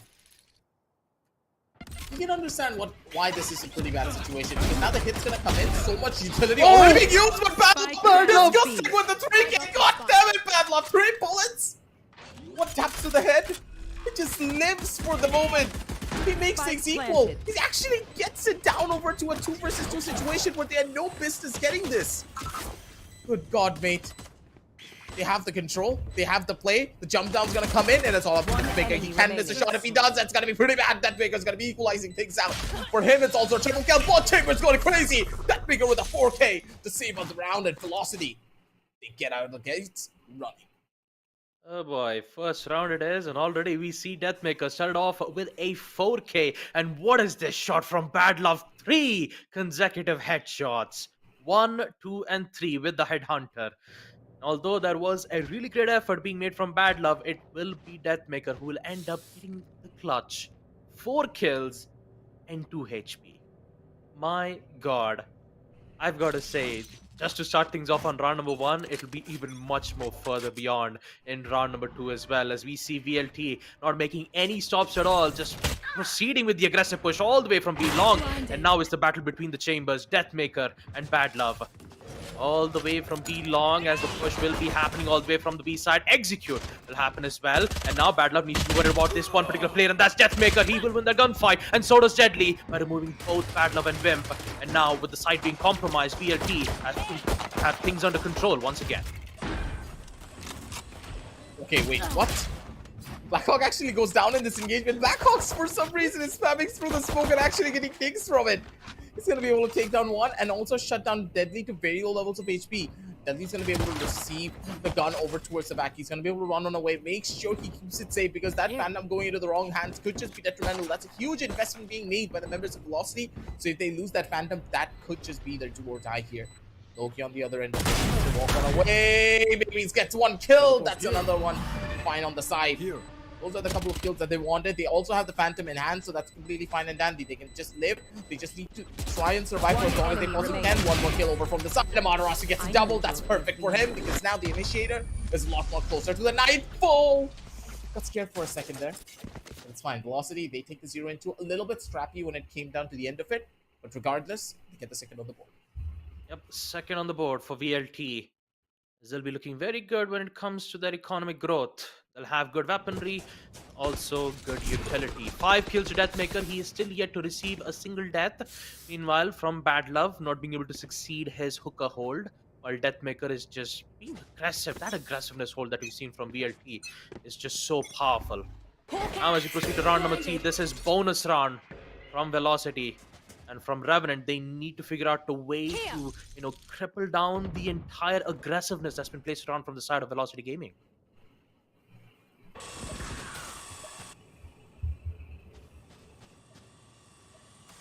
If I talk about this match itself, now, especially with VLT, who's currently playing passive from... It's the same push that they made from round number 1 as well, both the pistol rounds and round number 3. They're just currently playing for info, and with Loki doing the exact same thing, will proceed with the snake bite. Ensure that VLT would not make a single push as of now, but it's too late. Deadly's already pressed ready with the shrapnel charges. The flick, the spray, and Wimp just getting away with 2 kills. Paradox just the same with 1 more, and Wimp is just holding out to his dear life, 14 HP. Now Deathmaker, it's all by his lonesome, and he needs to fight all 5 players at the side of Revenant. This beautiful hold being made from Wimp is going to put the VLT on a very difficult situation. And with that wall bang, sorry, I wouldn't say wall bang, a shot through the smoke will make sure that Revenant would get their bonus round win in round number 3. Yeah, with that kill, Revenant is just back on the board. And you would expect that considering the weaponry that they had. Velocity, they went into that round with pretty, let's say, lackluster buys all around. They had that one Phantom that they carried over, but it just did not bear any fruit for them now, did it? Again, they can't go in for the over-aggressive strats constantly going up against Revenant's double controller strat. And because of how it panned out and because of how it worked, Revenant, they're just gonna wait on these angles to try and play it out, but Deadly, oh my god, that's pretty aggressive, and he still gets the fight. Paradox had no idea. Ferrari peak works out in his favor. And Revenant, they're already one man down. One man down, and it's Paradox who takes the heavy fall. It's always between the battle of the duelist and the duelist and the sentinels who can change the entirety of this game. As you can see in round number 4, Revenant, they're not going to make any more risky decisions. Will they though? Because we still see 3 players all the way towards the A side. So if they make their presence shown towards B, then that means they will immediately show their presence known just by using the teleport. So with the push that's going to happen all the way from the B side, grenades will be used. So does Loki, who's currently in a very difficult situation. He'll get picked off from LF. Beautiful shot. Got the control, and now R&T, they're at a major disadvantage. Spike planted. Looks to be a position that launching smoke really in a spot that they can hold down these post plants. I don't like this. Because again, Velocity, they have players up, but looking at their post-plant positioning, they can easily get run over if they're not careful. It just takes one kill and one engagement to change things out. Deathmaker's just jiggling around the corner, has a fight, but still not going to be able to take it. Gets himself back out to safety, and he's wasting so much time, so much information as well. And now here is where the setup's going to be better. They have the kills, they have the fights, they're just going to need to hold down their position, and it's going to be Deadly with a wide swing of his entire life to get another one. Good plays and good fights. The members of Revenant, they could have easily taken over that side there considering the post-on positioning that Velocity had, but they overthought the situation. They were not clearing on the angles that they needed to, and they were not swinging together as a squad. And because of it, they took a pretty hefty hit.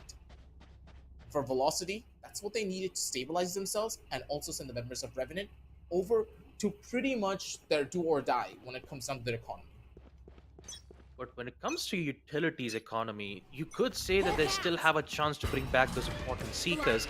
Let's not forget, right to Ace, if he gets a single kill, he'll be able to use his orbital strike. So you could see the amount of aggression that VLT is pressing onto right now to make sure that the ability would not be present from right to Ace. But here comes the push from RNP. Logi, he won't be able to succeed that gunfight. Namatrasu will make sure that this early frag would give them much more opportunity to give more control all the way towards the B side.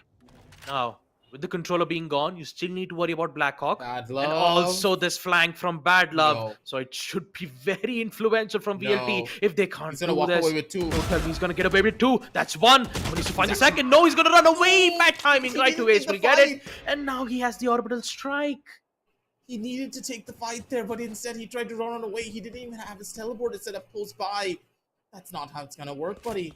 You gotta take those risks from time to time. But look at Paradox's positioning. Now it's his turn to go in for a punch, but the Trailblazer. Not the Trailblazer. What am I saying? It's gonna be the Seekers getting it. I swear to God, Sky's abilities all sound the same to me from time to time.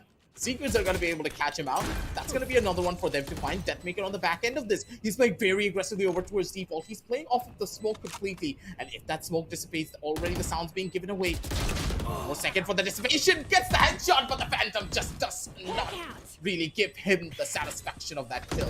Instead, it's going to be Blackhawk with 1, but they can just hold the positions and wait. They're really low on HP. They don't even need to swing. They don't even need to aim at the head. Just chill. They're just gonna run instead because they know their bank's pretty much down in the dirt. And at least with the 2 Vandals that they see, they have enough firepower to try and put up a fight at the end of the day. But that fight, will it bear anything for them? I don't know, because the way that Velocity have been playing their slow burn attacking strat, it's extremely interesting. And VLT looking strong in the first half itself. 4 victories on attack. And for the side of Revenant, great attempts being made from Bad Love too, especially with the flank. The main problem of it all was that they didn't had proper information regarding the rotate that Team Velocity was doing. And Bad Love, he clearly had his intentions. Once he did get the early peak, he decided that, look, we have the man-for advantage, so it's best for me to fall back. And he did exactly that. There's nothing fault from Bad Love's decision-making. But if Bad Love had more information regarding VLT's whereabouts, then that could have been a different situation, and it could have, went in towards the favor for R&T. But if we focus on round number 6, right to Ace once again, this time he's going to get an early peak. This time by removing Blackhawk out. Here, I've got to say, removing the controller already, he's going to put even much more advantage. Sees the head, Bad Love. Ooh, beautiful shot, good trade. Whether we will see the equalizer. Yeah, he just saw the head and he just clicked it. The man just flicked onto the head. I don't understand. That's to the force. You just saw the head. You aim at the body. But no, the man just wants to showcase his mechanical prowess to everyone, right? He's going to show off the fact that he's absolutely incredible. And Bad Love is going to do exactly that. Jump peaks coming in from the back end of the side. The Trailblazers going to be used to gain some information of exactly what the players could be. They're going to need to back on off, give them the space that they deserve, but maybe Bad Love, his position's pretty much unknown. They have no idea where the side's going to be coming in from. That's going to be the oh my god! You want to play? Deadly! Let's play. Did you get out of the Ferrari and get into a Bugatti or what? Oh man, Deathmaker did. Yeah, he really did. 2 kills already. He's about to find his third. There you go. That's the opening. Now Logi is left in a 1v3. He only has 1 snake bite, a Vandal. No information, but there is still a dream of a 1v3 clutch to happen. But removing Deathmaker will be a lot of difficulties because it requires just 1 shot to the body, and with the information being given from Amaterasu, there comes the trouble and here comes the pain. Deathmaker with the 4K. VLT will proceed its reign of wins. 5-1. An impressive showcase of skills being displayed from both the teams, and we almost did get to witness a Bad Love got that kill. Yeah. If he got that kill onto Deadly, that would have been just absolutely disgusting. Probably one of the best skills in this entire tournament, hands down. Yep. Both of the Chambers are just playing out of their minds, but Revenant, they're just not able to put their foot down here at all. Velocity, how much control are you playing at here? And you can see my analysis coming into play as well, because Revenant, in the past, when it comes down to the long run, the team doesn't really have a good record under this map because of this particular reason. They have an idea of what they want to do, and they commit to it so much that they start losing players. Commitment is one thing, but knowing when to reset your entire roster is crucial. But maybe the reset's gonna be happening here on this possible Thrifty, but definitely not giving this up anytime soon because he's just hitting all the shots and it's crazy for more. Give it to Deathmaker, baby. He gets a triple kill to boot. Side cleared out and the plan going in. Baba, I think it's over. We still have some hopes for Paradox, especially if he lands a shot with the bucket. This could be huge. Well, you're absolutely right. Deathmaker 4K once again. ELT 6-1. My goodness. I was about to build some hope towards Paradox, mainly because there are a lot of players who are low on HP, and if we did get to see the Bucky who would eventually end up getting that huge long range kill, that could have happened. But once, there wasn't a lot of information being relayed from R&Ts, and they're just particularly going in blind. We don't have proper information, and by the time you see the earliest rounds from R&T, they are getting informations via jump peaks or maybe just a normal peak itself to see whether they could find a good amount of information regarding player whereabouts. But the main problem of it all has to be the initial picks. Now, right to Ace, he has succeeded already the early peak, and Bad Love, he's playing in a very risky decision. And look at the information that he's gained all the way towards Showers. He knows that none of the players are currently present, and this would at least give some information to R&T, knowing that the players from the start of VLT are currently in towards maybe nearby Fountain and Hookah. They would have to come closer to this engagement now, don't they? Yep. Because they will not head over to A unless they have a slight bit of shower control at the bare minimum. And because of it, they've shifted all their players over to the other end, but even if you shift the players, you can't shift the aid from the man of Deathly. God damn, the guy just flicked Paradox out of existence, and the poor guy's just not been having a good game here to start things off. Revenant already on the back foot, and with a lot of utility left as well on the attackers, they can just wait for the entire side take to happen. Right to Ace has the orbital strike in hand. He can just wait, he can just chill, and he can even use that to set up his teammates for victory here. But I don't think they're opting to use that whatsoever. They're gonna wait. Oh, this waiting is going to cause VLT much more problems, and that orbital strike needs to work it right now, forcing players out of that place. And here comes the initial frag, but Logi is playing it patient, but not anymore. Hella looks every single corners and make sure that it would not happen. Plant will come in, post-plant it is, and here comes the orbital strike to deny it. Not a lot of time left, and right to Ace needs to go all the way from behind, but he gets removed out. Oh no, Chaos starts to spool around as Blackwood gets 2. They need to go in for the kills, and it's not going to happen. Wait, they get it! Actually, they get it! Okay! Oh my god! Look at Dudley's face, he knows! Only 5 seconds! 5 seconds! They screwed up royally for this! Blackhawk, with Blackhawk died for a moment that I thought they had it. I mean, not Blackhawk, with right to Ace having the spike in hand for a moment there I thought RNT had it. But peak? Why did the player in spawn peak? There was someone in spawn!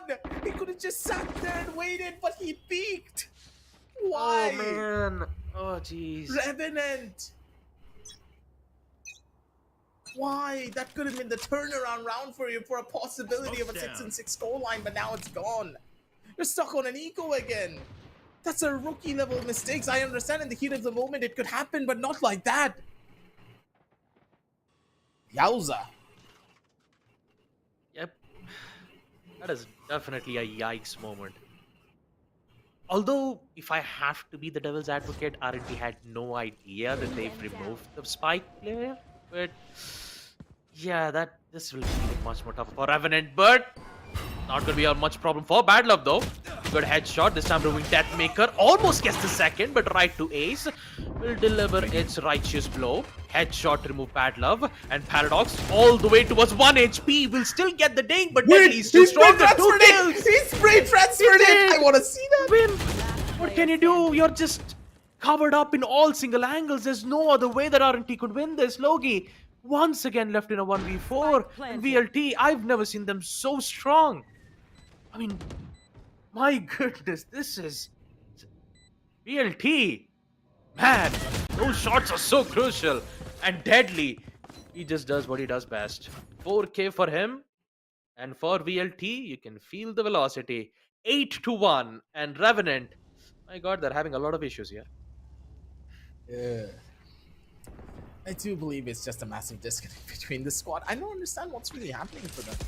Again, they're taking over-aggressive duels. They get a peak.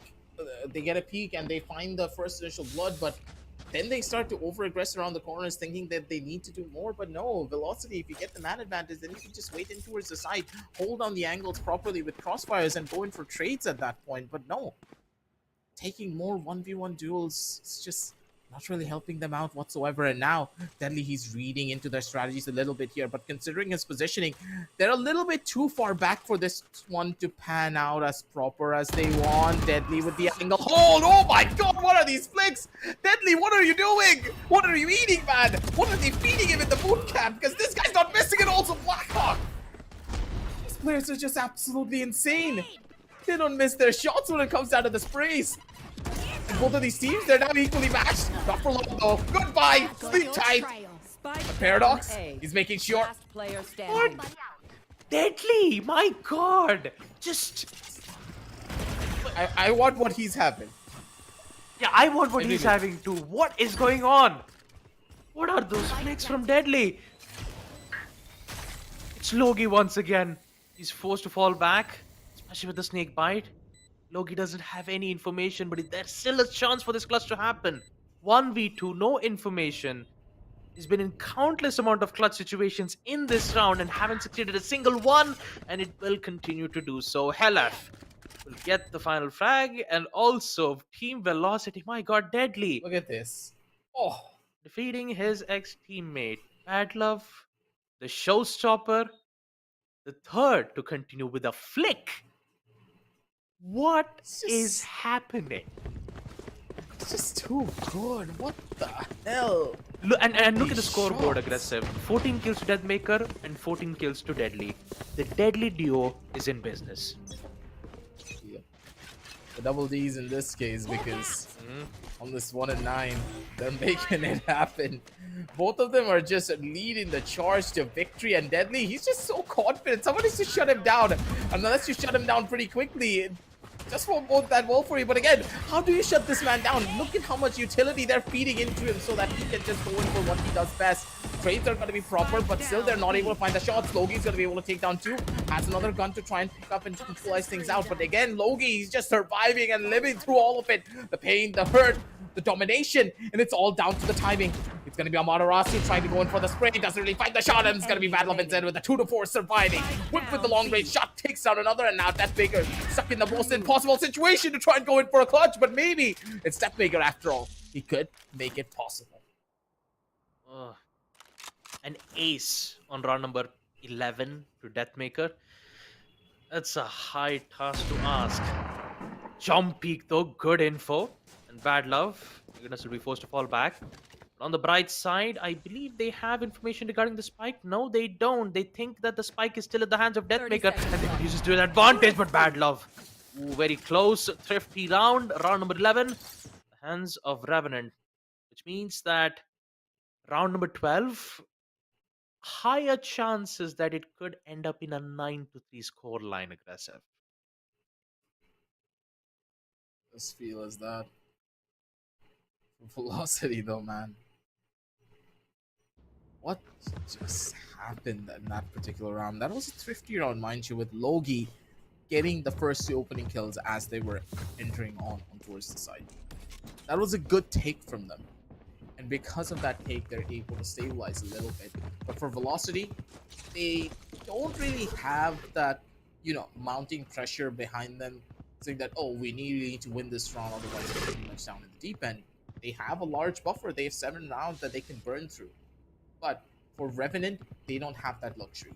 Taking this round will ease the burden that they have to carry as they move forward to the second half. But seemingly, that burden's just gonna start becoming a lot more heavier because of one particular instance here.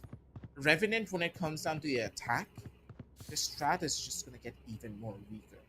They have a double controller on defense with a lot of ultimates that they use against Velocity to try and stop them, but not a single scenario that they were trying to set up worked out in their favor. But Velocity shut down Loki, shut down Blackhawk, where they were barely able to use their orbital strikes maybe once or twice throughout this entire half.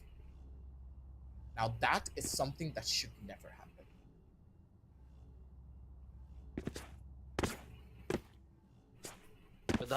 With Revenant winning round number 11, getting their weaponry back, will at least have a lot of fighting chance to hold that round in round number 12. But it depends on the initial frags, and if Deadly does the same thing again consistently, in which he's been doing it in the first half. But wait a minute, Paradox, all the way in the smoke, the Prowler will give away the positioning. Oh no, this is the danger zone for Paradox. He needs to run away, concussed, dazed. He has to fall back. He'll survive, but here comes the push, and so does the frag from both Bad Love and Hellf. Still equalized. We forgot about right to ace. With the power of Stim Beacon, he'll be able to gain much more fire rate from the Vandal. Plant is in, so does the post plant. Revenant, they've lost both of the heavy hitters from Revenant. What would be their response back in post plant? That's what you call a full-on momentum reset. Ooh, the timing just worked out in his favor, and Deadly, the man can just do no wrong. This is his day. Honestly speaking, he's just having the best game of his life. He really is. Nothing's going wrong for him. He's hitting every shot. They're missing him as if he's Neo from the Matrix. For Velocity, Deadly's the man. He's as slippery as a snake at this point. Look at him. No one can hit him. The guy's doing whatever he wants. And he's taking over the server. That is saying something. Just look at this. Does Wim miss those shots? No. Does Logi not expect these peaks? No. He's finding everything. Deadly and Deathmaker, both of them are just on fire in this particular match. And Revenant, they are down 10-2 as the attack pause comes in. And this head-to-head that we're going to be witnessing, oh boy, those stats are not going to be looking that pretty coming in from Revenant. And the first half itself, we had a very strong start from both Bad Love and Deathmaker, especially from the duo Sentinels. But let's focus on the controllers from both the side. Blackhawk, 7 kills, 223. His shots are accurate as ever. And then you have Right to Waste, which just finds the opening, some way or the other and have almost a higher chances to succeed in post plant. 7 kills, 1.5 KDA. And if Revenant needs to defeat VLT, they finally need to understand the formula of final velocity. It's a pun, by the way. It's just I have no idea on what final velocity is. I had a lot of problems in science at class 7, so It's a physics thing. it's a yeah. Listen. I used to be a teacher. Really? For physics, yes. I used to be a teacher, so I can teach you what velocity is, but I'm pretty sure the chat's not gonna want to talk about that. What we do want to talk about is the king of this entire match. DM King is his name, and I'm pretty sure that he just took his crown back. 363 ACS, kills of 60, KDA of 3.0, and with a death of 6. The man's been getting a lot of deaths because he's the one taking entry, allowing Deadly to do whatever he wants. The duel between Bad Love and Deathmaker is just something to behold. Both of them are picking up operators. Both of them have two of the forces in hand. But somehow, in some way, shape, or form, it's always Deathmaker coming out on top. Even though most of the time he's try picking angles. The guy's confidence is through the roof. And it's really hard to shut him down if his confidence is that high. I just still can't believe that both Deathmaker and Deadly still has the same scorecard. 16 kills. 16 kills. The only difference is 4 deaths and 6 deaths. Like, if Deadly goes out, how would you deal with Deathmaker? Those Deadly combos is going to be a lot frustrating coming in from Revenant's side, so they've got to figure out a way to bring balance, especially in round number 13. The scoreboard already going 10-2 in the first half itself. So they've got to do exactly what Velocity Gaming did on attack, and they have to execute it flawlessly.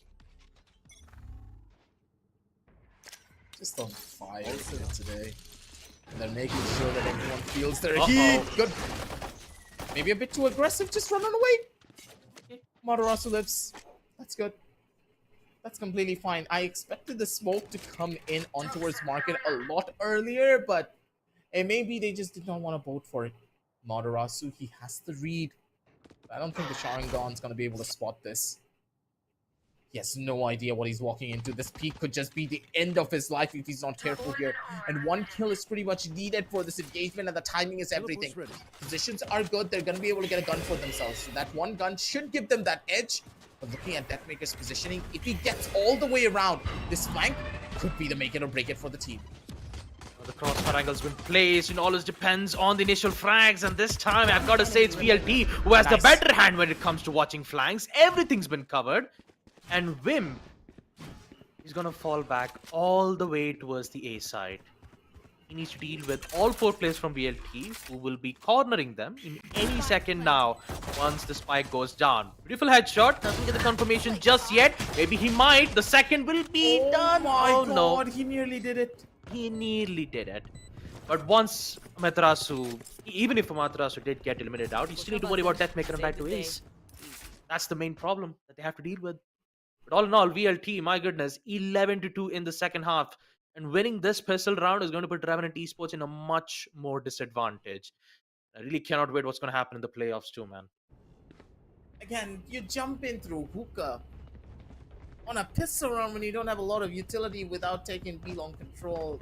I don't understand. Some of the strategies that you think about, do you try to think it through in some cases? Because tell me in what situation where you jump in through hookah on a pistol round when you have minimum utility, you can still win it out considering how many angles you have to check. There's not a lot of instances, and I'm really wondering if Revenant are just cracking under the pressure. It seems as though they are. Oh boy. Already Deadly start things off. Paradox. Shot from the Bucky. Although I've got to say the trade games that are coming in from VLT is looking very strong, and right to ace is denying Bad Love every single time. It's going to put them in a major disadvantage once again. Bad Love left in a 1v4. Not going to happen because you still have right to ace. Triple kill. I mean, if you just look at the face cam itself from the side of right to ace, he's just so focused right now. I'm pretty sure that Deadly is just completely bad at his boot pot and also the Prowler. Nothing caught him until the last second, and the Bucky's going to be able to do the magic. Oh, good God. You gotta love it. I still remember the good old days where that boom bot used to deal what 125 damage if he did it destroy. Oh man, those were the days. Those were the days. Raised grenades had 2 charges.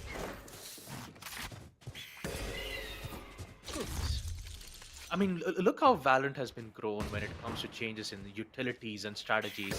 There's a whole new meaning in this game, and looking at this round itself, you could say that Revenant, although despite being at a major disadvantage when it comes to scoreline, there's still a chance that they could come back. Oh no, Deadly and Deathmaker. Once again, the Deadly duos deliver a fatal blow towards R&T's attack. Removing 2 players off the board. Removing 2 players off the board is going to put VLT in a much more major advantage, but is it though? Because Blackhawk and Wimp, they're still here to contest this. I've got to say, with the teleport being given away, a huge amount of information will be relayed towards the side of R&T and Bad Love. Oh boy, here comes the bad blood between his arch nemesis Deadly, and he'll win that gunfight nonetheless. Oh boy, 2v3. Still have the control on towards A side, right to Ace, almost at the right timing. He's going to deny that. This leads to Wimp. A Bulldog in hand. Still have some vital utilities. The guiding light could be used to block some certain lines of sight. But at least he would guarantee a post-round. But here comes Deadly. The satchel charges the judge. Perfect. He will be judged. And with it, Team Velocity Gaming will secure this matchup up against Team Revenant Esports. 13-2. I've got to say, this was a really great match coming in from both the teams here, Aggressive. Yeah, it was a pretty quick one though at the end of the day. Revenant just were not in form. And again, this is not one of the best matches for Revenant. I talk about this all the time, don't I? I sound like a broken record. I've analyzed the games coming in from Revenant so often. And because of this particular map, I just don't like it when they pick it up because the team just feels very disconnected and they don't play the double control setup that properly. And I'm pretty sure as our analysts are also going to be able to get a take on this, they can point out the weaknesses a little bit more here. Because again, I can break it down myself, but we have people dedicated for it. Just give them a couple of seconds to get wrapped up and ready because Baba, in my eyes, this entire game was just, I don't know, it just felt like Revenant, they were not really trying. And I'm really hoping that CCP and Elika are going to be able to bring some light onto this because I'm confused. Revenant, what happened to them? Well, what a complete shutdown coming in from Velocity Gaming, and it is come to an end for the group stages where Velocity will be walking with a victory parade in the last 3 days of the matches they've shown. Oh my god. You know, I had high expectations from Revenant Esports, but today was a completely unexpected turn for how Velocity played. What was the narrative? 13-2?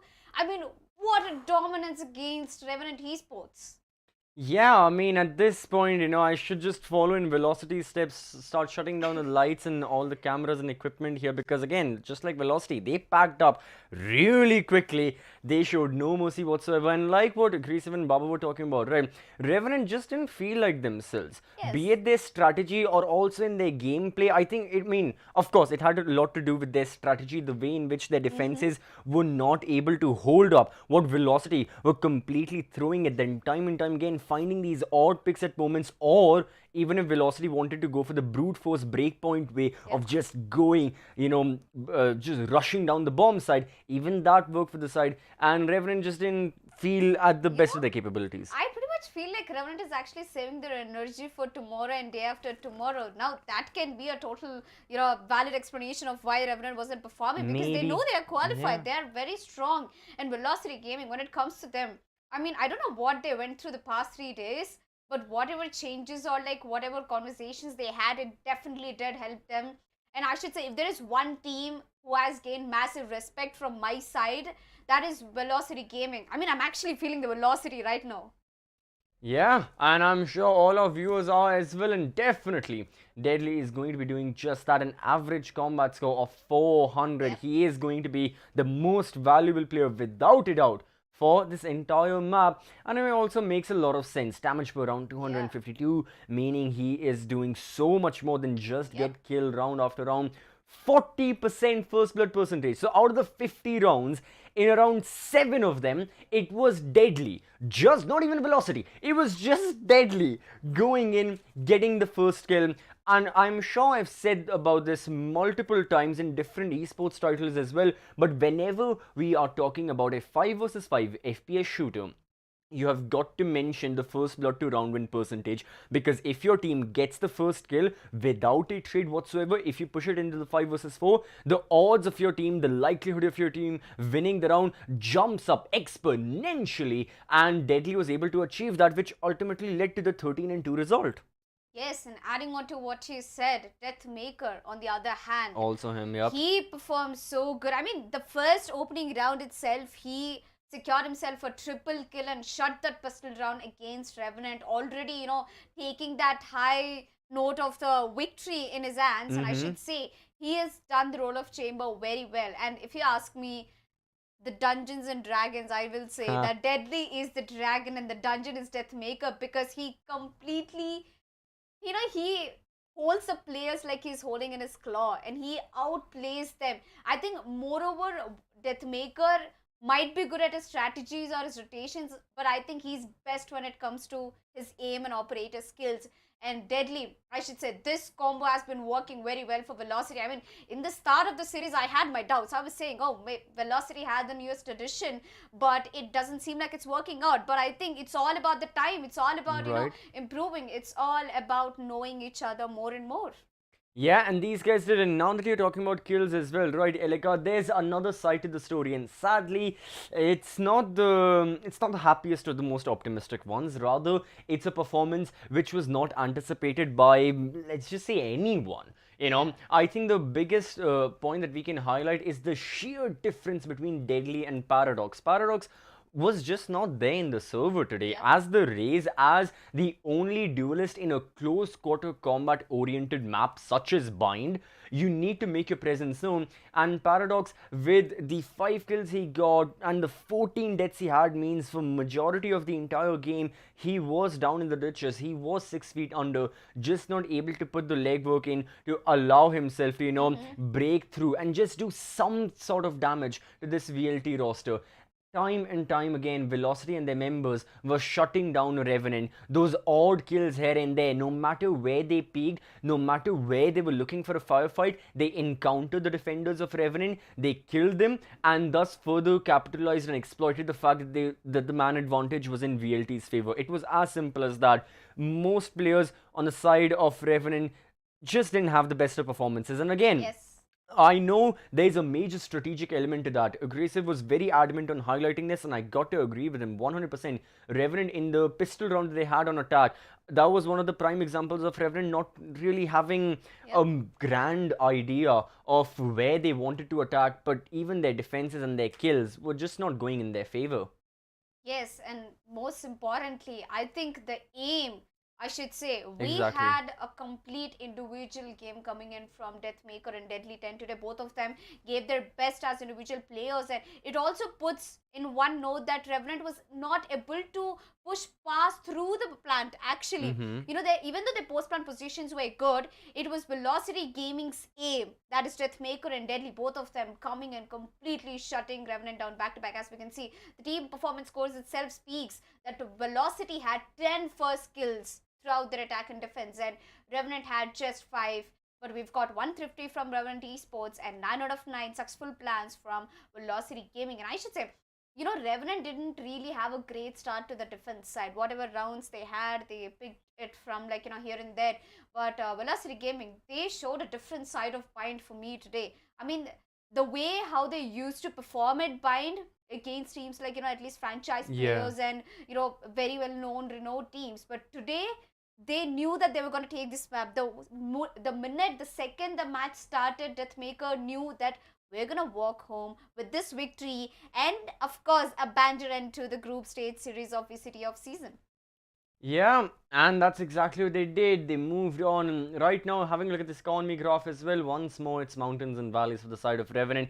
And yet again, the problem for them always seems to be arising is the fact that they just cannot break through what Velocity are doing. Velocity, with their consistency, I mean, I think I've said this 5 times already during the course of our broadcast, because Velocity are getting more kills, equals velocity are dying less. Because velocity are dying less equals they don't have to rebuy. Because velocity don't have to rebuy, yet again the guns carry on forward and they keep getting more kills, and I assume everyone watching understands the cycle I'm trying to highlight. It's a I mean, I think I've said the term, this is capitalism in of itself to a certain extent, but that's exactly what's happening. Revenant just needed a breakthrough. They got one with that thrifty round win all the way back in round number 3.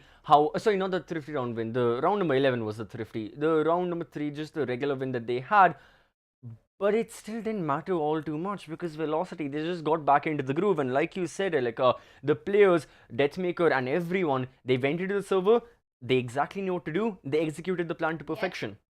Yes, and moreover, I should say, at the end of today, both of the teams knew that they were going to stand in the top 4 even though win or lose. And I really love the way how both of the teams displayed it. Let's have a look at the top 4 average kills throughout the group stages before we head down to the group standings. We've got Nizzy standing on top throughout the group stages. And his team also standing on top. Yes, definitely. Fancy United. That name definitely sounds super worthy enough right now. And on the second, we've got Fluke, who's been an insane initiator in Astra place coming in today. We've got Xerxia in third place. Unfortunately, franchise players did not qualify through, but Xerxia is still standing, making his name shine through across regions. We've got Delby with an insane jet performance today from Alter Ego. And moving forward, Paradox, last but not least, he will be that head and focus from Revenant Esports, mentioning once again that Paradox is one of the best players right now in South Asia. Yeah, and speaking of the best players as well, right, again, this goes to highlight to everyone watching, Valorant is so much more than just an individual game. You have to play for the team. The example we got to give is, again, top 5, if we assort these, we are sorting these top 5 by the average skills. So again, Nizzy and Paradox, sure, these guys are on the opposite sides of the tally when it comes to highest skills. Nizzy being the best player overall in Challenger Series, Paradox being the 5th best. However, 2nd, 3rd, 4th. These guys, they've got some of the highest average kills, they've got insane KDAs, their first blood percentage, headshot percentage, everything is just so much better than your average Joe in Valorant.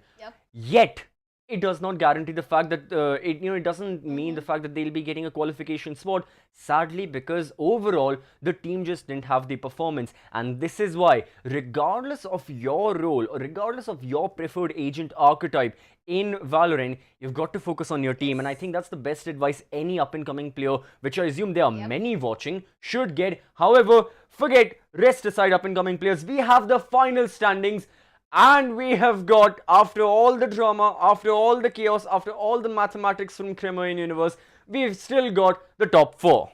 Yes, and they are Fancy United in the first position, and the second we've got Bleed Esports, and third we've got Velocity Gaming, and on fourth we've got Revenant Esports. It takes so much pride to say that 2 South Asian teams qualified for the playoffs along with 2 Southeast Asian teams, and Bleed Esports being the invited team, they are gonna hold their heads high, and Fancy United all the way from qualifiers, online qualifiers towards the group stages, and all that hard work finally came true. Velocity Gaming, even though they were going on a really low, steep hill, they managed to climb back up the leaderboard. And Revenant Esports, this tournament has been the best performance and the peak performance they've given so far in their Valorant competitive experience.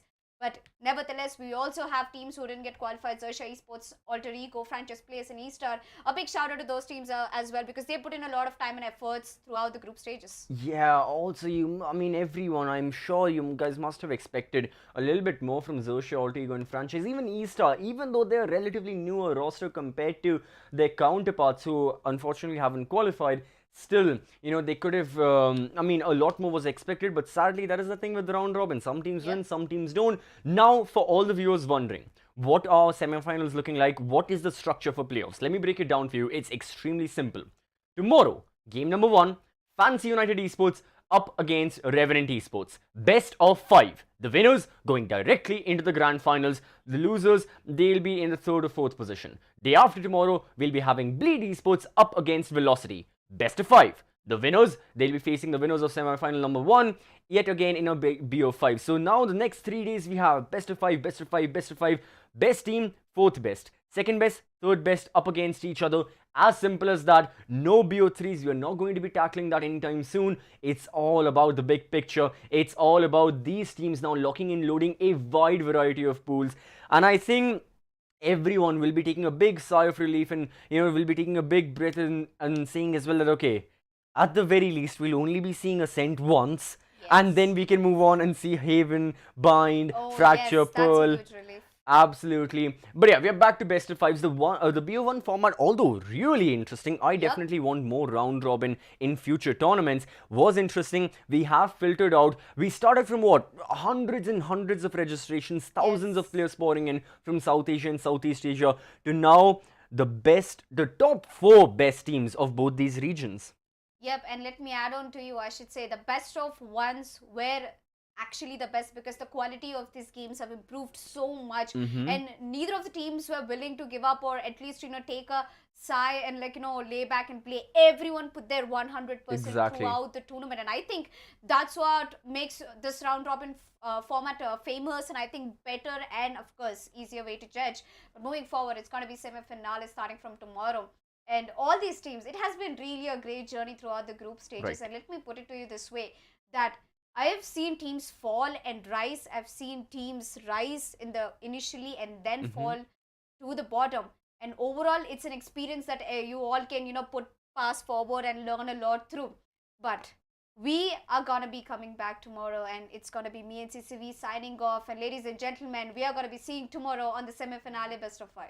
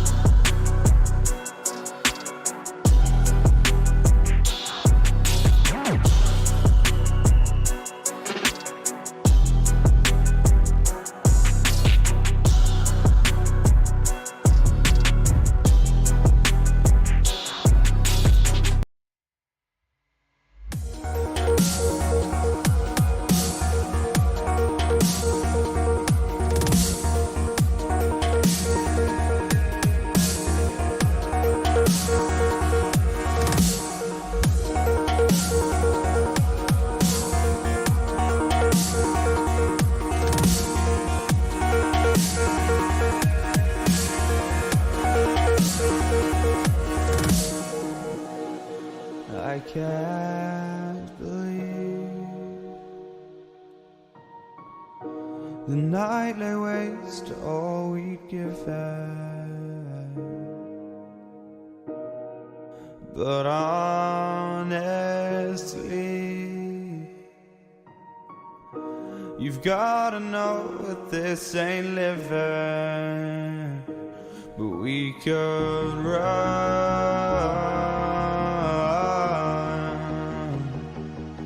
from Elysium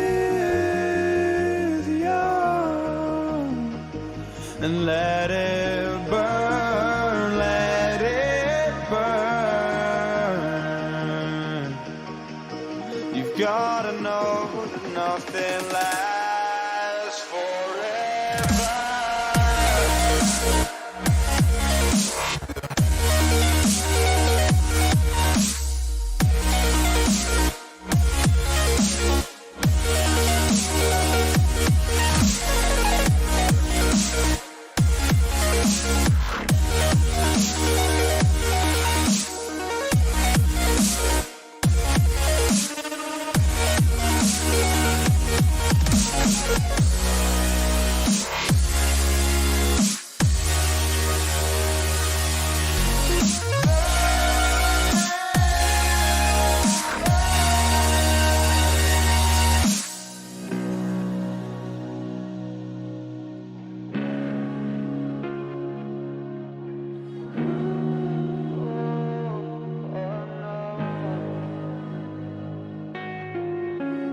I can't believe myself.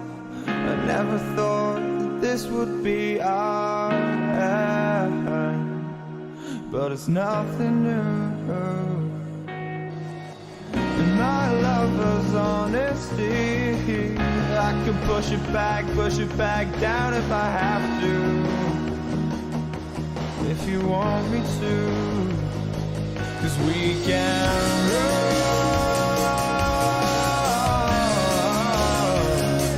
And we can run,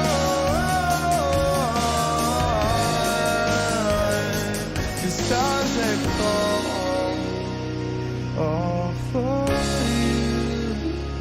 So tell me now, what's left to lose if we run?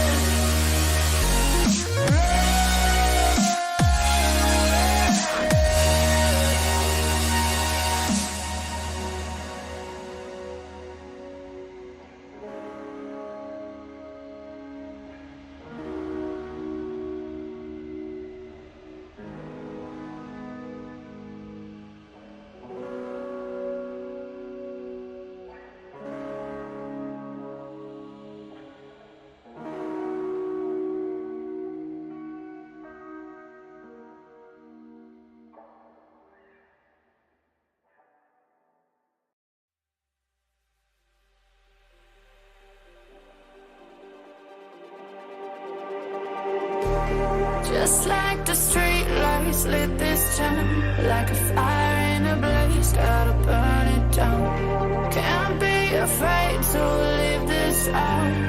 We got this far, don't know how. I see danger in your eyes. They know we'll burn down the night. Coming just like the sunrise. You know that we're gonna let it out. Tonight, we're gonna let it out. Tonight, we're gonna let it out. Just like the sunrise, we're gonna let it out.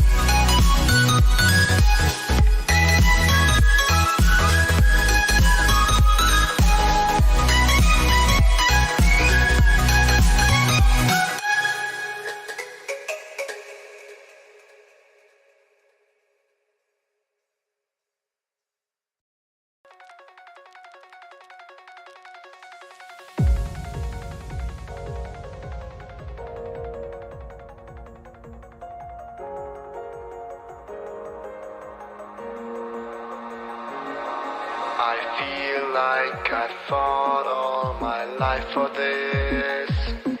This one part, this 1/3 I've always missed. No, just don't let it go. I started the fight, but now I'm losing. So will I fall again? I'm scared of heights, yet it was me who ran away.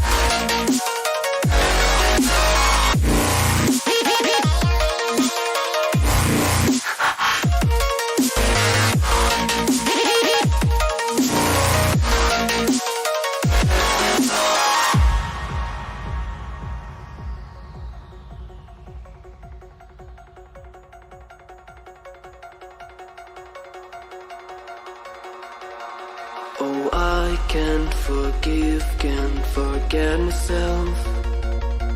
The piece that I'm missing, it kills me inside. I need help, oh please give me back. This one part, this 1/3, I'm sorry I lost it. No, I let my weapons fall. I'm drowning in the fears, and now I know that I will fall again and let it go, but I can't stop to run.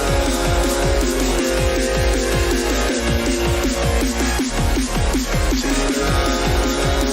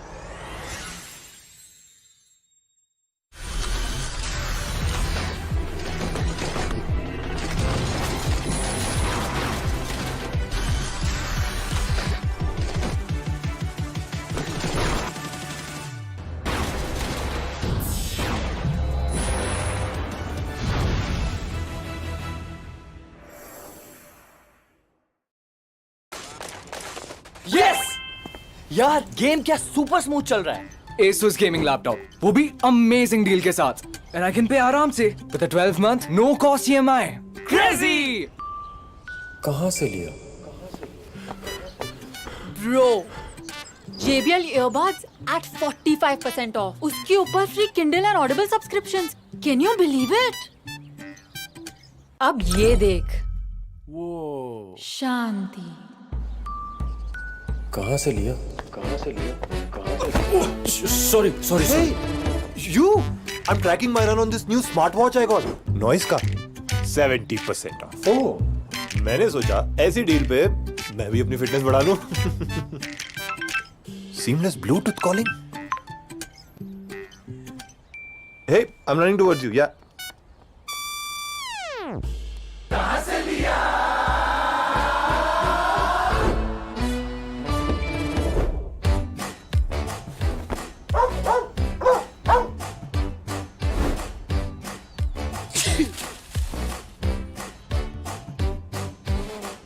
ये देख, I just got this Intel Evo laptop in exchange for my old one. 20,000 बच गए. बस 99 rupees में extended warranty. Plus 20% off भी मिल गया. Pretty sweet deal, right? Totally feel you, bro. This iPad was always on my wish list. Got the latest one at a great deal and saved $8,000 in exchange for my old phone. Hey, what's up? सबको इतनी बढ़िया deals मिल रही हैं. ये सब कहाँ से लिया? Amazon से लिया. Amazon Great Indian Festival से. Amazon Great Indian Festival पर मिलेंगे इलेक्ट्रॉनिक्स पर जबरदस्त deals, no cost EMI, exchange offer और सेम डे डिलीवरी. अब इंडिया बोलेगा Amazon से लिया.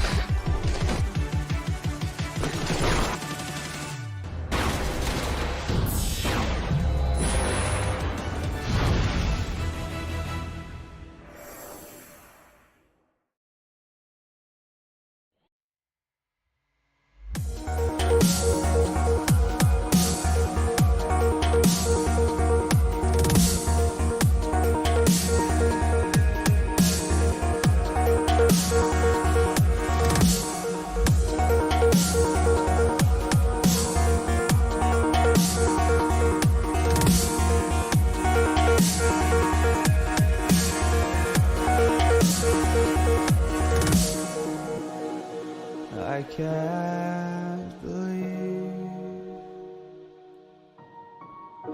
the night lay waste to all we'd given. But honestly,